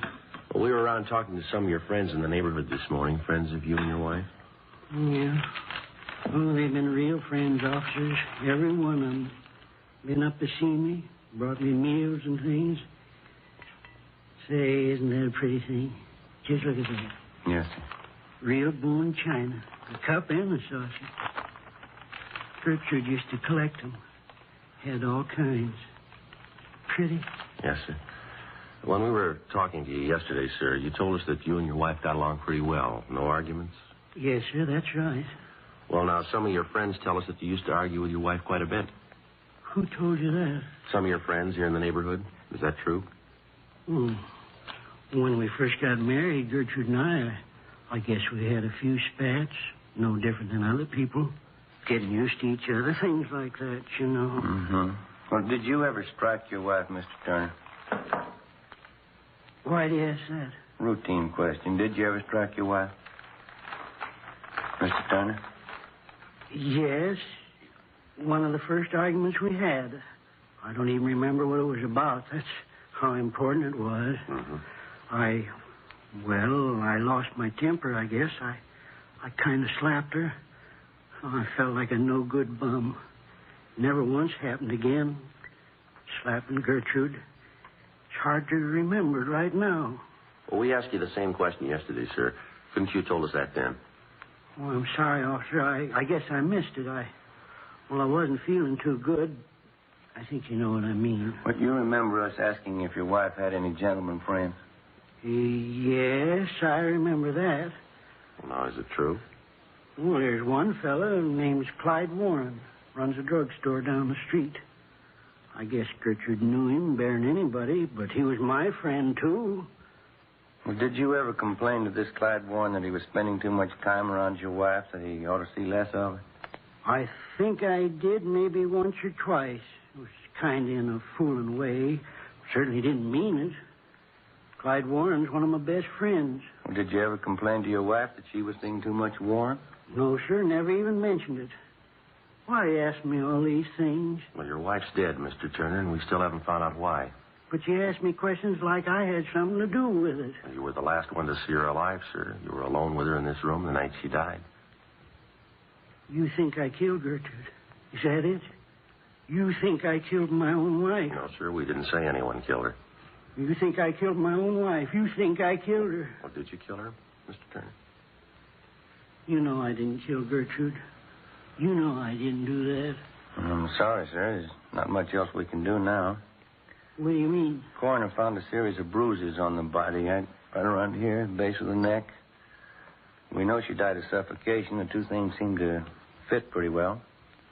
I don't know what you mean. I didn't see any bruises, not on her neck. I don't know what you mean. We'll have to take you downtown, sir. You can call your lawyer now if you like. I don't have a lawyer. Why are you taking me downtown? No alternative. We're going to have to book you. How's that? Suspicion of murder. 10:25 a.m. Before we booked him at the main jail, Mr. Turner asked us if we'd get off a telegram to his sister-in-law, Mrs. Helen Raymond, in Fort Wayne, Indiana, informing her of what had happened. We told him we would, and we did. We booked him in on suspicion of 187 PC, and then we checked back in at the office. We put in a call to the insurance company that held a policy on Mrs. Turner. Yes, sir. Gertrude Agnes Turner. Mm-hmm. What was that? All right. Right. Thank you, sir. Goodbye. What'd they have to say? Mrs. Turner had 3 different policies on her life, total of $5,000. Mr. Turner's a beneficiary on all 3. Well, that'll do for a motive. There's something else here. Yeah. Newest policy is for $1,000, industrial policy. When was it taken out? 3 weeks ago.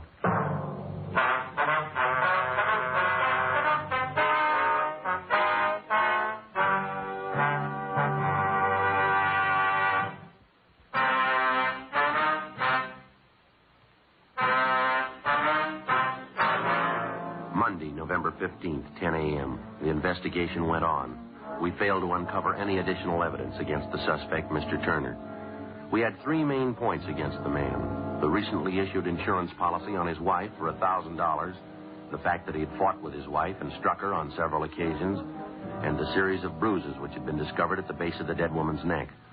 Well, as it stood, we weren't too sure that the case would hold up in court. Ben was less sure that the old man was actually responsible for the death of his wife. We figured if Turner was guilty, we might try to impress him with the evidence against him and attempt to get a confession. Monday, 1 p.m., we went over to the main jail to interrogate the suspect.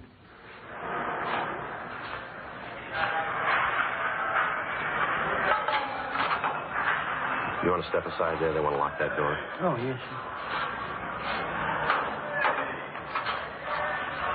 sir. This way, Mr. Turner. I'll get the light switch. Right in here, Mr. Turner. Mr. Turner, you'd like to sit down? All right. Thank you. Why'd you come to see me? Have you found out something? We've been checking a little bit further into the case, Mr. Turner. We got a few more questions for you, if you don't mind. Did you send the message to my sister-in-law, Mrs. Raymond, the one I asked you to send? Yes, sir. We took care of it.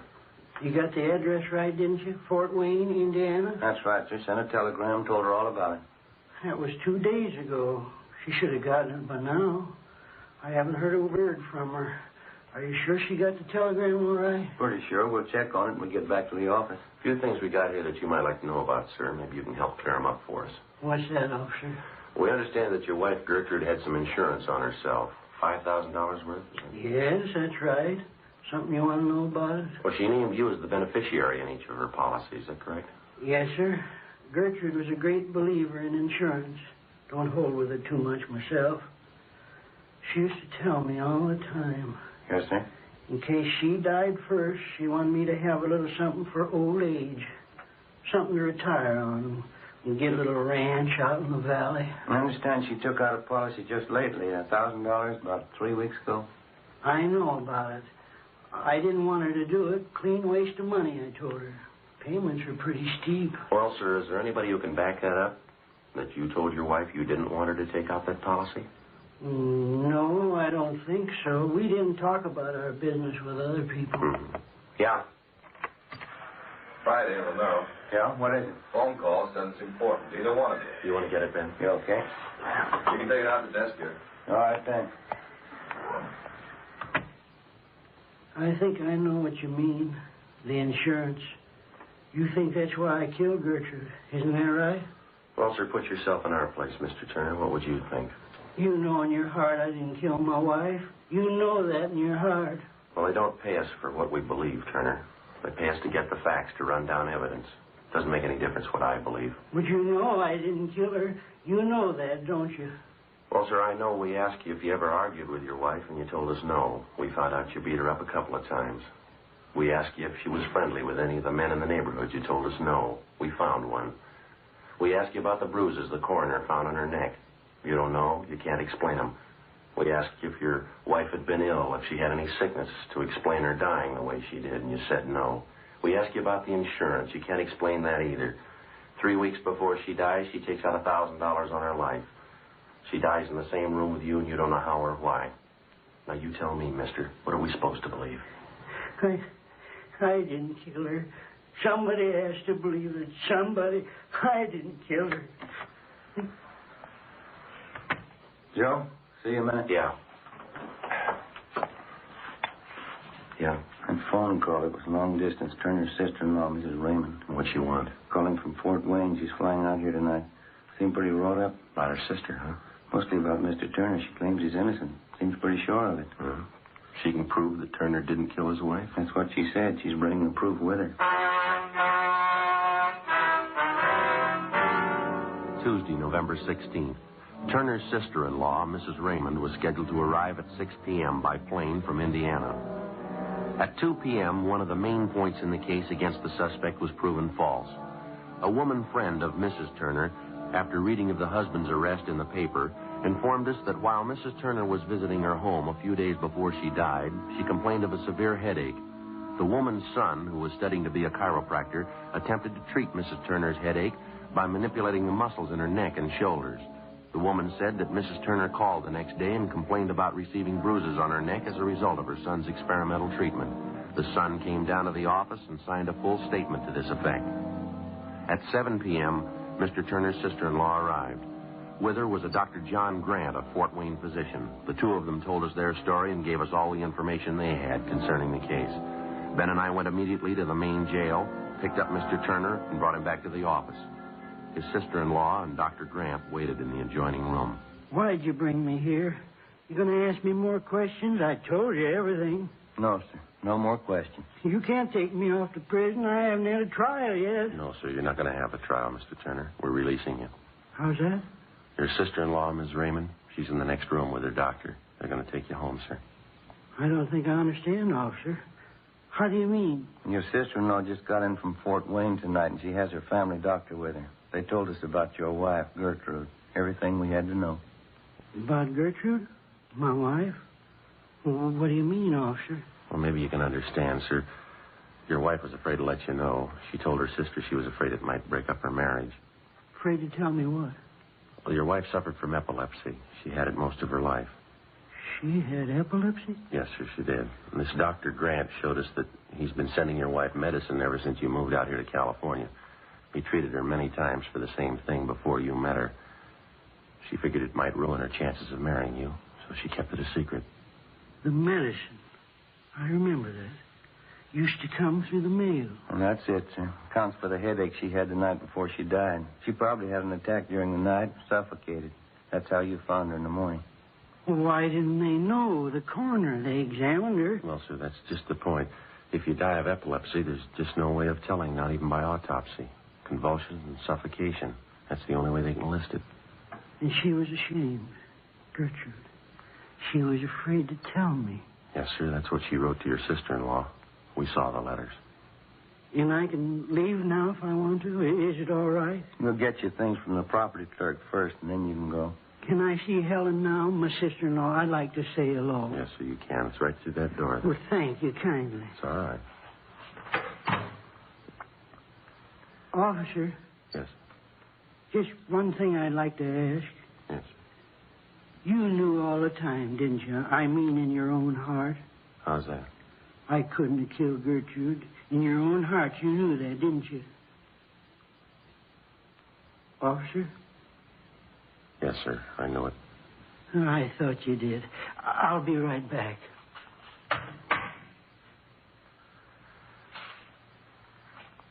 Joe? Huh? I wouldn't worry about him. What's that? We'll call it a white lie. Only the names were changed to protect the innocent. On November 16th, a meeting was held in the office of Blaine Steed, captain of homicide. In a moment, the results of that meeting.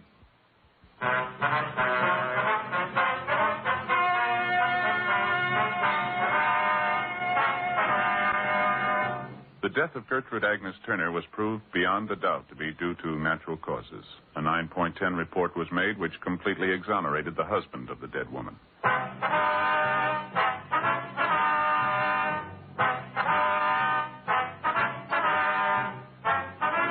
You have just heard Dragnet, a series of authentic cases from official files. Technical advice comes from the Office of Chief of Police W.H. Parker, Los Angeles Police Department.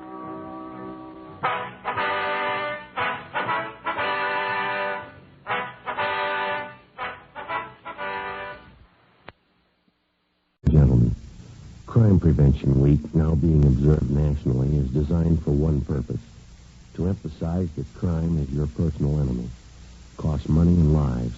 It weakens the moral and physical strength of your community. Show your respect for the law by cooperating with your police officer 52 weeks a year. Join the fight to stamp out crime, the ally of treason.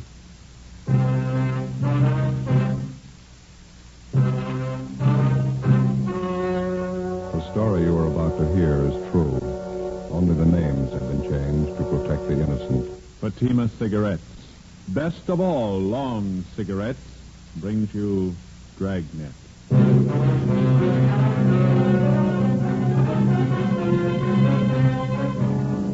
You're a detective sergeant.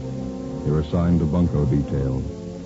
A husband and wife confidence team has shifted operations to your city.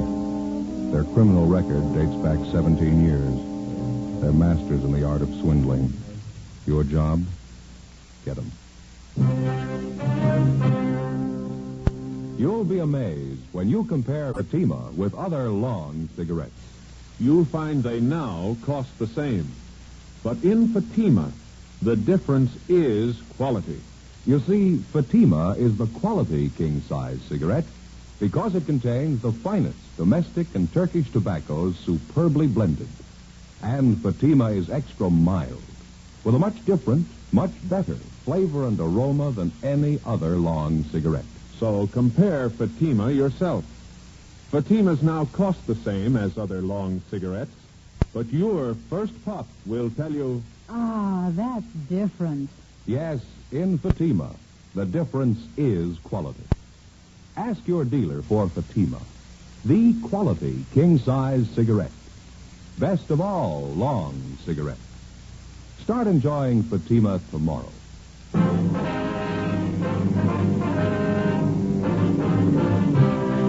Dragnet, the documented drama of an actual crime. For the next 30 minutes, in cooperation with the Los Angeles Police Department, you will travel step by step on the side of the law through an actual case transcribed from official police files. From beginning to end, from crime to punishment, Dragnet is the story of your police force in action. It was Monday, April 20th. It was windy in Los Angeles. We were working the day watch out of bunco detail. My partner's Ben Romero. The boss is Captain McCauley. My name's Friday. We were on the way out from the office, and it was 10:35 a.m. when we got to the Holy Gospel Tabernacle. Pastor's house. Look at that palm tree. Yeah. Windstorm sure didn't do it any good. Well, it was really blowing last night. Woke me up a couple of times. Yeah, not me. I slept like a baby.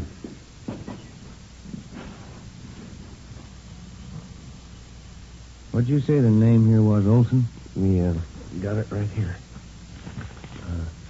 Reverend Andrew Olson. Mm-hmm. Doesn't seem to be anybody at home. I'll try it again.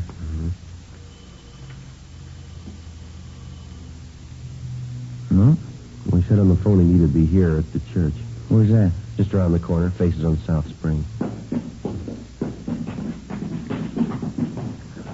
Not a very wealthy-looking neighborhood. It must be the church up there, huh? Mm-hmm. Sure could stand a coat of paint.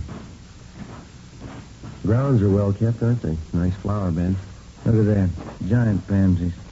Tried some in the backyard last year. It's too bad. What do you mean? Giant snails. Sliced them right off at the roots.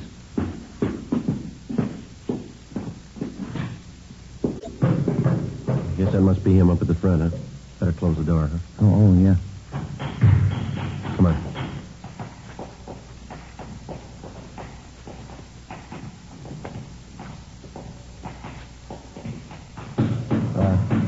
Excuse me, sir? Oh, didn't see you. You the Reverend Olson?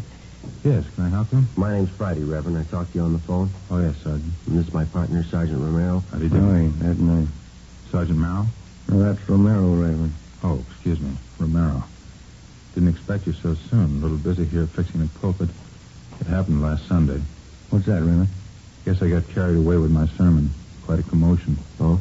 Leaned forward in the pulpit. This whole section here just splintered and broke right off. Ruined my whole sermon. Well, I can finish this up later. Have a chair there, officers. No, Thanks very much.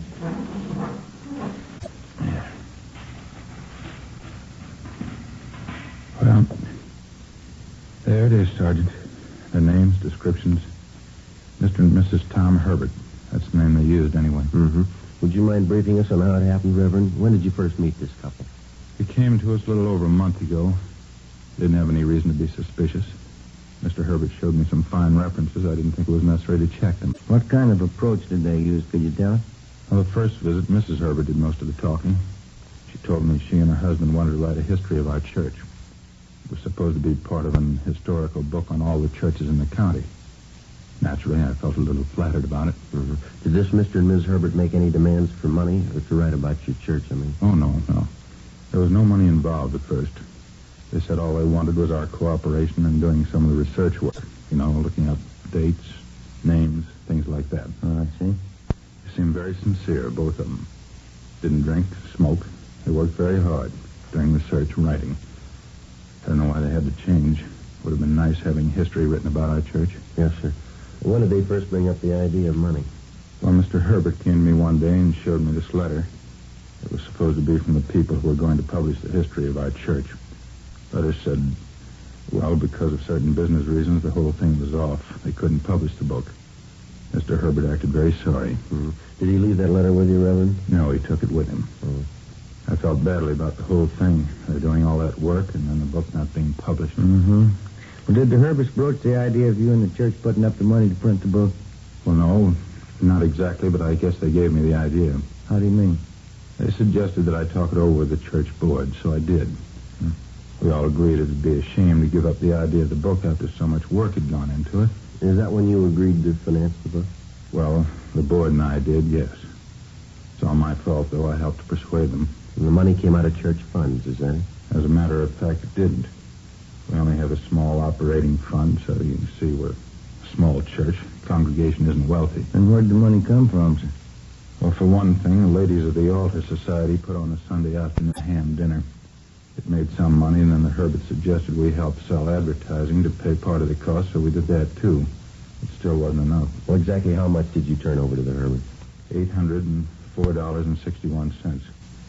I had to borrow $350 from the bank to make it. It'll all have to be paid back. People who paid for their advertising, too. It'll all have to come out of our pocket. It's a terrible thing. Yes, sir, it is. Terrible. I don't know what I'm going to do. I hate to ask the congregation for it.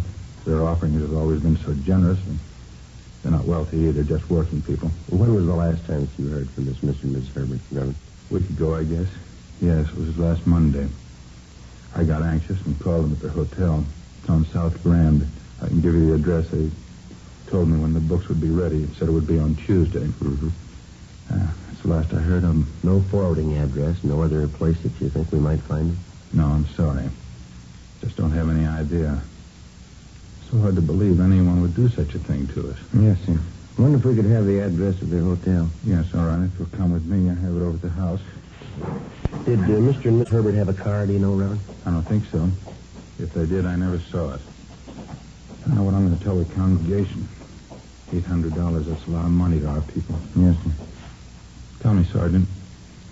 I don't mean to be uncharitable, but Mr. and Mrs. Herbert, do they have a criminal record? Have they done this sort of thing before? Well, their descriptions seem to fit a couple that we've been looking for. They've been working the churches in this area on and off for a couple of years now. Can't understand why they do such a thing. It's almost like robbing a poor box. Yes, sir, they've done that, too. 11:15 a.m. We went back to the city hall and pulled the package on the suspects, Mr. and Mrs. Tom Herbert. They were a veteran man and wife confidence team who'd worked the Los Angeles area and other large cities around the country. Their specialty seemed to be swindling churches and clergymen. Over a period of 17 years, they piled up a long record involving frauds and various bunco games, but they'd only been brought to trial once. The case had been dismissed for lack of sufficient evidence. 11:35 a.m. We took mug shots of Mr. and Mrs. Herbert out to the Reverend Olson, and he identified them. We checked the hotel on South Grand where they'd been staying. No lead. We got out a local broadcast and an APB on them. Together with the sheriff's office, we sent a special bulletin about the Herberts to the pastors of the different churches in the city and county. From the list of names on the mama sheet, we began checking out all the known friends and relatives of the suspects. One of them was a Clyde Harris, proprietor of a physical culture school out in the Wilshire district. 1 p.m. Tuesday, we drove out to talk to him.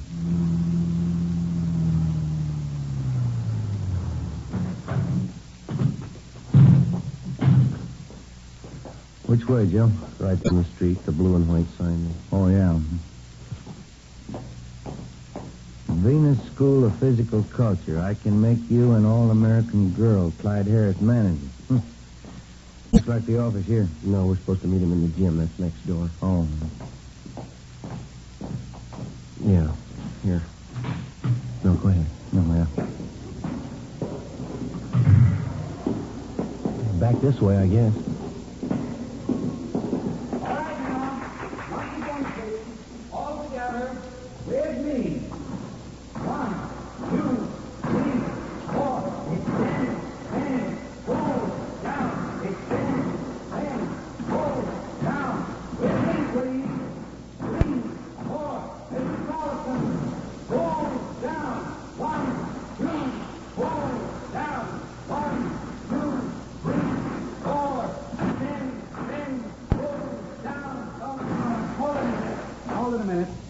No, I'm sorry, Mrs. Tolleson. You're doing it wrong. Your pelvis is all out of position. Excuse me, are you Clyde Harris? Yes, did you want something? Police officers, Mr. Harris. Like to talk to you? Oh, yeah, officer. Could you hold on half a minute? Sure, go right ahead. Francis, would you take over here for a few minutes? I have to talk to these gentlemen. Ladies, Francis is going to count for you for a while. You go right ahead with the lesson. I'll be back in a few minutes. Back here, officer. Won't take too long, will it? No, sir, just a few minutes. Sorry to interrupt your lesson. That's all right. I just don't want to have the ladies thinking I neglect them. They pay good money for these exercises. Yeah. Here you are. Here's a chair. Thank you. You said something about Tom Herbert on the phone, Sergeant. What's it all about? Well, we understand that you're a friend of the Herberts, Mr. Harris. Yeah, I knew Tom and Doris a couple of years back. Haven't seen much of them lately. When was the last time you saw him? Let's see, must be 2-3 months anyway. Anything wrong? Well, do you know where we could locate them? I don't know for sure. Last time I saw them, they were at a hotel downtown in South Grand, I think. Yeah, South Grand, right near Pico. You have no idea where they moved when they left there? No, I didn't even know they'd moved. They haven't phoned or contacted you at all in the last month or so? No, not a word. They're not in a jam again, are they? We'd like to talk to them, that's all. Would you know of any of their favorite spots around town, eating, drinking places? No, I don't think I could say. They got around quite a bit. You checked with some of their other friends around town, the Pattons, the Thompson, Mike Runyon? What was that last one? Mike Runyon. Very good friend of the Herberts. Ben? No, I don't recall the name. Well, how could we get in touch with this Runyon, Mr. Harris? You got a phone. Come on in the office. We'll call him if you like. Yeah, thank you very much.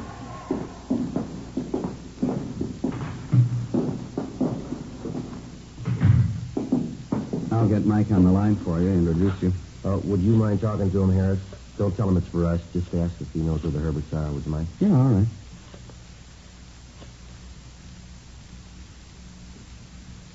No answer. Hello, Mike? Clyde Harris, Mike. Yeah, how are you? Fine. Fine? Yeah, a long time. Say, Mike, you any idea where Tom and Doris Herbert are? Mm-hmm. Is that right? How about that, huh? You don't. No, that's okay. It's not important.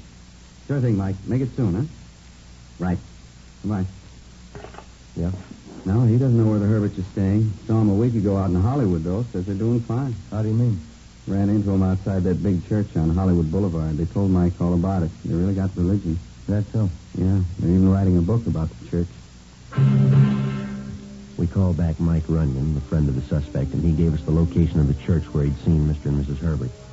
Ben and I drove out there and talked to the pastor, Reverend John Kenworth. We showed him the Herberts' mugshots, and he identified them. They were going under the name of Williams, and supposedly they were writing a book about the history of the church.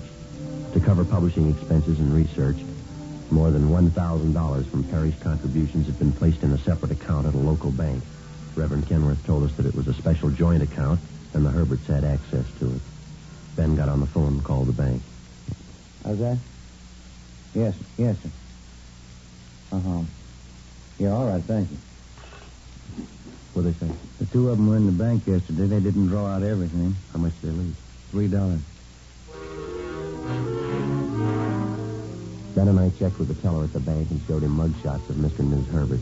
He identified them as the couple who'd withdrawn the church funds. We went to the hotel address the suspects had given to Reverend Kenworth. They'd checked out 2 days before. The search went on. 2 weeks passed. We ran out of leads. No further reports on the couple. A month went by. Tuesday, May 23rd, we got an APB from San Francisco on a couple answering the Herbert question. They were still working the church angle. During the next 6 weeks, we got reports on them from Washington, Oregon, Nevada, and Northern California. In Sacramento, they apparently changed their M.O. for the first time. They started selling phony health insurance policies. They promised everything, and they had a lot of takers. One of the big selling points was a clause which promised full protection if anybody in the family should come down with polio. From Sacramento, they headed south to Oakland and then to Fresno. On July 10th, the complaints started to come in, and we knew the Herberts had moved into Los Angeles with their health insurance racket. One of the first victims was a Carl Fogarty. He lived out in the Westlake area. Here's the policy they gave me, Sergeant. Apex Health Insurance. Not worth the paper it's printed on. When did they sell you this, Mr. Fogarty? You remember? 3 weeks ago, I guess. Never would have known it was phony if my boy hadn't come down with polio. How's he getting along? Not too good. Right leg. He's got it bad there. Not as if we don't have enough grief we got to lose out on this bum insurance. You mind if I take a look at that policy, sir? No, Go ahead. Here you are. Yeah, same outfit, Joe. Apex Health Insurance. Same phony address. Yeah. Would you remember the man who sold you this, do you think? I think I would, yeah. I wonder if you'd mind looking through these pictures, Mr. Fogarty. Mm-hmm. Not at all. Look at them carefully, if you will. Mm-hmm. Mm-hmm. Yeah. This one. That's him. I remember. Who's he? His name's Herbert. When he came in to sell you this policy, was he alone? Yeah, he was. Had a real good sales talk. How much did you pay for the insurance? Let's see. $43 and some odd cents. I remember that because I cashed in my war bond, and then I took $5 out of the rent money. Outside of this policy here, you have no other papers that the man might have given you? No, nothing but this business card here. Mm-hmm. He gave me that. See here, the same name, Apex Health Insurance. Yeah. Well, thank you very much, Mr. Fogarty. We hope your little boy pulls out of it all right. Thanks. Here's our card, Jim. If there's anything we can do, give us a call. Sure, okay. About time we check the office, huh? I think so. Do you have a phone here, Mr. Fogarty? Oh, yeah, Sergeant. Straight back in the hall there. Help yourself. Thank you very much.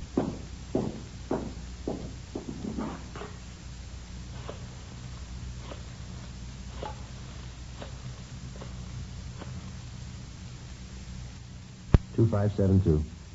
Yeah, that's fine. Yeah, Fred. Joe Friday. Anything for us in the book? West 7th.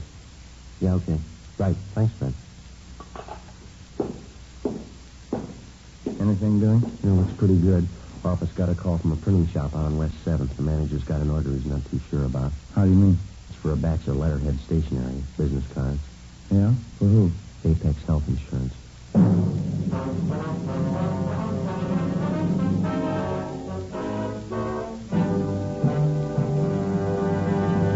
You are listening to Dragnet for the step-by-step solution to tonight's authentic case history. Here, step by step, are the actual reasons why Fatima is the quality king-size cigarette. Why in Fatima the difference is quality. Quality of tobaccos. The finest domestic and Turkish varieties, extra mild and superbly blended to give you a much different, much better flavor and aroma. Quality of manufacture. Smooth, round, perfect cigarettes. Rolled in the finest paper money can buy. Manufactured in the newest and most modern of all cigarette factories. Quality even to the appearance of the bright, clean, golden yellow package. Carefully wrapped and sealed to bring you Fatima's rich, fresh, extra mild flavor. Compare Fatima yourself. Fatimas now cost the same as other long cigarettes, but your first puff will tell you. Ah, that's different. Yes, in Fatima, the difference is quality. Insist on Fatima. Start enjoying the quality king-size cigarette. Fatima. Best of all long cigarettes.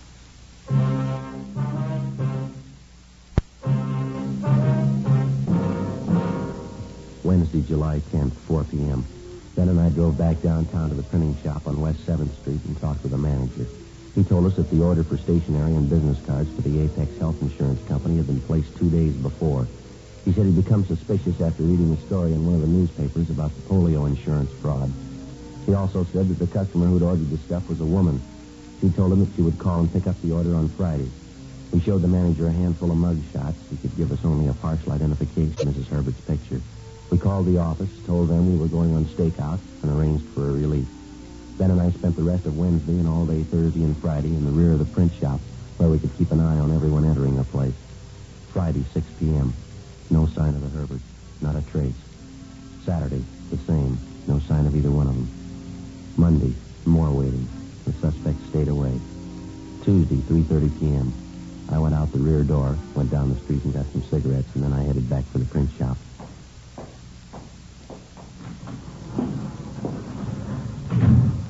Ben? Keep your coat on, Joe. Just called the office for a relief. Why, what's doing? That Clyde Harris, friend of the Hertz, guy who runs the physical culture school. Yeah, what about him? He called the office, wanted to talk to us. I phoned him out there at the gym. Yeah? He told me he was out drinking last night, and he met Mrs. Herbert at a bar. She was alone. Did he tell you where to find her? The Greenwood apartment, 603. When the relief men arrived, Ben and I left and drove across town to the Greenwood Apartments on Taylor Street. It was a 3-story frame building set back from the sidewalk behind a sloping lawn lined with a box hedge. We checked the names on the mailboxes. The name T.J. Bronson was listed for apartment 603. We rang, but there was no answer. Better try the manager, huh? Yeah. It's a nice place. Insurance racket must be paying off for him. Here we go. Mm-hmm.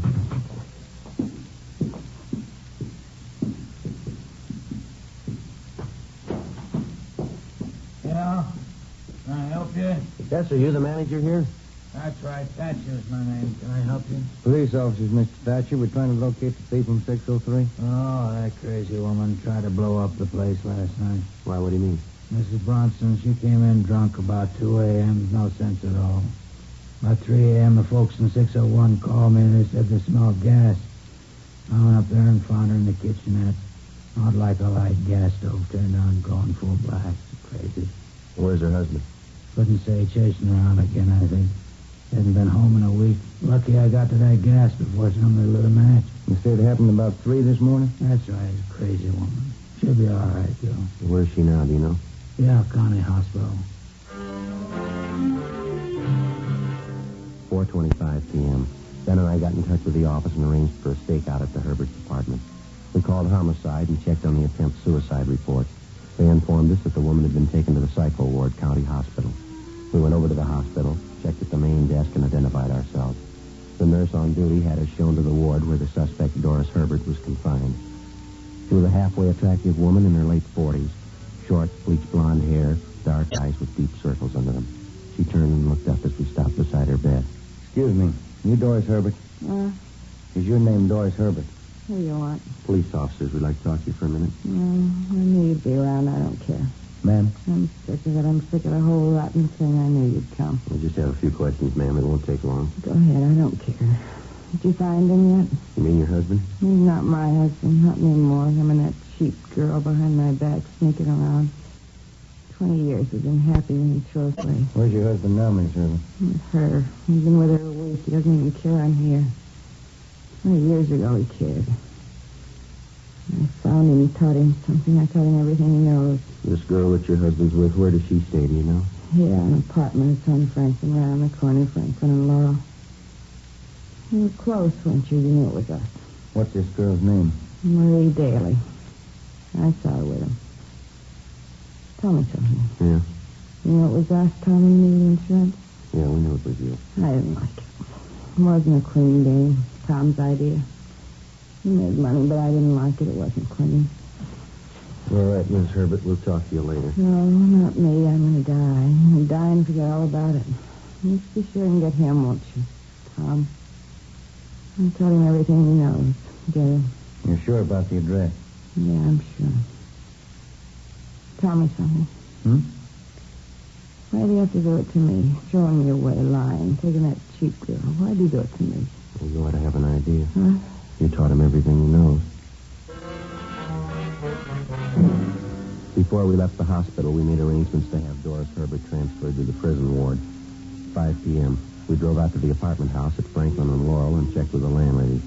She told us that Tom Herbert's girlfriend, Marie Daly, had checked out of her apartment the day before. She said the Daly girl had a middle-aged man with her.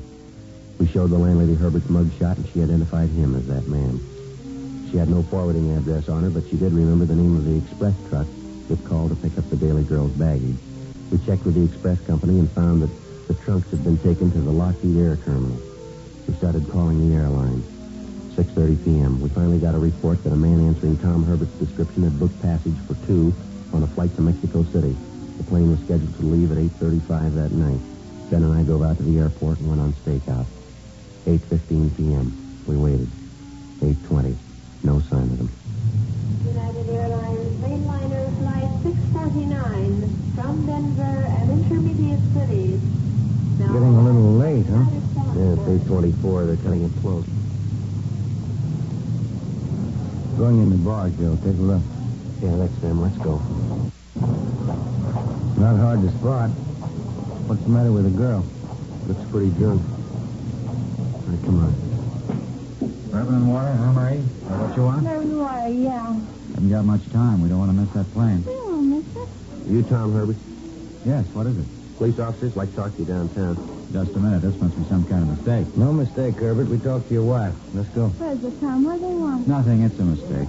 Now, look, officers, I don't know what this is all about, but we have to get a plane, the 835. I can't go downtown with you. Can't we talk it over here? I'm sure we can straighten this out. Your wife copped out, Herbert. Now, let's make it easy, huh? Come on, lady. What's he talking about, Tom? Or wife? What do you mean? I told you it's a mistake. Now, be reasonable, huh, officer? All we want to do is take a trip. We've been planning on this. New clothes, new luggage. Here's your hat. Our car's outside. It's a mistake. You can't do this. We planned on it. We've been waiting a long time for this. Yes, sir. So have we. Come on, let's go.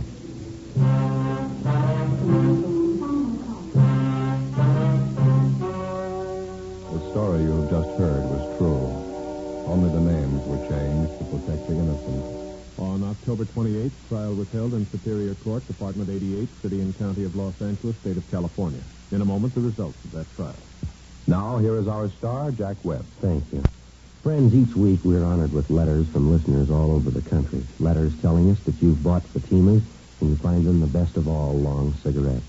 Well, thanks to you and the many thousands of other smokers who have switched to Fatimas, I'm happy to report that more people are now enjoying Fatimas than ever before. January sales figures just released show that in the East, Fatima sales are up 56%. In the Middle West, sales up 133%. And here on the coast, Fatima shows an increase of 68%. Well, that means Fatima sales are up nearly 70% all over the country. Now, if you haven't yet discovered Fatima's much different, much better flavor and aroma, I suggest that you buy a pack tomorrow. When you do, I'm convinced you'll agree with Fatima smokers everywhere. In Fatima, the difference is quality.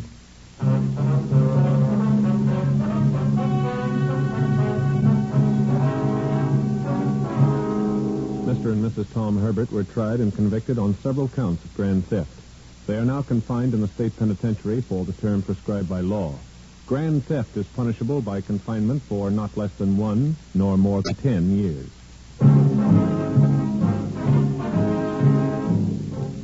You have just heard Dragnet, a series of authentic cases from official files. Technical advice comes from the Office of Chief of Police W.H. Parker, Los Angeles Police Department. Fatima Cigarettes, best of all long cigarettes, has brought you Dragnet, portions transcribed from Los Angeles. David Harding, Counter Spy, solves an exciting case next on NBC.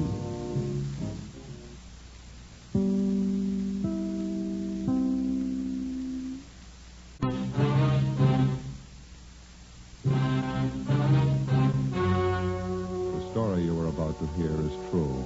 Only the names have been changed to protect the innocent. Fatima Cigarettes, best of all long cigarettes, brings you Dragnet.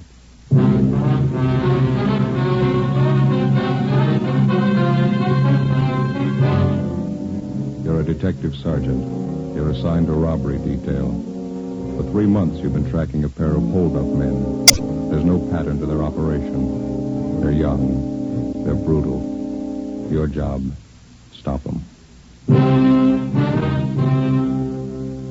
You'll be amazed when you compare Fatima with other long cigarettes. You'll find they now cost the same. But in Fatima, the difference is quality. You see, Fatima is the quality king-size cigarette because it contains the finest Turkish and domestic tobaccos superbly blended. And Fatima is extra mild with a much different, much better flavor and aroma than any other long cigarette. So compare Fatima yourself.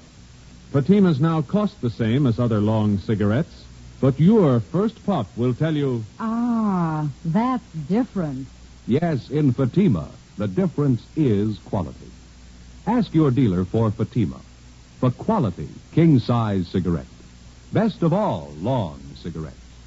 Start enjoying Fatima tomorrow.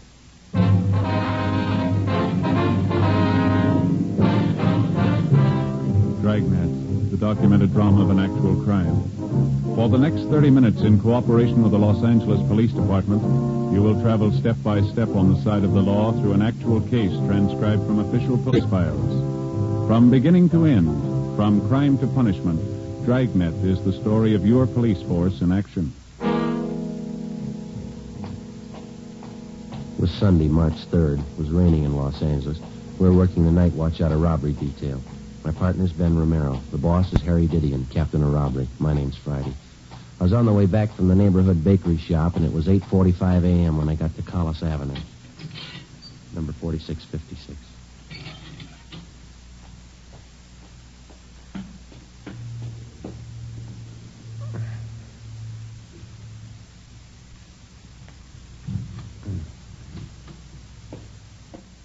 Joe?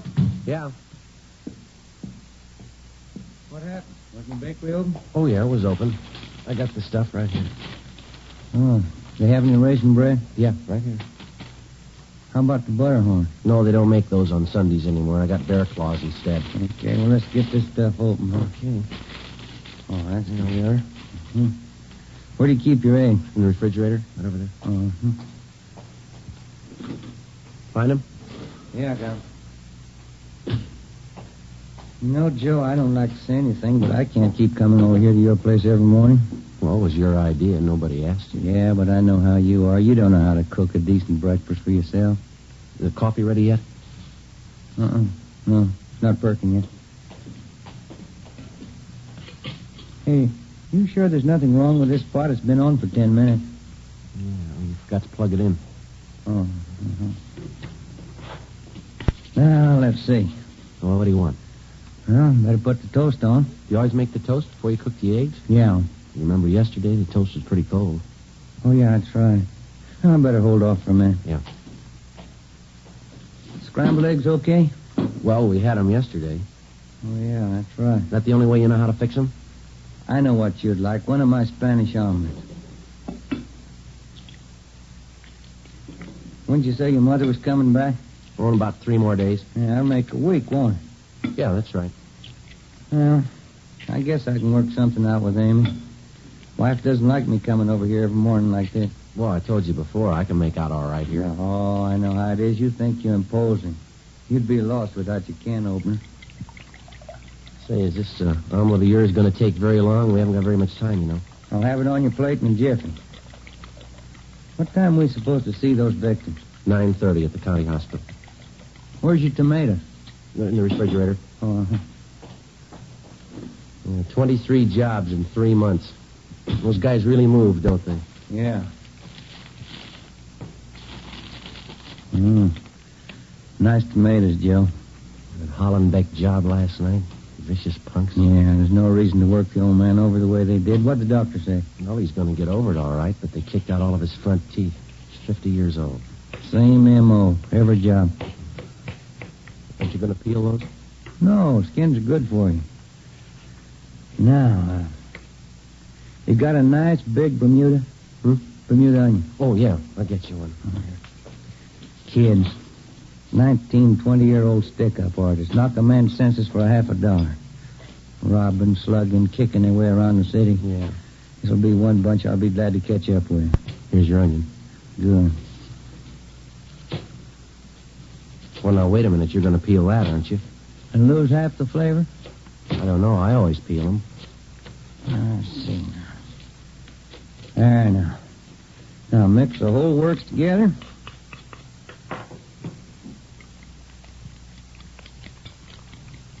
You going to put it in that pan on the stove there? Yes, sir. Looks pretty hot, doesn't it? It's smoking. Joe, that's the way you cook a Spanish omelet. Hot, fire, and fast. Now, into the pan. The whole trick in making a good Spanish omelet is you got to work fast. What are all those little brown flakes on the top there? Oh, the onion skins. No, I don't know. That doesn't look right to me. Wait till you taste it. I got it.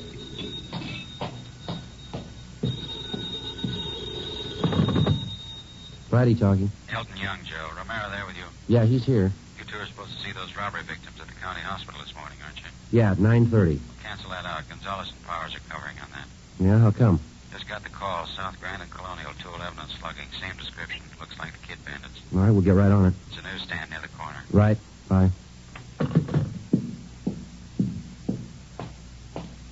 Look at that, Joe. I just took it out of the pan. Yeah. Best Spanish omelet I ever made. That's too bad. We're not going to have time to eat it.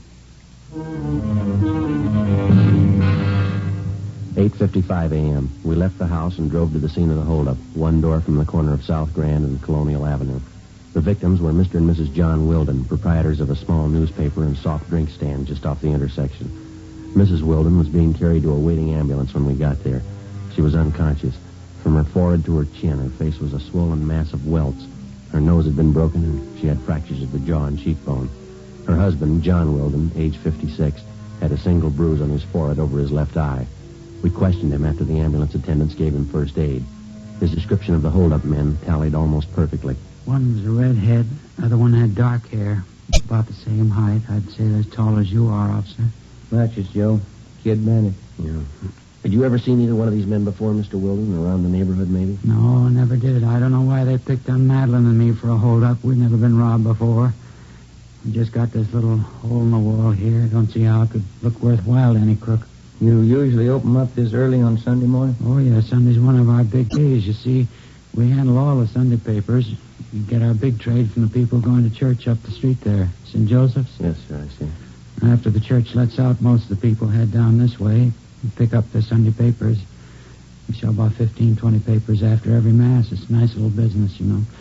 We close up after 12:15. Well, when did the holdup take place? Can you remember that, sir? Well, I'd say 8:30, a few minutes after. I went down to the Athens Cafe down the street there. I wanted to get some change. I left Madeline here to handle the counter. Madeline, that's my wife. Yes, sir. And when I got back, she wasn't behind the counter. I took a look behind here and saw her cash box laying on the cement there, empty. And I didn't know what to think. Mm-hmm. What'd you do then? Well, I pushed through this door here. It's a little dinky storeroom just back at the counter. It's where we keep our supplies, candy and soda water. You mind if we take a look, sir? No. Come right ahead. You see, when I came in, first thing I saw was Madeline. That's my wife. And she was lying there on the boards moaning, had her hands over her face. The two young fellows were standing over her, and both had guns. Mm-hmm. What did they do when they saw you? And they grabbed me and asked for money. I told them I didn't have any. I began to holler for help. One of them slugged me with his gun, and then they ran out. Still a little shaky. You mind if I sit down? Go ahead, sir. Oh, here. Let me get this box for you. Thank you. Say, I wonder if we could get you some water or maybe a cold drink from the cooler. Oh, no. But you'll find a half pint behind those cases over there. A little brandy I keep put away. Oh, over here? Yes, that's right. Behind those cases. I don't usually drink on Sundays. This is an exception, I guess. Here you are, Mr. Wilden. Put that on the floor there, Ben. No, near your foot there. Oh, let's see. Oh, the light's not very good. Oh, book of matches. Yeah. Are these yours, Mr. Wilden? These matches? No, I don't carry them. Well, your wife's, I guess, huh? I don't think so. Neither one of us smoke. What's that ad printed on the back here? Big Ten Cafe. Steaks, chopped, short orders. Open all night. West Pico. You handle cigarettes and cigars here, sir? No, sir.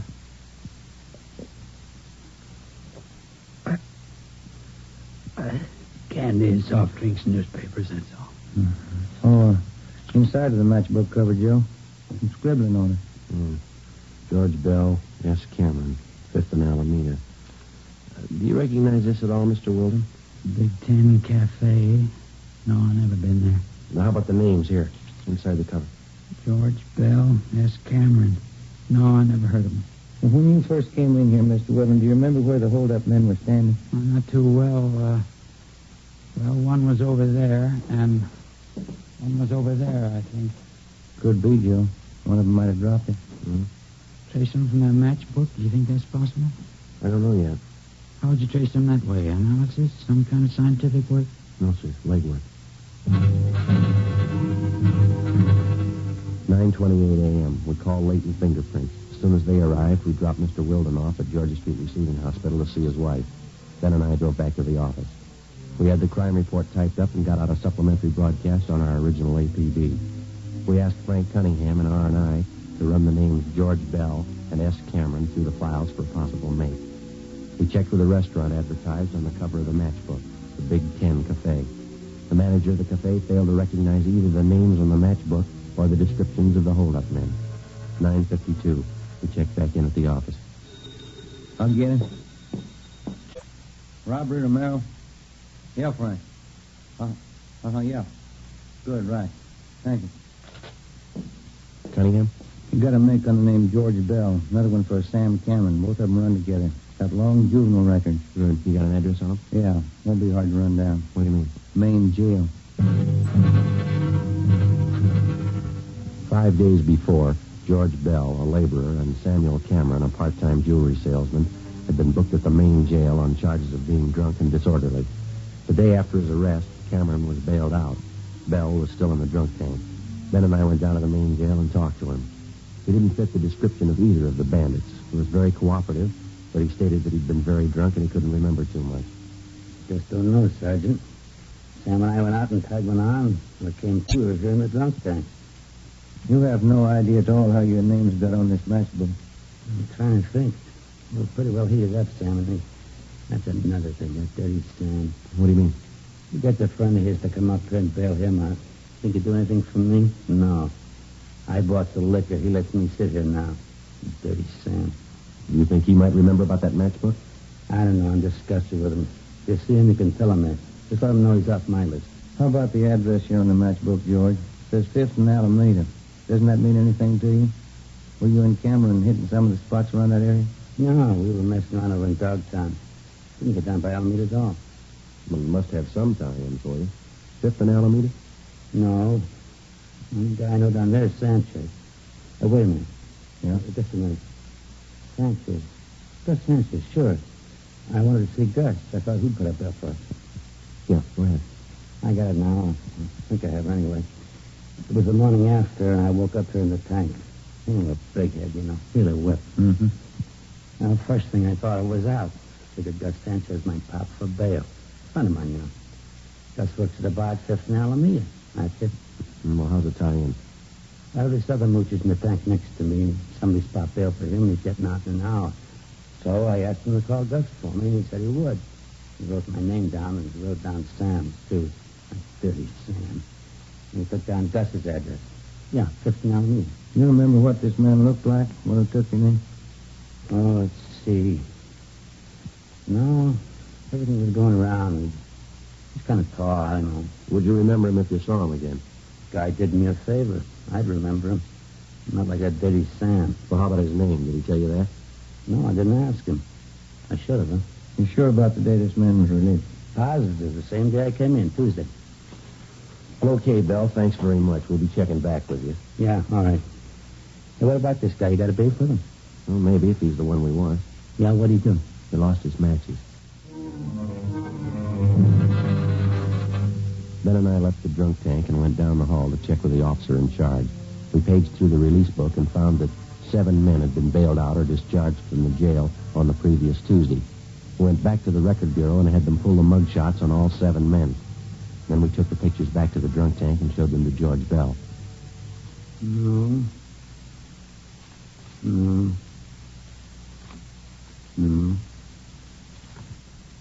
Yeah, this one I think. Can't be sure. I think that's him. George Bell had tentatively identified the mugshot of a Fred Gunter, WMA, 21 years old. Gunter had a previous record of grand theft auto, purse snatching, and drunk charges. His picture matched closely with the description of one of the suspects. 4 a.m. We contacted the Kid Bandit's most recent victim, John Wilden, at his home. We asked him to look at the same group of mugshots that we'd shown to George Bell.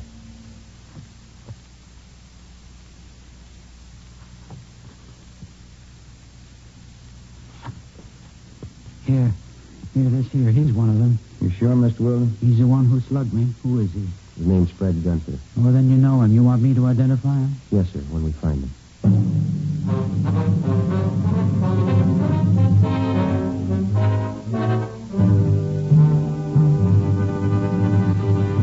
You are listening to Dragnet, authentic stories of your police force in action. Now, here's an authentic report from Fatima Cigarettes. 1949. Fatima more than doubled its smokers coast to coast. 1950. Another record-breaking year. with more long cigarette smokers insisting on Fatima quality than ever before. In 1951, enjoy Fatima quality yourself. Yes, friends, in Fatima, the difference is quality. Quality of tobaccos.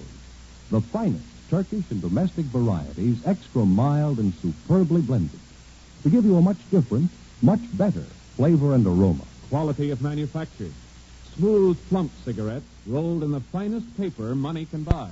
Quality, even to the appearance of the bright, clean, golden yellow package. Carefully wrapped and sealed to bring you Fatima's rich, fresh, extra mild flavor. Compare Fatima yourself. Fatimas now cost the same as other long cigarettes, but your first puff will tell you... Ah, that's different. Yes, in Fatima, the difference is quality. Start enjoying Fatima quality yourself. Insist on Fatima, the quality king-size cigarette.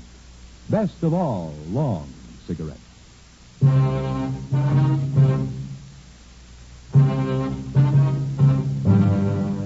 Monday, March 4th, 9 a.m. We checked out the suspect, Fred Gunther. No trace of him at any of his previous addresses. We began checking with the other victims of the Kid Bandits. After a day and a half of legwork, we sat down and figured up the results. More than two-thirds of the victims definitely tabbed Gunther as one of the hold-up men. The next step was the Record Bureau. We had them pull the packages on every one of Gunther's known friends and associates. There were more than 30 of them. We had mugshots pulled on each one of them and made the rounds of the victims for the second time. Approximately half of the victims had singled out one picture as that of Gunther's partner in the holdup. We pulled the package on the man and checked his mama sheet. His name was Harold Reimers, WMA, age 19.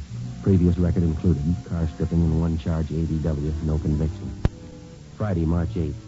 We continued our check of the friends and associates known to the two suspects, Gunther and Reimers. We got nowhere. 2 weeks passed. On March 23rd, we got a tip from an informant about a girlfriend of Fred Gunther's, a vocalist working at a downtown dance hall during intermissions. Long haul. Yeah, one more flight. Mm-hmm. Climb 4 flights of stairs and then they expect you to dance. I guess this is it. Yeah, come on. Big enough floor, huh? Well, it shows a little wear. The place has been here for years. Look at those walls and that ceiling. Sure could use a fresh coat of paint. Her name's Stanley, is that right? Yeah, that's it.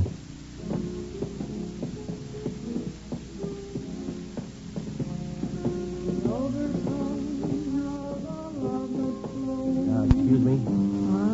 Your name Lorraine Stanley? Yeah, that's right.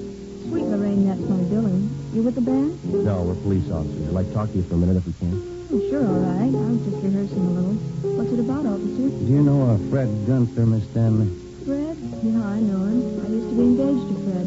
You happen to know where he is now? No, I don't. Guess I haven't heard from him in 3-4 months. Usually looks me up when I'm in town. Maybe he's sore about something, I don't know. Has he contacted you at all? Not since I got back from Bakersfield a month ago. I played 32 weeks in Bakersfield, the Ramble Inn. Sure hated to leave, nice place. Mm-hmm. Where does Gunther stay in town? Do you happen to know that? Used to be that hotel on South Flower. Called him there, but they said he moved. Used to like Fred a lot. Not enough to marry me. Do you have any idea where he might have gone, where we could contact him? No, I really don't. Nothing wrong, is there? That I mean? No, it's just a routine investigation. We'd like to talk to him. What's it about? Can you tell me? It's a robbery investigation. We want to locate Gunther. Do you happen to know any of his friends here in the city? No. Maybe that's why he didn't call. He's in trouble. Mm-hmm. Robbery? Is that it? Well, we just like to talk to him, that's all. Well, if he's done something wrong, I'm not hiding. I can't afford to get mixed up in it. I've got a career to think about. I've worked too hard to throw it away. Well, how about the places Gunther usually visits, Miss Stanley? Bars, restaurants. You know any of those? Well, I remember a few. I can give you the names if you like. Poor Fred. I hope he didn't do it for me. Ma'am? Well, Fred says he's in love with me. I don't know. He thinks I want money. Maybe that's why he's doing it. I told him, but he never believed me. All I want is my career. Well, do you think that Gunther might come around here to see you? Probably. He usually does when I'm in town. How about where you're living? I'm staying at a different hotel this week. He doesn't know where he lives. Poor Fred. He's going to be awfully disappointed. Hmm? How do you mean? Oh, he said he was going to get money and buy a ring. He's going to marry me this time. Poor Fred.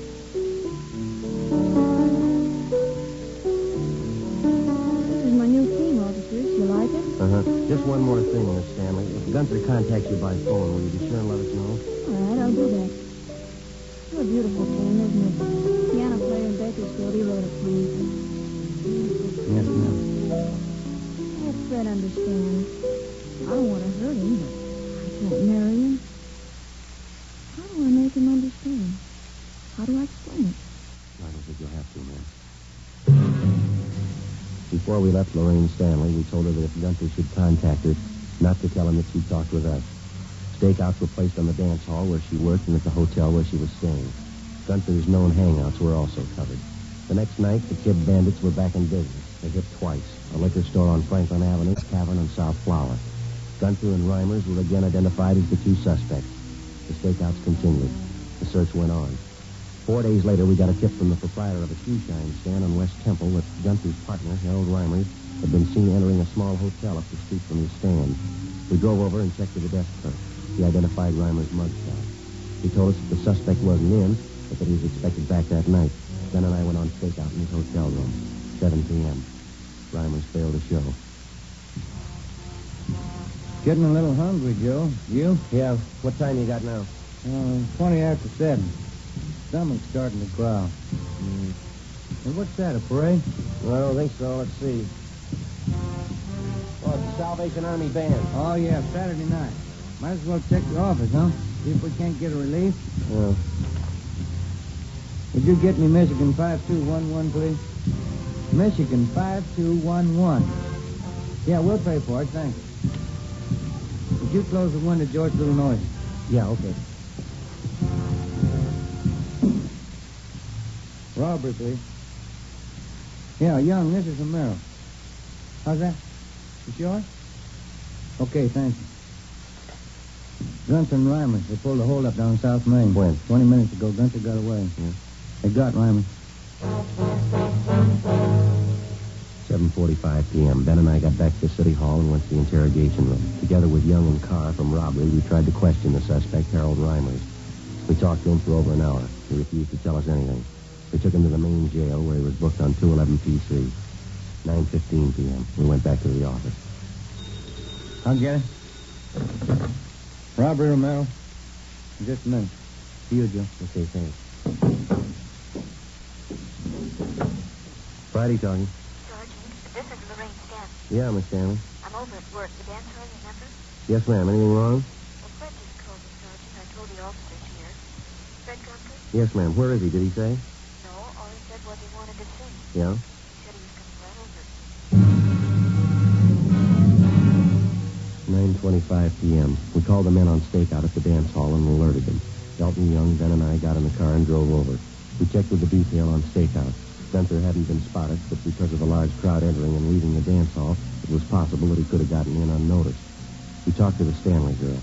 She hadn't seen or heard anything further from the suspect. Ben and I staked out in her dressing room where Gunther said he'd meet the girl. It was a small converted storeroom at one end of the dance floor just behind the bandstand.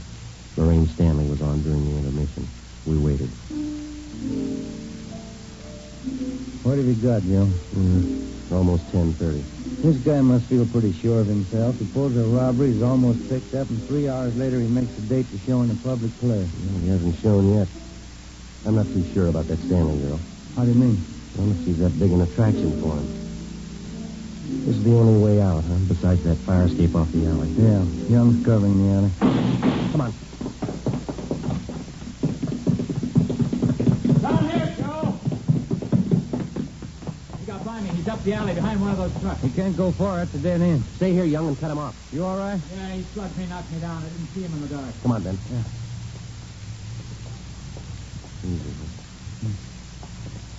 Good dark. Watch it behind that truck. Make room. I'm coming out. Watch it, Joe. Missed him. Coming at you, Young.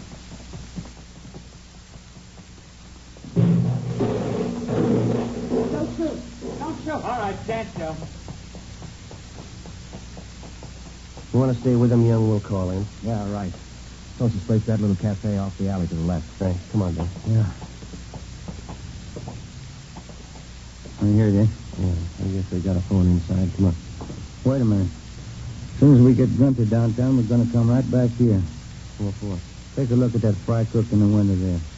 Yeah, what about him? That fella makes a Spanish omelet exactly like I do.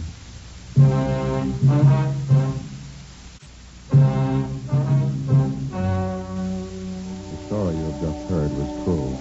Only the names were changed to protect the innocent. On July 19th, trial was held in Superior Court, Department 86, City and County of Los Angeles, State of California. In a moment, the results of that trial. Now, here is our star, Jack Webb. Thank you. Friends, if you're a long cigarette smoker like I am, remember, in Fatima, the difference is quality. Now, believe me, this difference is mighty important. So important that you'll always remember the first pack of Fatimas that you buy. Fatima's fast-growing popularity backs me up on that. But look, you can prove it to yourself by getting a pack of Fatimas tomorrow. You'll find that they now cost the same as other long cigarettes. And your first pack will convince you to go right on smoking them. Join me and the new thousands who enjoy Fatima's extra mildness, Fatima's rich, better flavor and aroma. You'll discover what all we Fatima smokers know. In Fatima, the difference is quality.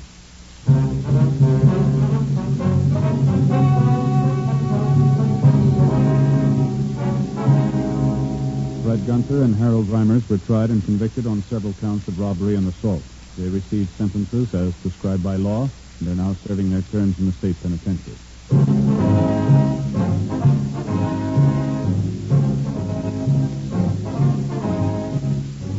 You have just heard Dragnet, a series of authentic cases from official files. Technical advice comes from the Office of Chief of Police W.H. Parker, Los Angeles Police Department.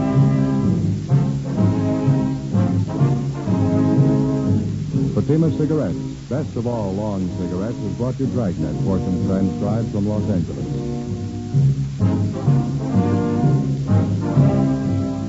We the People is next with stories of today on NBC.